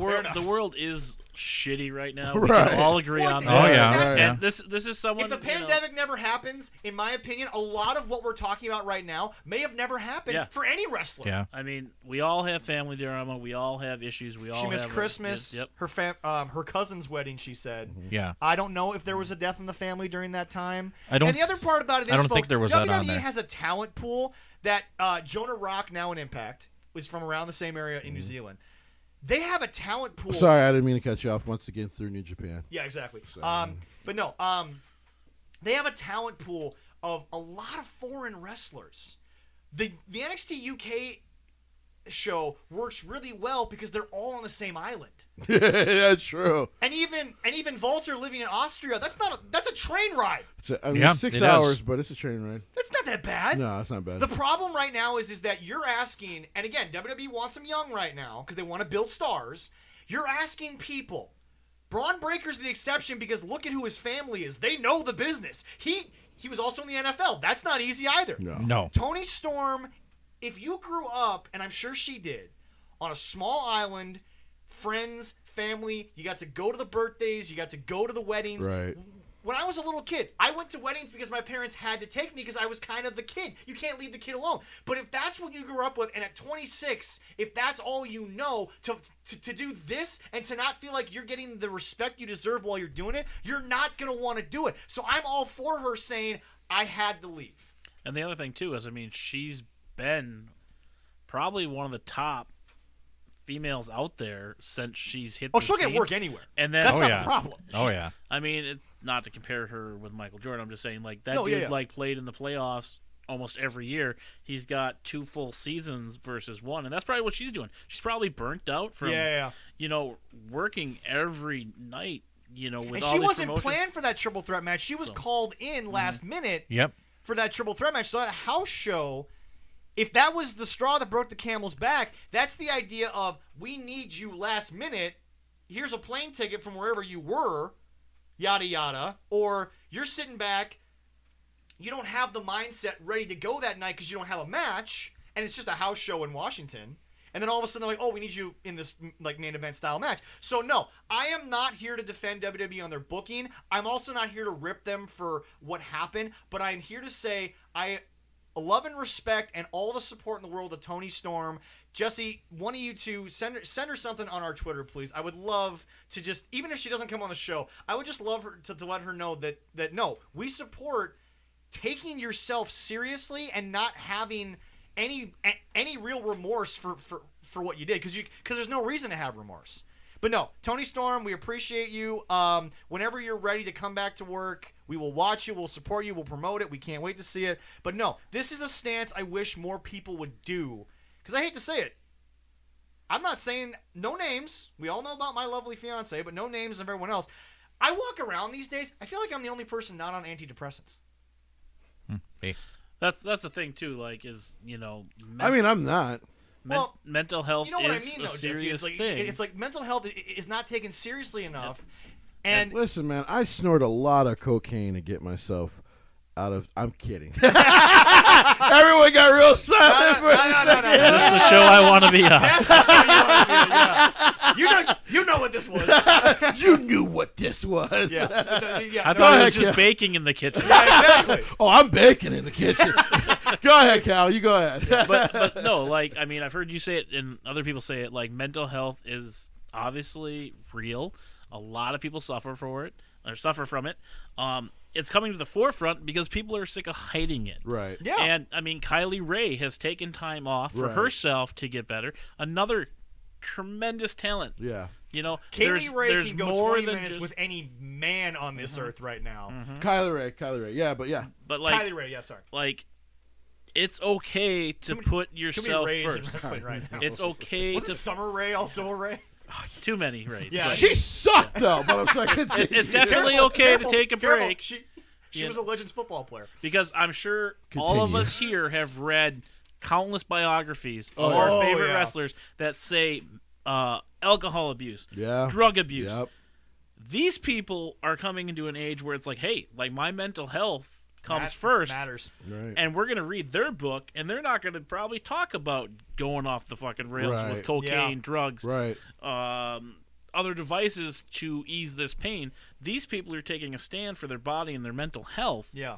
And we're going to read these books, and they're becoming kind of fucking boring, but we're going to know, like, they didn't have to go through all this shit. When I read a few of them, I'm like, holy cow, how did he get away with that? Right. It's like, all these drugs, how did you continue to perform? It's not fun anymore. How are you working? And Cal's got a point. And Cal, I think, has a lot to do with, quote, how many times we've done it. It's not the badge of honor to talk about being in a hotel room and in a low place the way that it used to be. Guys used to be like, I pulled myself out of it. Well, nowadays, can you just not go through it? I mean, it's really that simple. If Toni Storm was burnt out, I don't blame the company, other than, yes, I think you should have pushed her faster.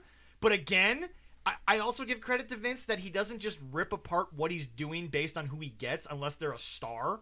When Bobby Lashley came back, all of a sudden Bobby's a star because look at Bobby Lashley. But my point is this, is that I don't think they should have... you said that wrong. You don't look at Bobby Lashley. You look at Bobby Lashley. That is the almighty. But my point is this. I'm not saying rip up everything that Charlotte was doing because she doesn't deserve that, and then insert Toni Storm as your top person. Let's pause there. But at the same time... I'm not blaming Charlotte, but let's pause there. Charlotte has every fucking right to walk out on this company. Let me explain why. Agreed. She should go to somewhere else. So she wanted to put the belt. She wanted to put the belt on Bianca because story-wise, it just made the most fucking sense. Agreed. They told her no. Yep. We got the mess we have. Yes. She wanted to lose to Toni Storm on SmackDown. Yes. They said no. And they buried Toni. Look at the problem we have. They did. They buried Toni on her last appearance on SmackDown. If I'm Charlotte, because she's not going to go anywhere else, but if I'm Charlotte, I would take the championship, be like, kiss my ass, you can find me for a couple of weeks. I'm going home. I don't think she'll go anywhere else because at the end of the day, Cal, there's something to be said. Well, here's two reasons. I'll tell you two reasons. One, no one's going to pay her the money that she deserves, like they're paying her. Oh yeah. Yeah. And then number, she does have she has male top talent money. She does. And then number two, and this is the most important thing, it's legacy. That's true. Yeah, it's legacy. Because think about it, her dad left. Yep. And most of his success was in WCW and, of course, all the territories. It's back everything in the that day. Vince owns is what you're saying. Right. Yeah. And she's like, to hell with that. I'm going to do, because that was her brother's dream, was to eventually get to Vince and be as successful as their father was. Of course, that's he the other passed. thing nobody talks about is her brother. This is what he because wanted. she didn't want to be a pro wrestler, but after he passed, as Stephanie said in the 30 for 30, Ashley came as a surprise. Right. That, oh, wait a second, you are the total package. Right. My son was technically my daughter. Right. If you think about it. And she gets a lot of shit, but I honestly think she's great. Yeah. It's just the character. I can't stand. It's just the character. And she's more of a locker room leader than I think she gets brought can up. carry anyone. Another division. Oh, because that's the thing with most of these, AEW and WWE. They're so clogged with talent. Yes. She would be one that I could see that could go to the other side and start building. The problem with her going to AEW is, Jesse, you talk about how the issues that she has backstage now, it's going to be worse down there. I'll tell you why it'll be worse. Because they're not going to feature it. Because Kenny's not going to want to give up that power to someone like Charlotte, who deserves to book that division. Charlotte could book and the other problem is, nobody. And the reason why Charlotte works up here as well, Cal, and this is the third reason. There's somebody that, love or hate them in real life, there is in-ring chemistry that just exists. Mm-hmm. She doesn't have that in AEW. Right. Thunder Rosa can get a good match out of her, but it'd be clunky the first 5 minutes. Right. There'd be a feeling out process. And that's where I go back to saying what I said earlier, is that these legends/stars can help teach these people that have not worked the WWE style. But the problem is like you said, Jesse, Tony... I'm sorry, if Tony's not willing to pay Steen, he ain't gonna be able to pay Charlotte. Well, it's more those people, but I honestly think the rubbing of Charlotte being there. Oh, I agree 100%. Just phenomenal. Yeah. And take them to another level because. But get your money is what I'm saying. Yeah.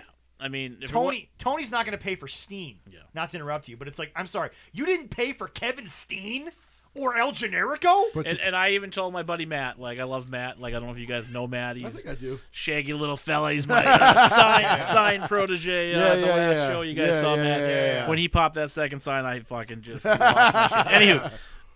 Anywho, where was I going? I was trying to throw it. I was so proud of Matt there for a second. Yeah. No worries. But to kind of throw it back to why Charlotte would be this upset about Tony, because now this is the second time in a 4 or 5 month span she was willing to drop the title to build a star. Yes. And you told her no. Right.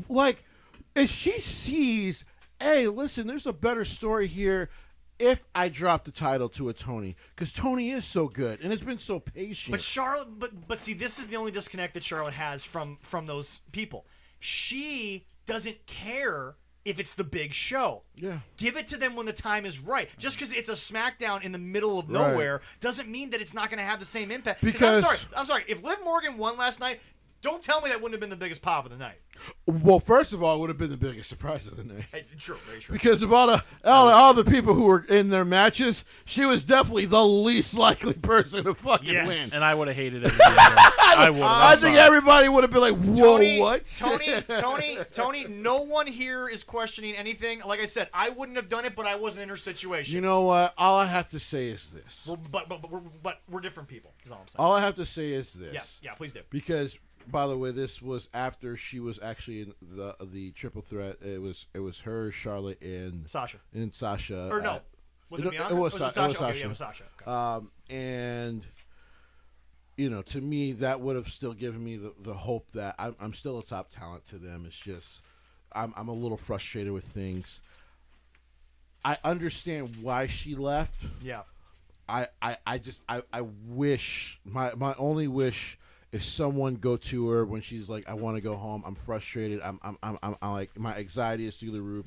Is somebody to go to her and say, you don't have to quit. Just go home. Right. And then when you're ready, and that's the they'll bring you back. And if I can find a criticism, and I'm not criticizing her for it, no. but I just wish somebody maybe would have seen this. But that's my point, Jesse. Don't quit. Jesse, not that we have to find criticism, right? But to be devil's advocate. Okay. Say something to your bosses. And here's the deal. It's the same thing like a school bully thing. I've said this to Allison, and Allison's on the same book with me. Our future kids, if you go to if you're being bullied, go to the school. Right. The school does nothing, and then you pop them one while you're suspended for a week. I'm taking your ass to Disney World because you did the right thing. Right. But the fact of the matter is this: you try the proper channels because you never know what's going to happen. Right. That's my whole point. And like I said, because I saw, and like you said, they probably would have bought the plane ticket themselves and said, "Go home." Right. Because here's the thing: we'll write you off for a couple of weeks. Because I saw when I saw that she was released, I said, "Wait, what?" Like she was just in there a triple had to threat. have been more because, like you said, they were pushing her. They were pushing her, and so when the story was confirmed that no, she technically quit, and they just felt like they had no other choice but to release her contract. Yeah, I'm like, I feel like this could have been salvaged, and then, like because when I heard that, I'm like, I get why she would have done it. Yeah, but I wish someone, hell, I don't know, maybe if Ashley takes it upon herself. I shouldn't use Charlotte's real name like that, but if she would have went to her and be like, listen, I'm going to talk to the bosses, go home. Like, you take care of you. Everyone's got Vince's number, right? I feel like she could have just asked for Vince and then maybe had a 5-minute Well, conversation. Vince is joked on television, but apparently it's real in real life. He works from fucking 6 a.m. to midnight. So, technically, you can always go find Vince. Vince is not sleeping. Somebody can get a hold of him. As Corny always says, Vince hates sleep. he'll sleep when he's dead. But no, Tony, love it, love, respect, and may you just get right. And if you never wrestle again, because that's always a possibility, thank you. Because to be honest, I didn't think Kylie Ray was ever coming back after the second time she left. Yeah, no, that's true. But folks, please, I was sold she wasn't coming back. Take it seriously because. And to Cal's point, there are so many wrestlers that never got to make biographies because they were in a hotel room by themselves and something bad happened.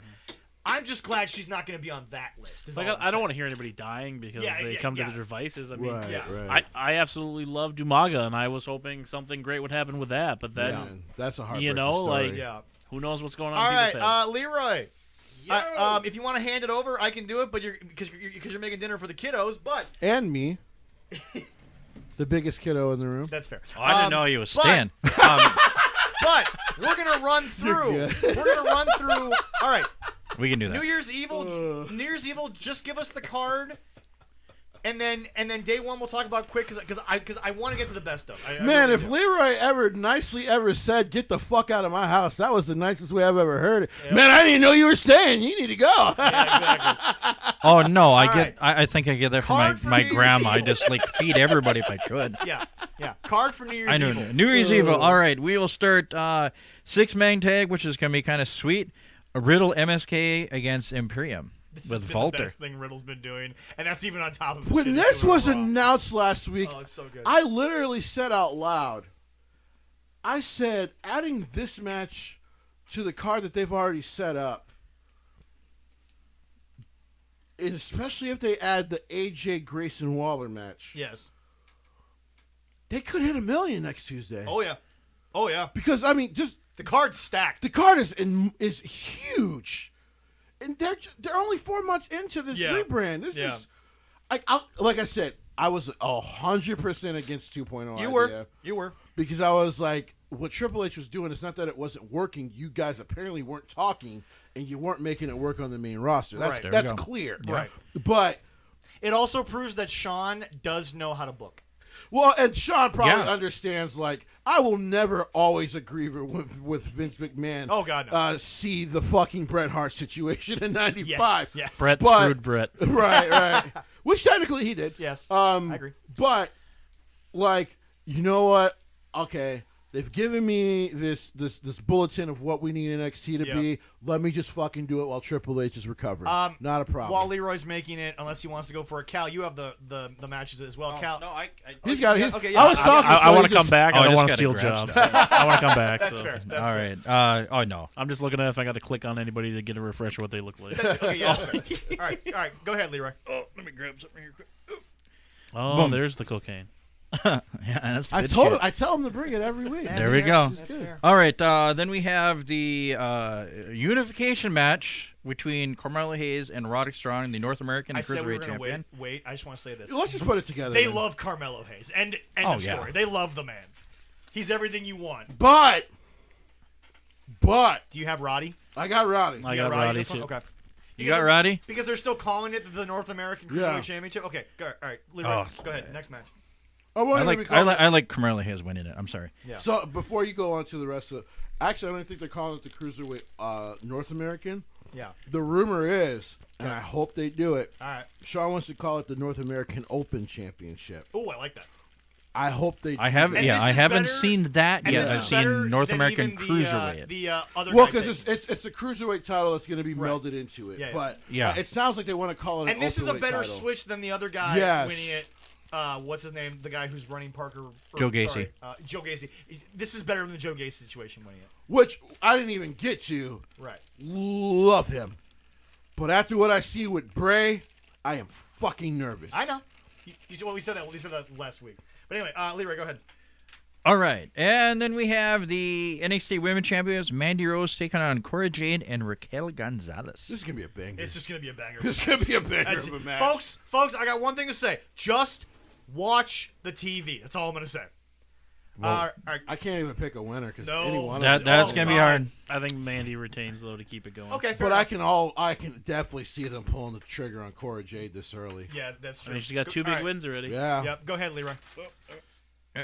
And grabbing stuff as I'm trying He's to do. He's trying to get the cocaine ready. I know. God, stop interrupting. Hey, I'm dedicated. If anybody I work with is working, he's in love with the cocoa. All right, go ahead. Then we have I love the cocaine. I love the cocaine. Sorry, Buck Cherry, we love you. Yeah, we don't have to pay copyrights for that, so don't worry. That's fair. Then we have the NXT Championship again. Tommaso Ciampa and Braun Breaker 3. Braun Breaker's winning. Braun's winning. I think Braun's got I'd it. like to see it because then, it doesn't hurt Tosama from chasing it. You know what I mean? Not at all. Because then it brings out more character. Right. Everybody's going to be like, he got buried. By the way, ladies and gentlemen, it's called New Year's Evil. Please watch it. But in the new year, you want some fun evil, you want some dark evil. Dark Arts Entertainment presents live pro wrestling monthly at the Super Beast Training Compound, located in the Art District of Sin City, Las Vegas, Nevada.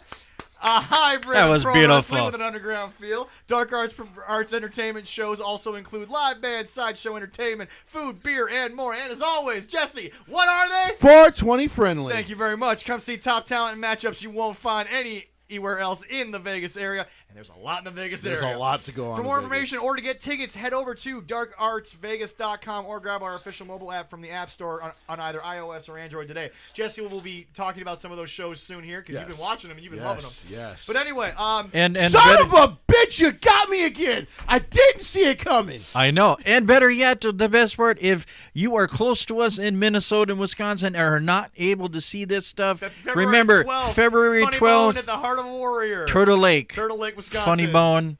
Oh my God, he's so awesome. House of 1,000 Carpets. He comes out with his fur coat. So Eben is going to be able to see that for the first time. I'm sorry that I got so you happy. one more time, but he's good. He's got this. He's getting so good at this. I didn't even see that coming. I at least gave you the Haitian Heat one. Yeah, that's true. All right. But folks, we have Cal. I'm glad you're here for this. The best of 2021. I may have to explain my picks because Jesse's gonna be a little shocked. But Leroy, you've got some categories for us. Yes, Cal, we did. I sent it out to you guys, so hopefully you got this. If you would like to indulge us, we're gonna ask you as well what your favorites were of 2021. Leroy's gonna just reread gotta find them my out. list here. All right, so you ready? He's got a list there. But anyway, Leroy, go ahead and start it. All right, top male performer. You're gonna be shocked by this. Okay, you want to go first, Zach? You're gonna be shocked by this. Go for it. All right. We'll go around the table and I'm come to me. just going to say it.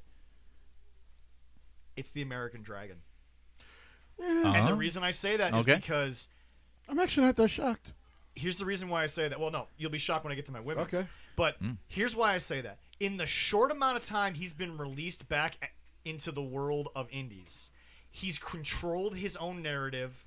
He's done what he always wanted to do. He's gotten dream matchups. He's gotten his ass knocked out by Minoru Suzuki because he was out. He was out. They should have stopped that match.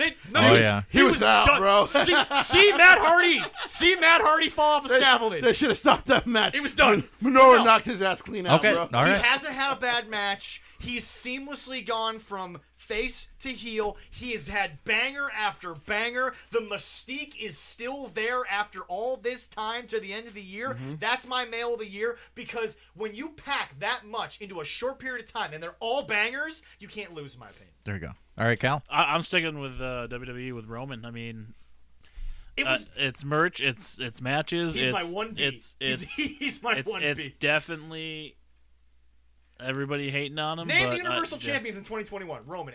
There we go. End the list. End of the list. It's real easy. Did you have one? No, you go. Oh, mine's just shocking. Okay, yeah. Okay. Shingo Takagi. Oh, I can see it. Oh, there's my New Japan stand. Yeah. there we go. Yeah, this man, he's so good. He had a great year, though. He's so good. He had an amazing year. I can't argue it. Japanese wrestling articles actually insulted Dave Meltzer for not putting him number one. Okay. They've never done that before. To be fair, Dave Meltzer said the best promotion last year was AEW, but then talked for 5 minutes about how it should have been New Japan. I'm not going to even get back into that. But, yes, Shingo Takagi took a shitty situation with a terrible-looking championship and once again turned it into the best title in the... Cal, I know you've been listening, but the best part about this is not for one moment has Jesse given Gato and those guys an ounce of credit for that belt. He loved nothing about that belt. Yeah. If I could, and I knew they wouldn't hit me back, I'd slap the shit out of them for the design. But here's the thing, man. That would hurt. I mean, listen, they're going to knock me out after I slap them because it's coming. They're Japanese. Yes. They're like, well, thank you for the first one, but now Strong it's my style, turn. yeah. Yes. That's strong style, baby. Yes. And listen, no shade towards Brian. No shades towards. How many times have I come on here and be like, the best thing in wrestling is the Roman best Reigns. thing in pro wrestling is Roman Reigns. Yes. But I gotta be honest, the performances Shingo has put on all year, including winning the championship, best of the year, man. It's absolute best of the year. Again, banger after banger Yes. after banger. He has not had one. He's not even had one 4-star match yet. Leroy, what's next? Well, my top male. Oh yeah. Go I I don't know if you had one. Yeah, just go. I wouldn't have Roman Reigns. I have to agree with Cal. I loved him for the year. Yes. Yeah. All right. Okay, she's feeding the cat too. Oh, okay. Cat's happy. Well, she's just going nuts. She wants food because I'm making food. Yep. Top female. Jesse. I cannot believe I'm about to say this. The cat doesn't like it. That's fair. It's Jade Cargill. Wow! Jade Cargill took... You're welcome. Jade Cargill... No, that's fair. Jade Cargill took the worst opening night promo... Oh, it was bad. ...ever. It was really bad. And turned it into not only an unbeaten year, but she's looked good. She's improved. Yeah. Everything you want positive in a... I mean, Jesse, seriously... Name all the things you want a wrestler to do positive in a year span. Yeah. She did it. Yeah. She overcame terrible booking. Yes, she did. She overcame Brandy Rhodes. I'm sorry, she did. She did. She's unbeaten. Her matches have actually slowly gotten better. Yeah. So I can't fault her for that. Yeah. And again, when you make me care after that opening night, yeah, because Adam Cole's got a lot to attest for his time in AEW. But no, I'm sorry. Your female of the year, forget the wins, forget everything. The best overall performance of the year to me, from start to finish, has been Jade Cargill. And I know I'm going AEW for both of mine right here. Mm-hmm. But no, Jade Cargill, when I can't find a negative in your year, and I just can't unless I just nitpick for no reason. Right. I'm sorry, but wins, losses be damned. Jade Cargill. He was right, Leroy. That was surprising. That did shock me there. That shocked me. Go ahead, Cal. Go ahead, Cal. I've been really impressed with Rhea and Bianca. You know, both of them winning at WrestleMania this year. And I think Bianca was my second. You know, just the new wave that's coming. Like I always say, the Fab Four, but I mean, this is the new wave. Right. Well, Rhea's proven that take her away from the big belt for a while, she'll be fine. Oh, yeah. Rhea's proven that she's a star for years for them. Oh, yeah. They're not letting her go work. No, she's not going anywhere. All right, Jesse. Oh, I almost gave it to the Stardom champion, Ikado. I was close. Okay. But the problem is I fell behind on Stardom for about 4 months here. So I got to catch back up. So it's Bianca Belair. I have never been more emotional about a woman's wrestler. But I just have that much love for Bianca Belair. He actually got the chance to see her at a house show in NXT. I've only watched. She was a surprise. We didn't expect her to be right. Now here's Cal's break book at WrestleMania, watching everybody cheering for Bianca after that. It's again a new, fresh face. I think when she won, I told them, I'm like, I had tears. I barely had tears for Kofi because it just felt super overdue. Yeah. But with Bianca, I had tears because I'm like, it's the first time in a long time I'm like, I think Vince finally agrees with the fans on something.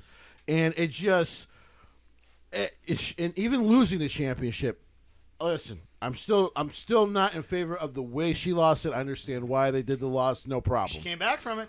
But like you said, to quote what you said to me about Jade, I'll say to you, "Told you so." You're right. She was gonna fix it, and she's such a good performer that now she's lost nothing since SummerSlam. Oh God, no. The fans have. She never lost the fans. And I'll say this. To give her a ton of credit, even though she won the feud and it was a short feud, but I actually appreciated it. Yeah. Piper Niven now is a mainstay on Raw because of a short feud with Bianca Belair. That's huge. I don't say it often, and I don't say it often because you hear it everywhere on the internet, but that and Toni Storm are just two that I just wish after the Mae Young tournament Viper and that Toni. they brought them to the main roster. Right. Skip over this UK stuff. Obviously, there's probably some legalities in there that I don't know about. Right. But those two should have been up there with the Charlottes. Right. You know, the Baileys, the Sashas. Right. Yeah. Even if they don't win. Right. I agree. Those two, and I will go blue in the face with Piper Niven. You'll love mine. Could have been a bigger star. Oh, yeah. And monster, and I think I told you this in text, than Nia Jax you did tell me that. Day long. I agree. That girl, for not to pick on size, but for her, for her look, being different, she's incredibly athletic. She could have dominated these small women. For Jesse, because he loves when we take shots at that wonderful man over in Saudi, she wore a shirt that probably pissed him off from his box. And I'm happy she did it. Fuck that guy. By the way, my number 3 was actually Selena Vega. She would have been my most improved female. She has been incredible. It was the fact that she also believed in herself. And by the way, worked anywhere, what did I say when she came back? But she worked it out. I said she was right. Oh no, 100%. Remember, I was like, because she just stuck to the fact that she was right. Yeah. And she never let go of the fact that she might come back. Well, guess what? She's back. Like she was right the whole time. Go ahead, Leroy. And is it, if I'm going everybody that sees everybody, I'm going Bianca. But if I'm going top female, Sierra. Not a bad one to pick, folks. I love my girl Sierra. Go to our Facebook page. We put her year in review up. She was it like 17 different promotions she was in? Yes. She's champion of 6 of them. Yeah, I saw that she posted all that stuff, and then I saw a few of the other ladies she's an copying her stuff, and I was like, there you go. Everybody following the queen. Oh, yeah. OVW She's my favorite female. She is. Was that my her top. first night in OVW? No. No, she had a couple of them, and then she won. I can't even argue. I thought you would love that one. I mean, of course, we ended up doing a segment because I gushed because I'm like, you did, yeah. I literally had my mom, Cal, watch the DPW show with me, and she has not watched a wrestling show with me since I was 12 years old. Right. Okay. She literally stayed. Sarah, this is how good you are. She literally stayed to continue watching her wrestle. Yeah.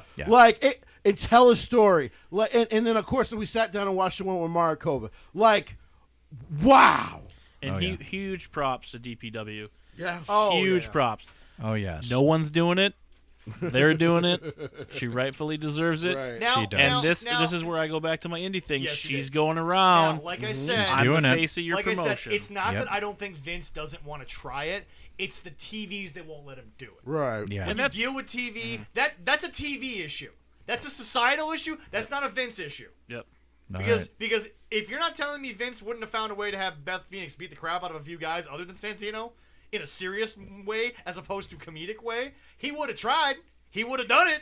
And I honestly she was that good. I think too, with these larger promotions too, then it kind of ruins your men division. But where the indies is great because then it gives them a little bit more of edge on their exactly. And I feel like when Impact did it, it was cool. But then like somebody said, Lucha Underground did it first. The problem is the woman that they did it turned out to be a fucking bitch. She was a major it just seems like then you can't make any other woman credible in those things. But on the indies, I feel like it's fine. Yeah. Intergender wrestling is great for the indies because it's just another person out there. Well, we talked about Candice LeRae deserves credit for wrestling, not just women's wrestling. Right. All right, what was our next category? Tag team. Actually, do your best female. He didn't do his best female. No. He said Sierra. Yes, I did. After I just gushed about her because of you. Thank you. You're welcome. Yeah, you got all tag team. I know. The best tag She's team? amazing. Best tag team. You know what? This is going to sound really weird for me. Oh, God. But I'm going to say the Young Bucks watch. If he says that, I'm gonna walk over there and slap I him. would if walk he the says fuck out and wait by his Jeep for him. Just. It's a RAV4. It's a RAV4. No, just walk over there and punch him. That would be fine. I got to get a ride home, so if he has one eye, I'd bring you home. I'd bring you home. Jesse. Oh, okay. Then I'll punch him the fuck out. Jesse. This is why you called him Queen Elizabeth earlier. There we go. Yes. Based on their body of work. Okay. It's the Lucha Brothers. Okay, I don't have a problem with that. They had a great cage match, which is hard to do because the Bucks tried to do everything they could to gimmick it out. Yeah. And at times not. Sorry, continue. Their chemistry together, being family, being a tag team, taking the ability of two main event stars and accepting the role of being a tag team. Right.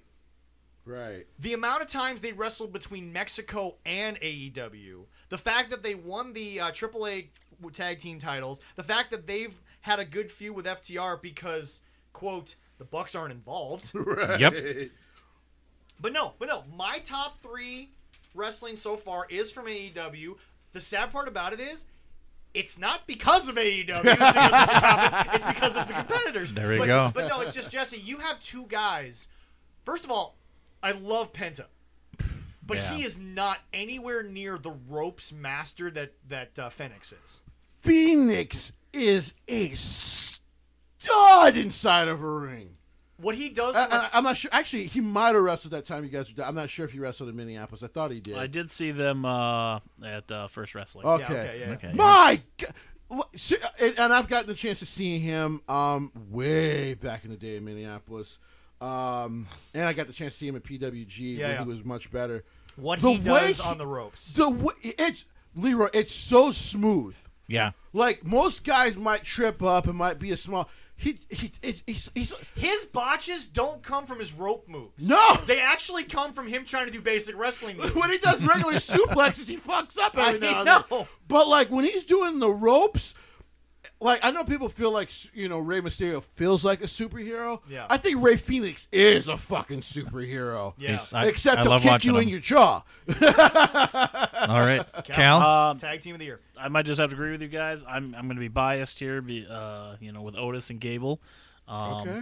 I just wish they would get more opportunity because they're starting to build those characters. They deserve to be in your top 5 so. if you don't want to put them number 1 because at the end of the day, it's sports entertainment. They've been entertaining. They've taken everything you've given them and they've hit. And then just watching Otis with Randy, that. Just the way he's moving. Was great. He's getting that match more, was so good. He's getting more in-ring shape. I don't stalk the guy. I'm just aware of what he's doing. But no, like honestly, I know his buddies. We all do. I feel like they're up and coming, but not from accolades or anything this year. I'm going off of just RKO, bro. When I first saw Riddle come in, I'm like, oh my god, this dude's a freaking clown. And then just watching him become a real clown. So for the record, you have RK Bro. I would put them in there just because they're new, they're fresh. Fair. You've got comedy, and then you've got serious. And you've got a motivated Randy Orton, which is the hardest thing to find in wrestling. And what I put down is what I love with Randy is he's working the younger tag teams. Yes. Like watching him in Primetime Players last night was like, okay, something. Sorry. Street no worries. It's all good. There's so many. I'm bad. Right. No worries. Just seeing a breath of fresh air with him, like Punk says he wants to work with young talent. Randy's doing it. Thank you. Yep, Randy's doing it. All right, Jesse, not to cut him off, but your tag team of the year. I mean, it would have been the Good Brothers if they had spent half the year looking like fucking clowns, looking like idiots. The last 4 months that they had, if they'd had a year like that, they would have been my best tag team. Yeah, easily. Yeah, but no. And then Carl on Twitter. So you're my worst tag team of the year, but my best tag team, you would think is God. It's not. Yeah, no, that's fair. You would think maybe it's the Usos. It's not. Yeah. Oh. You would think maybe it's New Day. Oh, it's not. Oh my God. RK Bro, definitely on my list. Definitely up there. Yeah. It's not. I'm going to AEW. Okay. Whoa. I got to give them credit. I think I know where you're going. The Acclaimed. Yep. Yep. This sounds incredible. Let me explain. You see, wrestling is about the characters. Yes. And you're supposed to sell yourself as a character, and if you're great in the ring, that's the plus side. Yeah. Well, Max Caster and Bowen. By the way, Bowen was already a pretty good wrestler in the Indies. He was, yeah. Just he didn't really have he's not really a talker. Right, yeah. And they paired him with Max Caster. I give the kid credit. He sure knows how to grab headlines. Oh, does he ever? And I'll give them, and on top of the character and grabbing headlines, to me, should be the AEW Tag Team Champions. Okay. Because every time I see him in a ring, I've not once seen a terrible match. And before we get to Leroy's Tag Team of the Year, here at 13 Cards So Big Change, we actually give credit to the fact that Jurassic Express was the #1 tag team for about the large portion of the year and never received a tag 8 months team out of the year, never. 8 months out of the year, not a single tag team. And then, because here's, and people are going to be like, wait, dude, New Japan stand, you didn't go with you didn't even go with the Trekkers. Well, here's the reason. Zach was hurt for most of that. He was, yeah. and he couldn't even wrestle half the fucking year because he was hurt. So I it's hard for me to put them in the top spot, which is fair. But if there was a carrier of his tag team, it would be his tag team partner. Leroy, this is the equivalent of say back in the day with Road Dogg and Billy Gunn. Oh, yeah. And let's just say Billy got hurt, right? Yeah. Ooh. And then Road Dogg just became this excellent, not only promo, but pure wrestler. Yeah. That's what the Emperor did. He's so good. New Japan had to give him a world title shot because even the fans in Japan were like, no, he's one of the best heels right now. And, oh, by the way, with Best Male, I know people were expecting me to say Jay White. Yeah. Jay White took some time off. He deserved it. He deserved it, he's the most famous person to ever walk into an LA Clippers game. I don't think we have promo of the year. Actually, we do. So we'll get to we'll get to that later. Leroy. So Leroy, go ahead. Tag team of the year. Tag team, RK Bro. Okay. Not a bad team. It's so much fun. Yeah. I love it. So, all right. Best return. I can start this. Go for it. Yeah. Go for it. Well, okay. Mine by default is Bryan Danielson to the Indies. Okay. That by default because I had him as my guy. Edge. It's because 2020 kind of to me it was half a return. Okay, fair. This year, yeah. 2021, yeah. Think about all the matches he had. The feud with Roman and Bryan. Holy shit. Mm-hmm. Yeah. It's been a long time since I've seen a triple threat story that was that fucking good. True. And then even like the fact that Bryan found his way into it, and the fact that like, you know, he gave Roman even more credibility, him and Bryan, by allowing themselves to be stacked and pinned at WrestleMania. Stack them, pin them, and like Roman said it, everybody laughed. And then he did it, and then even I had to go. Okay, well, Roman's the man. Like, there's nothing for me to say. What was your return? You just made me switch. I'm gonna go with him and say like Edge, man. I mean, anything you put Edge versus Seth Rollins. I mean, yeah. Yep. Every feud he has been in has been incredible. He put over FTR more than AEW has all year. Leroy, best return. What do you got? Best return. I'm gonna do a little different. I like Becky's return. Okay. Yeah, I thought for the ladies, I thought it was great, and she's had a good yeah. done. Oh, she hasn't had a bad run. I mean, yeah. Top new talent.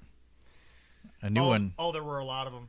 I'm going to say it because Jesse said short time, but isn't just a star now, is going to be a star for the future. I'm sorry, there's been a lot. Folks, Braun Breaker's the man right now. Yeah. It's so hard to argue. You can't. I don't care how. It's been 4 months, and the man, I can't stop. Every time Braun Breaker is on my screen, every time someone mentions him, every time he's on my Facebook, I'm just like, there are no flaws. I'm serious. There's not a flaw in the game right now. And it's almost like it's well, it is a TV show, but it's watching a character just grow, and you're like, yeah, I'm into it. Like, I'm not against this. No. Like, I'm totally into it. And you got it, Cal? What do you think? Go ahead. He's not my top new talent. I'm just, I get why you would pick him. Yeah. I'm not sure on the exact if he was this year but I'm going with Dante just because his progression I would has say I'm going to give you that of nowhere. Because after the injury to Darius, Dante was still given what I think Top Flight was going to get anyway. Yeah. They came in as a tag team, and now he's being a singles run. So he's shown. Okay, I want to say he has shown green. He's Arrowwolf, isn't he? Or is that Darius? That's Darius. He's Angel Dorado. Darius. Oh, okay, thank you. He hasn't botched. He's just shown green. There's a difference. Right. Yeah. And I feel like he's got to work on the selling of the face. Yes. His facial expressions definitely need work. But he can if show you are something. Listening, I love you guys, but like I think I know It's something, constructive. but It's I fine. just feel like that's one thing that with him but I've you're noticed. also the fan. The fan perspective does matter in wrestling. But right. yeah, I think he's Jesse? great. Yeah, Jesse. You have no idea all week how much I wanted to pick Dante Martin. Young black kid has just... The moment I heard Jim Cornette gush about him, I'm like, yeah, he's doing something right. Yeah. Like, he's doing something right. And they're both just so humble. And so young. Great guys. So young. Yeah. The sky's the limit for both of them. That's going to be my other reception. We're buying their stuff when it comes out. Don't buy anything from Pro Wrestle Tees, I heard. Right. No, not yet. Yeah. Go ahead, Jesse. This one's going to catch people off guard. Okay. Who you got, Jess? But he is. He is. He just is. Omos. Okay. Oh, all right. He's a fucking. I know. I should be ashamed of myself. No, it's all right. He's new. He's up and coming. I'll give it to you. But like I tell people, think about it. The WrestleMania match with the New Day, and that's a lot of their selling. Mm-hmm. But when he came in, even everyone there was like, "Yo, what a presence!" Ladies and gentlemen, zero expectations for that match. Everyone had zero. Don't tell me you had any, because it's bullshit. Because everyone was like, "There's no way this guy can wrestle at all." Because he showed nothing. Exactly. And so, which was by the way smart by them. Yeah, 100%. I can tell Cal's like, what? Yeah, listen. He's got that side eye. I know. That is not just my lazy eye. When they were tag team champions. Yeah. When Randy is willing to work with you and protect you in this way, the guy just listen. I will admit I am very guilty right now of being a Vince McMahon probably impregnated my mother moment right now. Yeah. But because this is a guy. That's a sight for you, huh? No, it's not. I love my mom, but I would throw up. Yeah. Fair enough. But here's the thing. It's now. Of course, I believe he was one of the cases that got COVID. So him and AJ did not have the match, and now it's not even scheduled for Raw tomorrow. Right. Yeah. We'll have to check, but I'm pretty sure it's still not scheduled for Raw. I don't think so. No. He's been impressive to me. Because he's such a presence. And the beautiful thing is he can learn. Here's the problem. That's true. Where I am with you on your surprise. And Zach. Him as a singles wrestler and you don't have a manager lined up for him. That's fair. That makes me insanely nervous. Oh, I agree. Because you just botched the shit out of Braun Strowman. Yep. So we're going to hold that one. Put a pin in that. Right. Leroy. I could go on. I agree with you. For the breakout. You got Braun. Oh yeah. It's hard to argue. Steiner Jr. What's been the negative God, since he showed up? Damn Damn near nothing. That he's not a Steiner. Just kidding. Well, he chose that. He chose that. He chose it. He chose that, and I don't blame him. I'm just going old school because I like that. All right. Cal, because I think I said it in the show, I would have told him, kid, you sound like both of them. Yeah, you do. You kind of. I did like how they had the Chucky in the background. Yeah. What a callback. What a callback. Oh my God, so good. Was that Havoc 97? I don't remember. I believe so. Yeah, no, I think believe something like was that. 97. But go ahead, Leroy. Best company. Oh, this is easy. WWE. Sorry, they know what they're doing. I feel like the production. Obviously, they've been doing it a long time. You're gonna be shocked by mine. Okay. I'll let you go next. I just feel like AEW can take a few Cal just pointers. jumped right in there for that one. That's no, fine. I have yeah. no problem with that. Actually, you know what? I'll be last on this one. Okay, Leroy, go ahead. You'll all be shocked. Leroy, go ahead. No, I'm gonna make you go before me because I want to hear this. No. Okay, all right, go ahead, Leroy. All right. I don't care how long this show goes. We're gonna get into 4-hour territory, but this has been fantastic. I love it. It's great. Yeah. The big company, WWE, of course. They didn't have a bad year, so it's hard to argue with them. I mean, I think they are the biggest. They had a few mishaps and stuff like that. This is not 2014 for them, which was fucking terrible. Yeah. Even though everybody's mad because he released so many people, but they did what they did for I'm business. gonna let Jesse get his out, and then I'm gonna excuse myself to the little girl's room. You gonna hide or what? No. I'm going to come back and shock him. But, Jesse, before I leave, and I'll let you explain, who do you have? Are you going with these guys, or? Stardom. Okay. Please explain. All right. Stardom. Like I said, I'm 3 to 4 months behind now. I did say the little girl's room. And now we're talking purely women's wrestling. Wait a minute. I don't have a little girl's room here. It's a man's bathroom. What are you talking about? Stardom to me. By the way, people, it's if you have a New Japan 1979 $10 thing, you can actually go find Stardom. It's just really hard because it's buried underneath all that Japanese language to go find and sign up and just get it for free. But Stardom, because it's all the same company, it's Bushi Road. Stardom has not had a bad story this year. Stardom has not had a story where I'm like, I don't know why they did that. They didn't change the title design. They didn't fire a ton of people because, while I understand the harsher criticisms of that, that is a negative. That's definitely a negative in WWE because the look is just bad at times with WWE when it comes to that. Were you gonna say something? I was gonna say Stardom's the all-female, right? Yeah. That's something that all Joshi.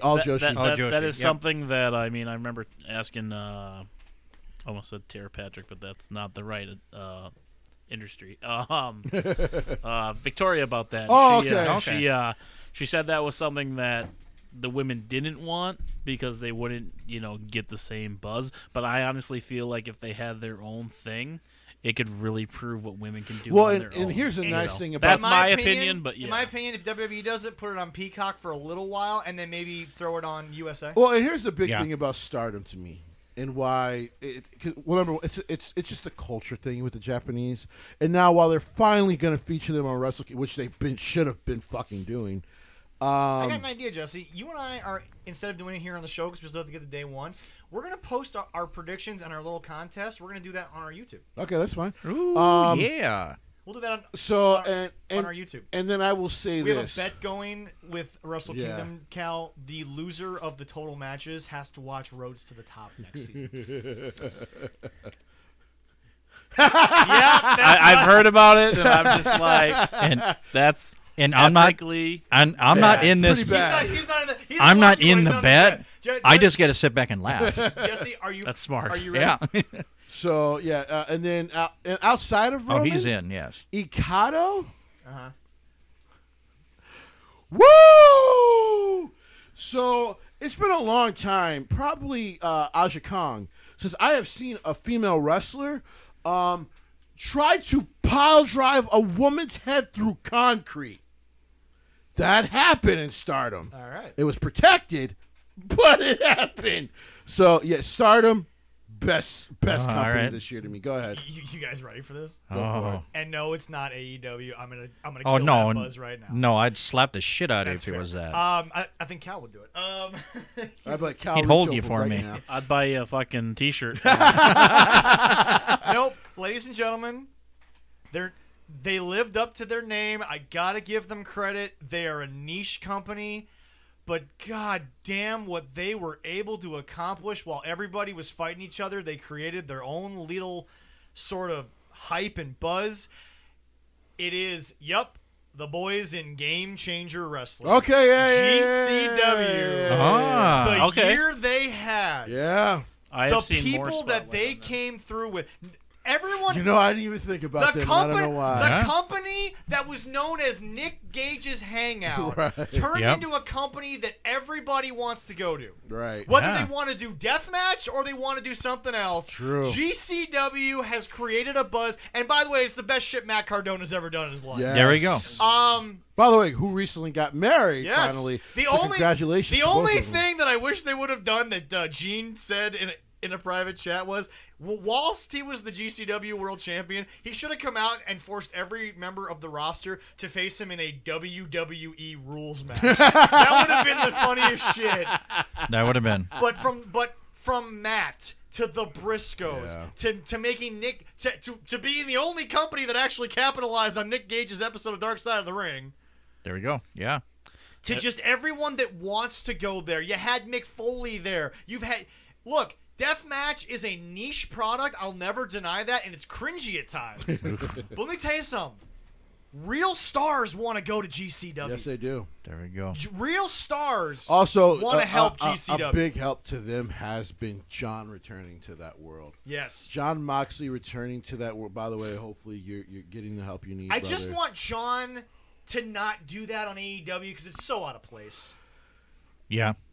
Yeah. It's so out of place. I'm going to say nothing about the fact that they, which, by the way, I mean, to be fair to him, he might be a legend, but you want to talk about a money whore. They had a Tushi before the match between him and Kenny, and then had that fart of an ending. But, yeah, I still got to give John a lot of credit because going back brought eyeballs back to them. So, GCW, I'm sorry, Jesse. Every time somebody had every company talked about I almost now want to change my answer. Right. I didn't even think of GCW. But every single time, and think about it, every time WWE had a moment, every time Stardom had a moment that was on, GCW got their own little thing, and you looked at it and said, "Oh wait, that moment is actually big." Right. That's not just big for indie. That's a big moment. Right. There we go. And the Briscoes have come in and they own that tag team division. Right. People want to work in GCW. Fuck AEW right now. I'm sorry. The momentum of the year might go and by the Game way, Changer. even the undercard matches that are less deathmatch, more hardcore have been incredible over there too. So, yeah, they've had a. That's my promotion. I thought you might say Impact, which I thought about. it. Kenny But fucked Kenny Kenny fucking hurt that Kenny for hurt a them, while. But because Impact, especially after he was no longer champion, guys, find a way to get the network if you can afford it. Next week, Leroy, write this down. All right. Next week, Cal, I'm sorry you're not here. Here in Studio 4. You could be. It doesn't really matter. We're always open. Next depends week. on my schedule, boys. There you go. Next week, Jesse. Yeah. We are going to put a soapbox in the ring. Okay. Oh, shit. And we are going to let Jesse just have the mic. Your plea to Scott D'Amore starts next week. All right, that works. All right. Write God, that. I love Write that Impact. down. Put that in your phone so you know about it. I'm about to now. Put that in your phone. All right, what's the next category, Leroy? Best commentator. Pat McAfee. Pat McAfee. I'm sorry. It's just a breath of fresh air. I agree. Motherfucking McAfee. I don't know. I agree with both you guys From there. the moment Pat McAfee was given a live mic. You sons of bitches, you put me in such a tough spot. Oh. Because it's so hard not to agree. God, anything as soon as he opens his mouth, I'm ready to hear. Baseball sucks. Let's break kayfabe every 5 seconds, and no one cares. He says what he made Michael Cole listenable again. He rubbed off on Michael Cole. Remember the camel line? Yeah. Yes. Riddle riding high on the camel. Michael Cole would have never said that 2 years ago. No. And the dancing on the freaking Oh, Pat McAfee with and that Shinsuke. banger of a match he put out. Come on. And he had a great with Adam match Cole. too. Holy yes. crap. Oh yeah. That moment when Pat McAfee's had a better match with Adam Cole this year than anyone in AEW. Yeah. You know what? Fuck it. It's unanimous. It's gotta be, man. I loved him when he had his YouTube videos explaining like punting and stuff. Oh God, yeah. Put it right there in the coffin corner. All right. Pat found another way to make $1 million. All right. Here's a fun one. What's he up to? 13 different ways to make $1 million. Well, because here's the best part about All-Pro punter. Here's the best part He about signed a $250 million deal with FanDuel. I know. Here's the best part about Pat McAfee and why he's been so great, and why I think he's been so great for them, and why it's made SmackDown so great. He doesn't need their money. He doesn't care. He doesn't care. He does what he wants when he wants. And you know what? Vince is loving it. Because he's a breath of fresh air. Oh, he really is. There you go. Plus, just think of the context he can bring in with his podcast. I mean, not to to have can bring numbers. Name a friend. To have a I'm sure he's got on his show and just go with it. To have his guys be like, yeah, Adam's gonna break some of our equipment, but you know what? We'll just pay for it. Right. We'll write it off as a tax write-off. Favorite moment? Ooh, that's tough. I got it, and I got mine. I didn't even pick one. I got mine just because it's more of I love the independent wrestling scene. That's my bread and butter. I would go to that before I go to any of the big three. Fair. Arya Daivari coming home versus Dante Martin. Yeah. I was so excited for that weekend. It was a banger. I mean, there was so much going on, obviously, but to see him finally getting the chance to work with the guys that he's worked with on that level, I mean, that was the highlight of AEW Dark for me. And I thought they put on a clinic. Yeah. And they could put on another one. Wasn't that on Rampage? Yeah. Okay, it was on Rampage. Yeah, like that was what would make me buy a ticket. I already had my ticket, but when they announced that, I didn't care anything else about that weekend for that moment. And then I got to meet Kurt Angle, Yeah. So all right. That was another highlight so of the sad about that. Go ahead, boys. Leroy, go ahead. That reminds me that my favorite moment? Yeah. Women's Nation, Kurt Angle and Jerry Lee King Lawler.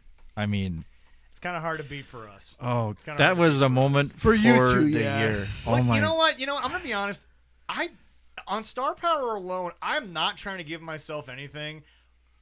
In terms of Star Power alone, for interviewers who don't have actual real press passes, who had a better year than me? I know. Yeah. I'm serious, and I shit myself the whole time. Kurt Angle and Nick Aldis. Stood by him during the Nick Aldis just to make sure everything was cool and smooth. But just meeting Kurt Angle and I was hanging out with Jerry the King Lawler in my car. Him standing by me so I didn't faint while I met Barbie, a.k.a. Kelly Kelly. She's been a crush of mine since I was 14 years old. I've got two. One's a personal and one's the obvious. Love or hate what's happened afterwards. The obvious was CM Punk. Okay. Because that crowd, they felt it. They believed it. It was also in Chicago, which helps. It was real. That helps. To me, the moment of the year, it's MAW on Fight TV. I mean, come on, folks. That was awesome. Not only did they make it onto Fight TV, after years of working at the same places, the consistency, the talent they've brought in, mixture of past talent, current talent, the stories they've told, they got on Fight TV and they put on a hell of a show. Yes, they did. Oh, yes. It was a banger of a show. Oh, God, yeah, it was. You have to back up that first night on Fight. Right. And they did it. So to the boys in Midwest All-Star Wrestling, all of you, I love you. That is my moment of the year because you don't get moments like that in independent wrestling anymore. I have two personals, and then I have two professionals. The two personals is... Oh, there's a third professional, Jesse, if it's not part of your two. It's Okada bringing back the Big Goldie. Well, it's not on there, but thank him for that. My first personal was, Eric, I love you, man, being a part of the first DPW show. Because Eric has been a friend. I would have said that, and no offense to the boy, I love him. I would have said it, but I've been involved with MAW for so long. No, and that's fine. It was a project that I'd spent more time on. Right, in a way. Right. But yeah, I've known Eric since he was a 14-year-old kid. What's the timestamp on this, Leo? And it's 3 hours and 31 minutes. 3:31. Okay, so yes, if you guys want to tag Eric in it, it might make him cry, but I love you, kiddo. Yep. When he asked us to come work it, and then he brought the title here to promote it. Beautiful ass title.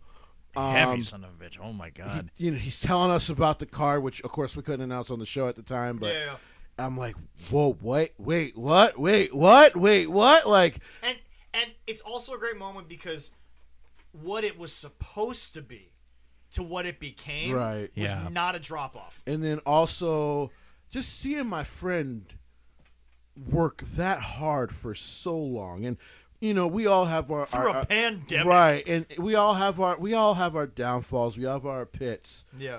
But he really wanted this because me and him have talked about it for years. That was my most emotional moment because I spoke to his mother, who was happy she'd never met my ass. She's a sweetheart. Oh my god, I loved her. And she was so happy I was there, and I'm like, I think I've known your son for 2 years. I think. But you're welcome, man. The reason he got me to tear up, and Cal, you were a big part of this moment, was because while I had no problem going and talking to the, because if I get kicked out, I get kicked out. I'm used to it. You're also a New Yorker. You don't care. I'm a New Yorker. I'm used to getting kicked out of shit. I'm very used to it. And you're a Jets fan. Yeah, and that. So the lowest of the low. The lowest of the low. So, but getting him that chair. And then it finally clicking for him what he did. That was the moment that it hit him. And he just hugged me. Cal, I don't think you realize what you did to him in that moment was that. And by the way, these guys will confirm. I was with him the longest that whole day. Yeah. That was the first moment I think it hit him of what he actually accomplished. And the thing is, with the adrenaline still going. He is doing something different. Yes. I've been saying that all podcasts. Right. Something new, something fresh. He's doing it. He's not bringing in the legends he also like would HOW. love if every person on that card got signed. Right. He'd go get a whole new batch. Right. He is reminding me of John Calipari. Yeah. You win, great. If you don't, go do what's best for you. I'll get a new batch. Right. Well, and it's he's behind the talent. Right. Yeah. What you need. Right. And I love Heavy on Wrestling. I love the other ones. Yeah. But I want to see something new. I want new stars. I can't say it enough. Right. I don't want to see Coda Jacobs 9 times when I go to 9 different wrestling shows. That's fair. I'm not picking on Coda. No, I get what you mean. But I'm just saying, I don't want to see the person 9 times. Right. And that's what he did. He brought in a few people. Now, with some restraints, there was some issues. He brought in people that we haven't seen in the Midwest for a while, or haven't seen yet. That is true. The teddy bear guys, I can't remember who they are. Haven't seen them. Loved it. Flex Appeal. So, yeah, thank you. He brought in the other tag team they worked. Haven't seen them before. The Loved Country it. Boys. Even though I called the one dude Kevin Hart. I forget. He literally stared me down, and I shut up after that. I forget. But I forget their full name, but it's your mama's favorite tag team. Yeah. And that's all I know. And I think if he keeps doing that, going beyond the Academy wrestlers, I mean, they're not bad. No. I'm sick of seeing them. Give me something different. And you know what? Again, folks, reach into that show, Chicago, Indianapolis This area. is a show. Say what you want when you want because it's supposed to be having a conversation in a bar with a brewski. Right. That's what it is. We ain't got a lot of brewskis yet. Love to be sponsored by some brewski people. It's always open. And Leroy, Imperfect Foods, call their ass. I'll send an email. But go ahead. And we know the situation. I'm not going to talk about it here. Yeah. He's doing the right thing for this scene. Yes. Because it's a complete opposite of what is already here. Yeah, right. And that's what I'm excited about. So DPW is my first person. And I remember that night, too, when he used to give you a hug. I met him during this show. I have not known him that long. Right. Yeah. And he gave me a hug and gave me a love and thanked me like I've known him for years. And then somebody hugged me from behind, and I got very uncomfortable. I'm not a toucher. Like you know I said, what I mean? I've known him since he was a 14-year-old kid, and like I told his mom, because I told his mom, I'm like, I don't think it's hit him yet. As the show's going Oddly enough, the chairs would hit him. Right. Oddly enough, the chairs would no hit pun him. intended. As I'm talking to all those wrestlers, and they're just so kind and just saying, like, yeah, he should understand what he's doing right now. Yeah. And it wasn't lost on them. And then the hug and like, Jesse, thank you for being here. Like it hit me like we talked about this 15 years ago. Yep. And he's done it. And I cannot wait for the next one. Yep. The second one, it's still my profile pick. It's meeting my high school crush, Kelly Kelly. I mean, I listen. Yes, it's very selfish. It's very selfish. What would Jordan Grace say? Oh, that She'd woman. Understand. Jordan Grace would look at us and say, "No, she's hot." That woman at almost 40. Oh my God! You're so beautiful. What are your professional You know what? moments? After all that, you clean up your own mess. I will. What are your professional moments? Okay, the professional ones. Yeah, we got a couple more categories. I can't put CM Punk up there. That's fair. Because while I was looking forward to it, yeah, he should have did it 4 years ago. I agree. But whatever. I'm just not a CM Punk guy. No, you're not. The first one is Roman Reigns stacking and pinning. Yeah, that's a moment. Edge and Daniel Bryan, Danielson at Wrestle. Because I got to tell people, I don't think you understand the gravity of the sight of him stacking them, stacking them, pinning them, and then just leaving. Yep. Basically, a character of his word. Yep. Little help from the cousins. A little bit. And then the other one, I'll be honest, Malachi Black showing up on AEW television. The moment he showed up was great. Ever since then, it's been their fault, not his. Yeah. But the moment he shows up, I'll be honest. Well, because nobody knew about his contract at that point. Well, we knew he got released, but we didn't know how long. Exactly. And I think it was only the 60-day for him. But 30. Oh, yeah, the 30. So when he shows up, I marked out. Well, but the thing about it is because that you're so happy for Tommy. Because I've met Tommy, and I love Tommy Inn. Yeah. And so when I saw it, I'll admit, like I said on the show, I marked out because he's one of my favorite guys. He's one of the most creative guys in the world. So, yeah, those are my two professional moments. I think if I had to pick the top one, it would be DPW just because he is such a friend to me. Yeah. So, did we get to yours, Leroy, or are we moving on to another? Oh, no, wait, you had... Oh, I told you mine. Yeah. That MAW show that we did. Yeah. Next year it'll be different. It'll be probably the show on the 12th with Evan. Yeah. Or whatever That's gonna be awesome so much show fun. we go to next. Oh, yeah. Because I'm going to try to get out to Cal, L.A. You need to shove your butt in a car with us for a show at some point. We meet some people Bring sometimes. the wife as well. Well, the thing is before I did meet Amy, like every weekend, if you guys were to saw the miles I put on, it's ridiculous. Almost every other weekend was a show, and getting a sign ripped up. You know, shout out to little Nate. Boy, I think I made you and Heavy on Wrestling be the heel with all that hatred. We had that moment with Darren. So I mean, he loved our sign. But yeah, I'm up for going to shows. Just like Zach here to my left, I've got a boss that I have to answer to now. She likes it. She's a trooper. She went to 3 shows, 3 days. I'm surprised she didn't kill me. I said thank you 1,000 times for her going. So. Hey, my boss got me damn near floor seats to both Raw and SmackDown. Wow, so yeah, I mean, awesome. I'm cool with burning the rubber on the road. I just now have to ask a little bit more. Yeah. Right. But what's our next category? Not to ruin the lovely moment. Best storyline. She's not gonna listen. So. That's fair. Best storyline. Best storyline? Oh, I'll go first. It's easy to me. It's Roman Reigns. It's Roman Reigns. The whole story, all gear of like, dude, he is what he says he is. And we do this quick. I totally agree. I'm gonna let. Yep. I agree. Exactly. Roman Reigns. You know not even what? got to touch on it. Yep. You know what? That is definitely an amazing story, and I think it's the best told all year. Yeah. But overall, the story, in my opinion, is just the wrestling business having more hype. And I'll include everyone in this. Mm-hmm. Oh, okay. There is more eyeballs in professional wrestling out of 2021 than there has been in a very long time. True. There are people that we disagree with wrestling on. Mm-hmm. There are people that we flat out hate in wrestling. There are people that we there are people that we wish would just go away from wrestling. Cody Rhodes. Young Bucks. CM Punk. Well, no. I would join you, but Joey Ryan's already gone. Oh, there we go.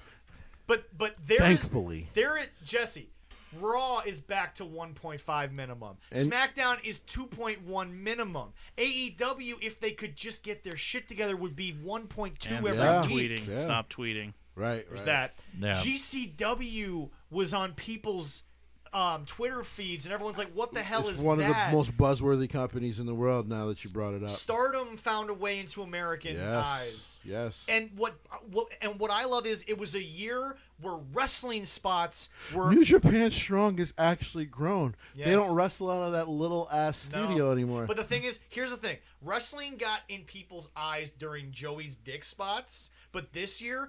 Don't tell me that there was a moment that was so comedic that's why people were looking at it. There were moments that got into people's houses because it was wrestling. Right. Oh, yeah.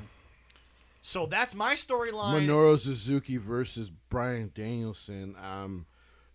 Just to kind of add on to what you were saying. Yes. Minoru's... The story of the year might be Minoru coming to America. I mean, it should have been my story of the year. Yeah. All right. But somebody had to botch the first time they had him on. I will throw this out, though, too, just so I get it out there. With Brock winning last night, in my fairy tale head of fantasy booking, because I think I know a thing or two about wrestling. Yeah. Let him get through the next couple guys. Give me Brock versus Roman at WrestleMania.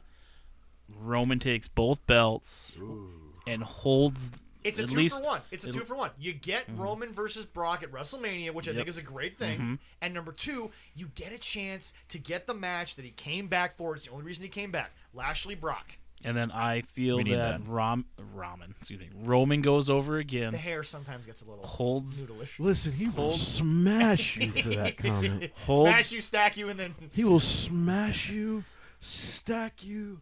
And then pin you. Yeah. Acknowledge. But then he holds the title that he's been holding for more than 2 years. No one's done it in a while. Holy shit. Yeah, I am serious. This is the time to push it where he's running over everyone. And the thing about it is, it's the first time, because Punk's reign got really stale. It did. It's the first time you've seen a long reign like this. You're not bored with the reign. Not yet. No. Not yet. And as many guys as he beaten, you're like, okay, who's next? Who's next? Who's next? They've actually given him a fresh, just the thing too with this is we all wanted the fantasy booking of The Rock. Okay, that could happen. We still have. I got a spoiler. It's not happening. I mean, if it doesn't happen, but I'm saying we still have that on the table. Jesse. We have. It is there. And by the way. But it's also there because the truth is, if Rock could, he'd do it. 225 million from box office. The other thing too is, I agree. You have the split from the Usos. You can bring in Rikishi. You can bring in. Solo, I mean, they got the working contract in MLW. They could bring up Jacob Fatu. You've got. If Jacob Fatu so breaks much the streak, left the pop will never end. They've got so much they can do with Roman for another Jesse, year. You touched on this 1,000. Record-breaking for a heel. He's going to surpass some of these legends from the Attitude Era. Oh, easily. Because I honestly feel he should go 2 years. People are going to say, oh, I'm sick of Roman. Well, guess what? That's the point. He's selling tickets. Yep. Suck it up. Find something else to complain about on the internet today. Yeah, they will. Because there's somebody else that lost a strap or got buried compared to you. Last one. It has to be the last one. Yep. The top performer of the year. That's male or female, of course. Top performer. I mentioned him earlier, and the only reason he wasn't top male is because he took a couple months off. Jay White. Oh, it's Jay White. You and I agree. Sacrifices. I'm going sacrifices.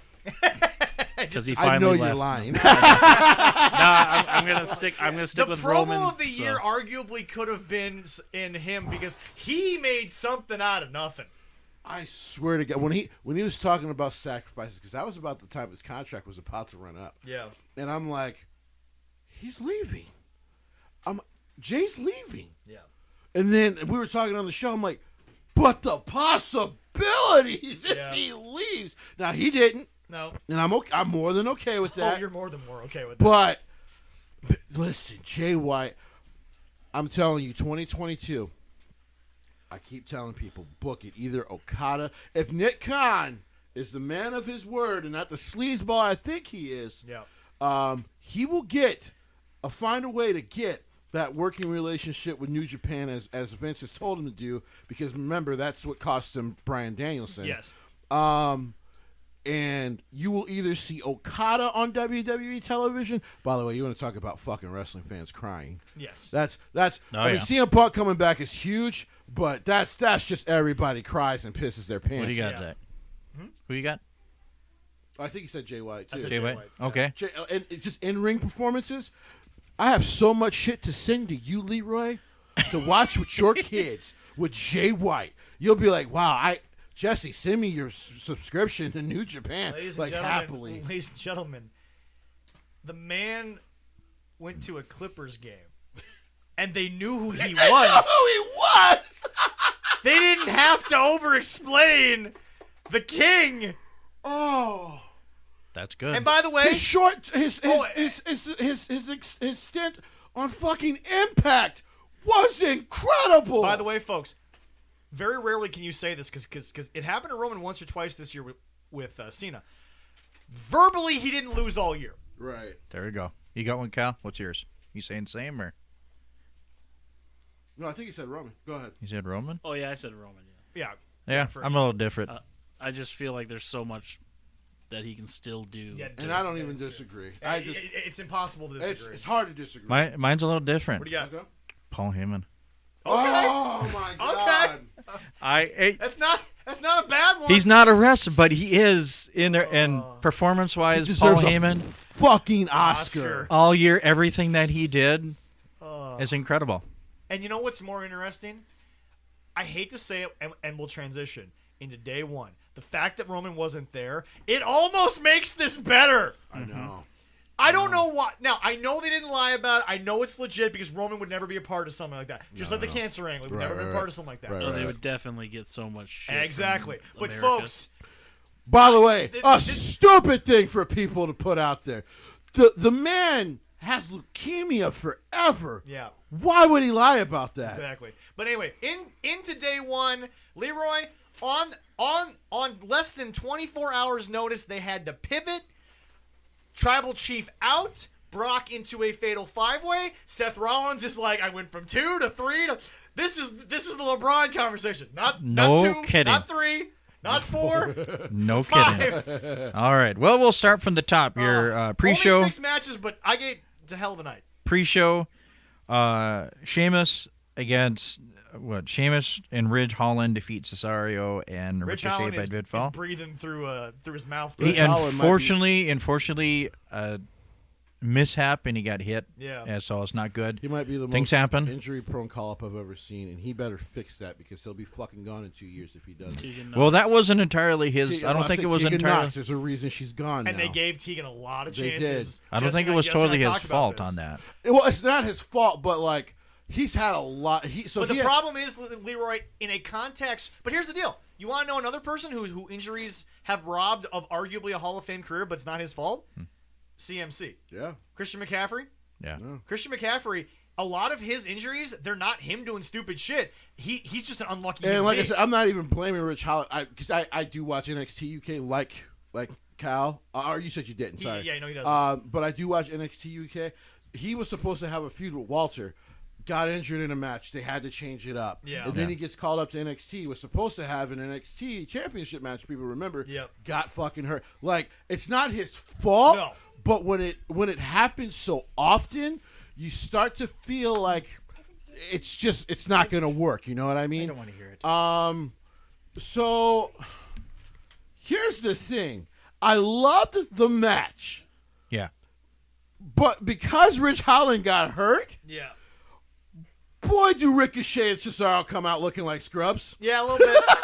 A little bit. You had a 2-on-1 babyface advantage, and he still beat you cleanly. He stacked you, boys.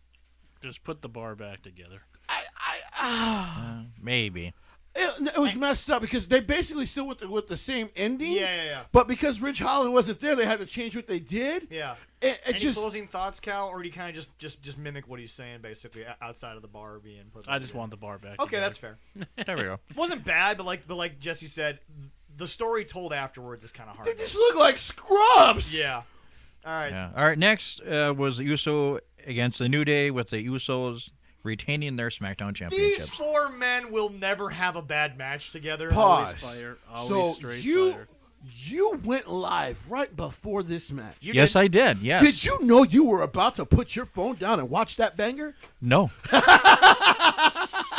These 4 guys could literally wrestle in a ring full of wet banana peels and still have a better match than 90% of the card. I did love the finish. It was great. D3. Or they called it the D1. The 1D. The 1D. Yeah, this is the D1, D1, but you know, and by the way, I loved that was great. Not a lot of false finishes, but a lot of false finishes. I guess it's called one and done. I think Pat McAfee said. Yeah. I think Amy got sick of me explaining like the backstory between them, because I'm like, then they had this match and then they had this one. Well, the beautiful part about me is that Allison's actually watched so many bangers between these 2 teams. She was into it I too. could watch them all day. Oh just god, like I could watch, They are great. They did. Oh, loved it. My son, kids were watching with me. They loved it too. So if you don't. And they were pulling for the New Day. If you believe that tag team wrestling is dead, watch these 4 men. There we go. It ain't dead. It's just not publicized. We had 2 excellent tag team matches last night. Yes, we did. Go ahead, Leroy. Leroy. All right. Well, next one was Drew beating the snot of Madcap Moss, even though Madcap Moss showed a little strength in that. This would have been the worst thing on the card, technically. And it wasn't bad. No. It wasn't too bad. But I agree with this consensus, and usually I try not to. He should have just whooped Madcap's ass. It's like one of those throwaway matches. Right. Refresh yourself for the next. Because this only leads to him and Baron again. Yeah. By the way, not gonna delve too far into it. I'm just gonna say it. Apparently he's healed up enough where now this is gonna happen at the Rumble. That's the Drew has a legitimate Drew deserves injury. a little time off to just have R&R. He does have a legitimate injury. Neck issue. He's getting it checked out. His neck. Out. So when he's going to come for back, we don't know, because that was because I was wondering about the backstage moment. I was like, damn. I'm like, oh, he's out for a while. He's been written off TV for a while. Yeah. Damn, you want to know? I guess I'm glad we didn't do our Royal Rumble predictions today, because I would have looked like an idiot.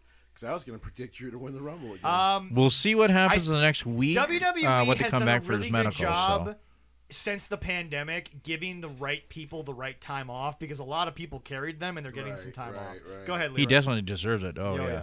All right, and then we have this next match that is lining up for another one. Edge coming out.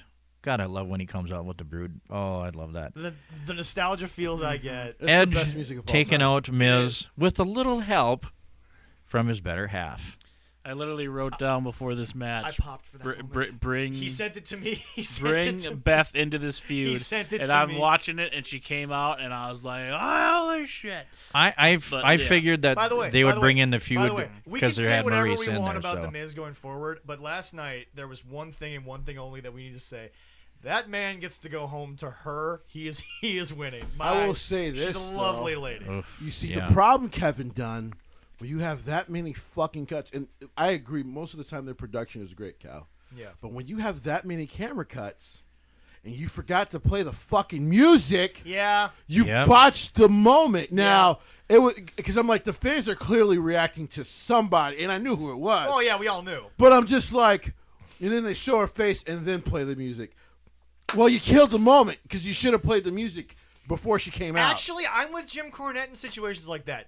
Don't play the music. Just let her come down and have chaos. That actually probably would have been better. 2 Jim Cornette moments last night that Jim Cornette probably would have done differently. Number one, fire Kevin Dunn. Well, besides that, well, number one, whilst Drew is getting the crap beat out of him, the woman that was doing the interview with Drew, she could stay in the photo, drop the mic, create more chaos. Holding it like that, you just seem too placed. That's all I'm saying. Yeah. But and then also, just let Beth run out there and knock somebody's ass out. Right. Don't play the music. Just do it. Right. But other than that, it was great. Also, Beth Phoenix looks like she can still kick anybody's ass on that roster. Even The Miz. I think she could still be a top women's wrestler today. Oh, yeah. But now, so she has other priorities. Totally sets up a match between the two. Carry this to WrestleMania. I think it'll be a lot of fun. Too long. Okay. Too long. Has to be the Rumble. Has to be the Rumble. To me, I'll give you the pay-per-view in between the Rumble. Because anything, you got there isn't none. Chamber to maybe because anything with the Miz that goes more than 2 months gets stale and old. That's fair. Insanely quickly. What else? Go ahead. Yeah. Then we had the women's Raw match there. Becky retaining against Liv Morgan. Liv proved in ring she's ready to compete with the top, but character-wise, she needs another year. I don't see it. Year and a half. She needs more time. Of these people that are on the internet saying she's not getting a shot. I don't believe it. I disagree. I actually think she's a top talent, especially in ring. And that's okay. And I have no problem with you feeling that way. Yeah, I have no problem with you feeling that way. I'm 100% top talent, but I think if you want someone who can be a star, needs a year and a half to develop. Man, I actually think she's close. I think the only thing she really needs to work on more than anything is the way she talks. Yes. Yeah. It's a weird cadence. By the way, speaking of this match, before you go to the next one, funny how they did not use that shitty little thing they shot at Becky's gym for Monday Night Raw. Wasn't it funny how they left that out of the promotion? I thought it was good. Oh, that thing was terrible. No. No, it was good that they left it out. It was like Kevin Dunn and his butt teeth decided to put it in his mouth and shoot that shit with an iPhone, and now all of a sudden it's missing. But otherwise, banger of a match. It was good. I think it proves that she can now hang with the main eventers. Not her winning the title, I thought it's definitely too soon. Yes. But her being around Bianca and Becky, no problem with it. Yep. Yeah. All right, what else we got? All right, well, the final match, the Fatal 5-Way. Was it the final? Yeah. They only had 6 matches. RK Bro versus Street Profits. Oh, yeah, Street Profits. Oh, wait a minute. Sorry. Yeah. Sorry. No worries. You know what? When Randy Orton is motivated, when Randy Orton's having fun. When Randy Orton comes out with celebrities, which is rare, he's going to win. I did notice he was like kind of just like saying hi to him, then kept walking. I was like, bro, they're in the ring with you. Give them a little bit more love. Yeah. However, after they won, Randy's the one that invited them back in. When Randy is motivated, and one of these days we're going to have this conversation, he might be the GOAT. I'm sorry. Jim Ross once said it, and I said it's hard to disagree with. When Randy is completely into something, he might be the best wrestler today. Yeah. And like I tell people, it's hard to disagree because in ring, while he wrestles a very safe match, the Randy Orton match, I've also seen him go, fuck it, let me show you my technical prowess because you guys forgot since I'm 40 now that I'm still capable of doing a lot of shit in this ring. The guy, when he's motivated. And by the way, once again, I don't know. I forgot when the official call-up was. Actually, you know what? I'm going to go back to NXT. This is day one proves it is a string of absolute, like the streak no one's talking about. Oh, Riddle and banger matches. The streak that no one's talking about. Riddle has not had a bad match from the moment he signed with WWE. It was late 2019 when he got called up. I'm talking from the moment he got to NXT. The guy hasn't had a bad match. Late 2017. Well, listen. I wrote down him and Sheamus as one of my favorite moments. Yes. Oh, yeah. Then again, I'm biased with Sheamus, but like. I'll be honest, because I got the chance to see Matt Riddle twice at Battle of Los Angeles. So one thing I knew about Matt Riddle was in the ring, he can fucking go. I just realized at this table, there's 2 red shirts and then 2 just weird. I had to bust out the new Seth Rollins shirt tonight. It's 2 beige. It's 2 beige shirts. It's 2 beige shirts. Sorry, it was a. Does that make us Cribs or Crips? I never remember. I don't. Bloods. Bloods. Oh, we're Bloods. All right. 2 waste guys in the room. We're Bloods. Don't go to L.A. and Compton and say that. I've solved that. I love you, Cal. I want you to come home. Yeah. But yeah, I will wear straight purple out there. But yeah, it was one of those things because they really couldn't do a build because the RK Bronament was. Here's the kind thing. of injury and other crap. There's reports out there that Montez got hurt, but Dawkins got sick. Right. So they called it 2 injuries. Yeah. And so they kept the Mysterious off of TV for a week for protocol. Yeah. Which, I'm guessing what they're talking about with protocol. Yeah. So we didn't get a build to this like I was hoping. I mean, we still got the really cool stuff between them and Chad Gable, and Otis. But for a match that really got no build, what a great match. Mm-hmm. Oh, yeah. And then the Street Profits. I thought it was great that Corey pointed out. I thought they were turning heel. No, I don't see it. I kind of saw like where they're like behind him. I'm like, it was going so long. It was the length. I thought they'd get into it with the music group and then The difference in AEW and WWE though is that when Spot Monkey is about to do something, it goes way too fucking long. WWE at least had the excuse of, well, the celebrities are in the ring. Well, and I don't think they're going to turn them heel yet. If anything, you'll see them break up before they turn heel. True. Yeah, that's true. You know, it's a reminder with the Street Profits. Ever since they've been called up, they've always been champions. Yes.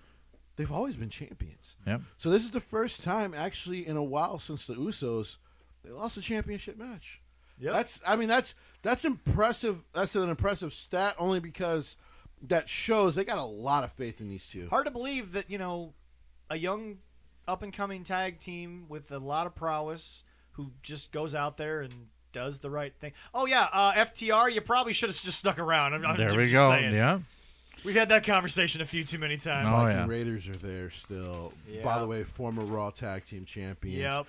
Go on to the. And by the way, they're actually and by the way, they're actually having fun because they are actually Viking guys. I mean, that's their thing. They actually like. Well, now they kind of fixed the music to sound like because the old music, and then they changed their name to the Viking Raiders. I'm like,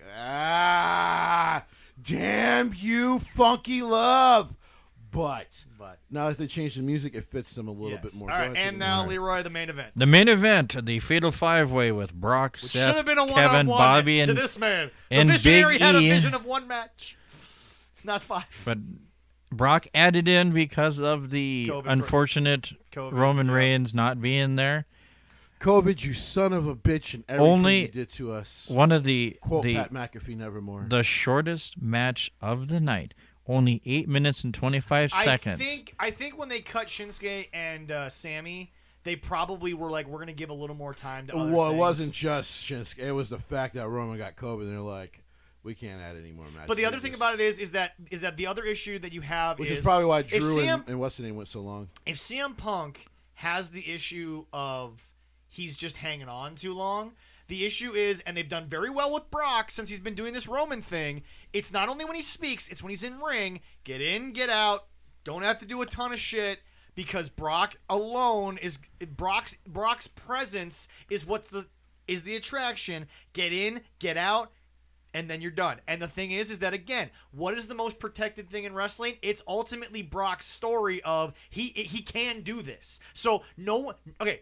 Despite the fact we're all talking about Big E's title reign, yada yada, we'll get to that later. To me, the most impressive thing in this match, and that's when I knew what was going to happen. Brock didn't get out the Hurt Lock by himself. Yep. No, he didn't. I thought he was. I thought he was actually not going to make it out. So in every which way, the story that they just told was, Big E, you were going to lose either way. Yeah. But now you got pinned. Yeah. Because Bobby was going to beat him. We'll discuss Big E's reign next week because we got to wrap things up here. But Cal, overall out of 5 rating for the show. I'd say like 4.5. I mean, I don't want to go 5 because it wasn't Yeah, absolutely perfect. Yeah.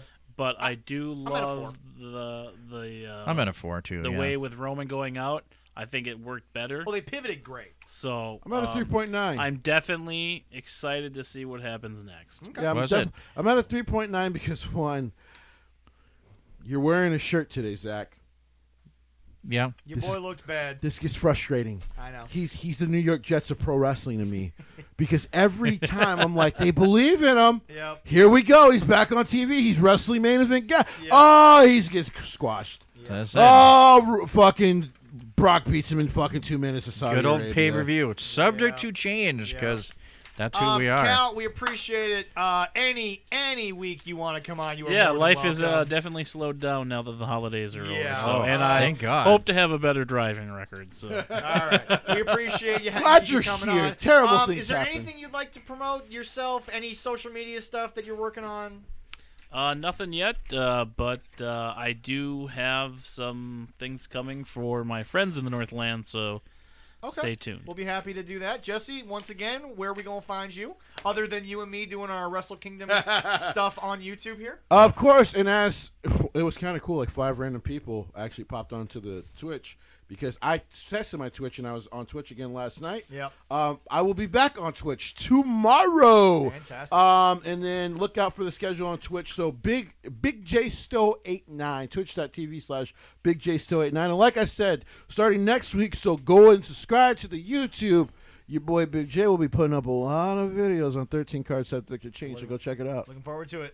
Leroy, it's always a pleasure doing it here. To another year of this crazy project of ours. God, I toast you, sir. We are.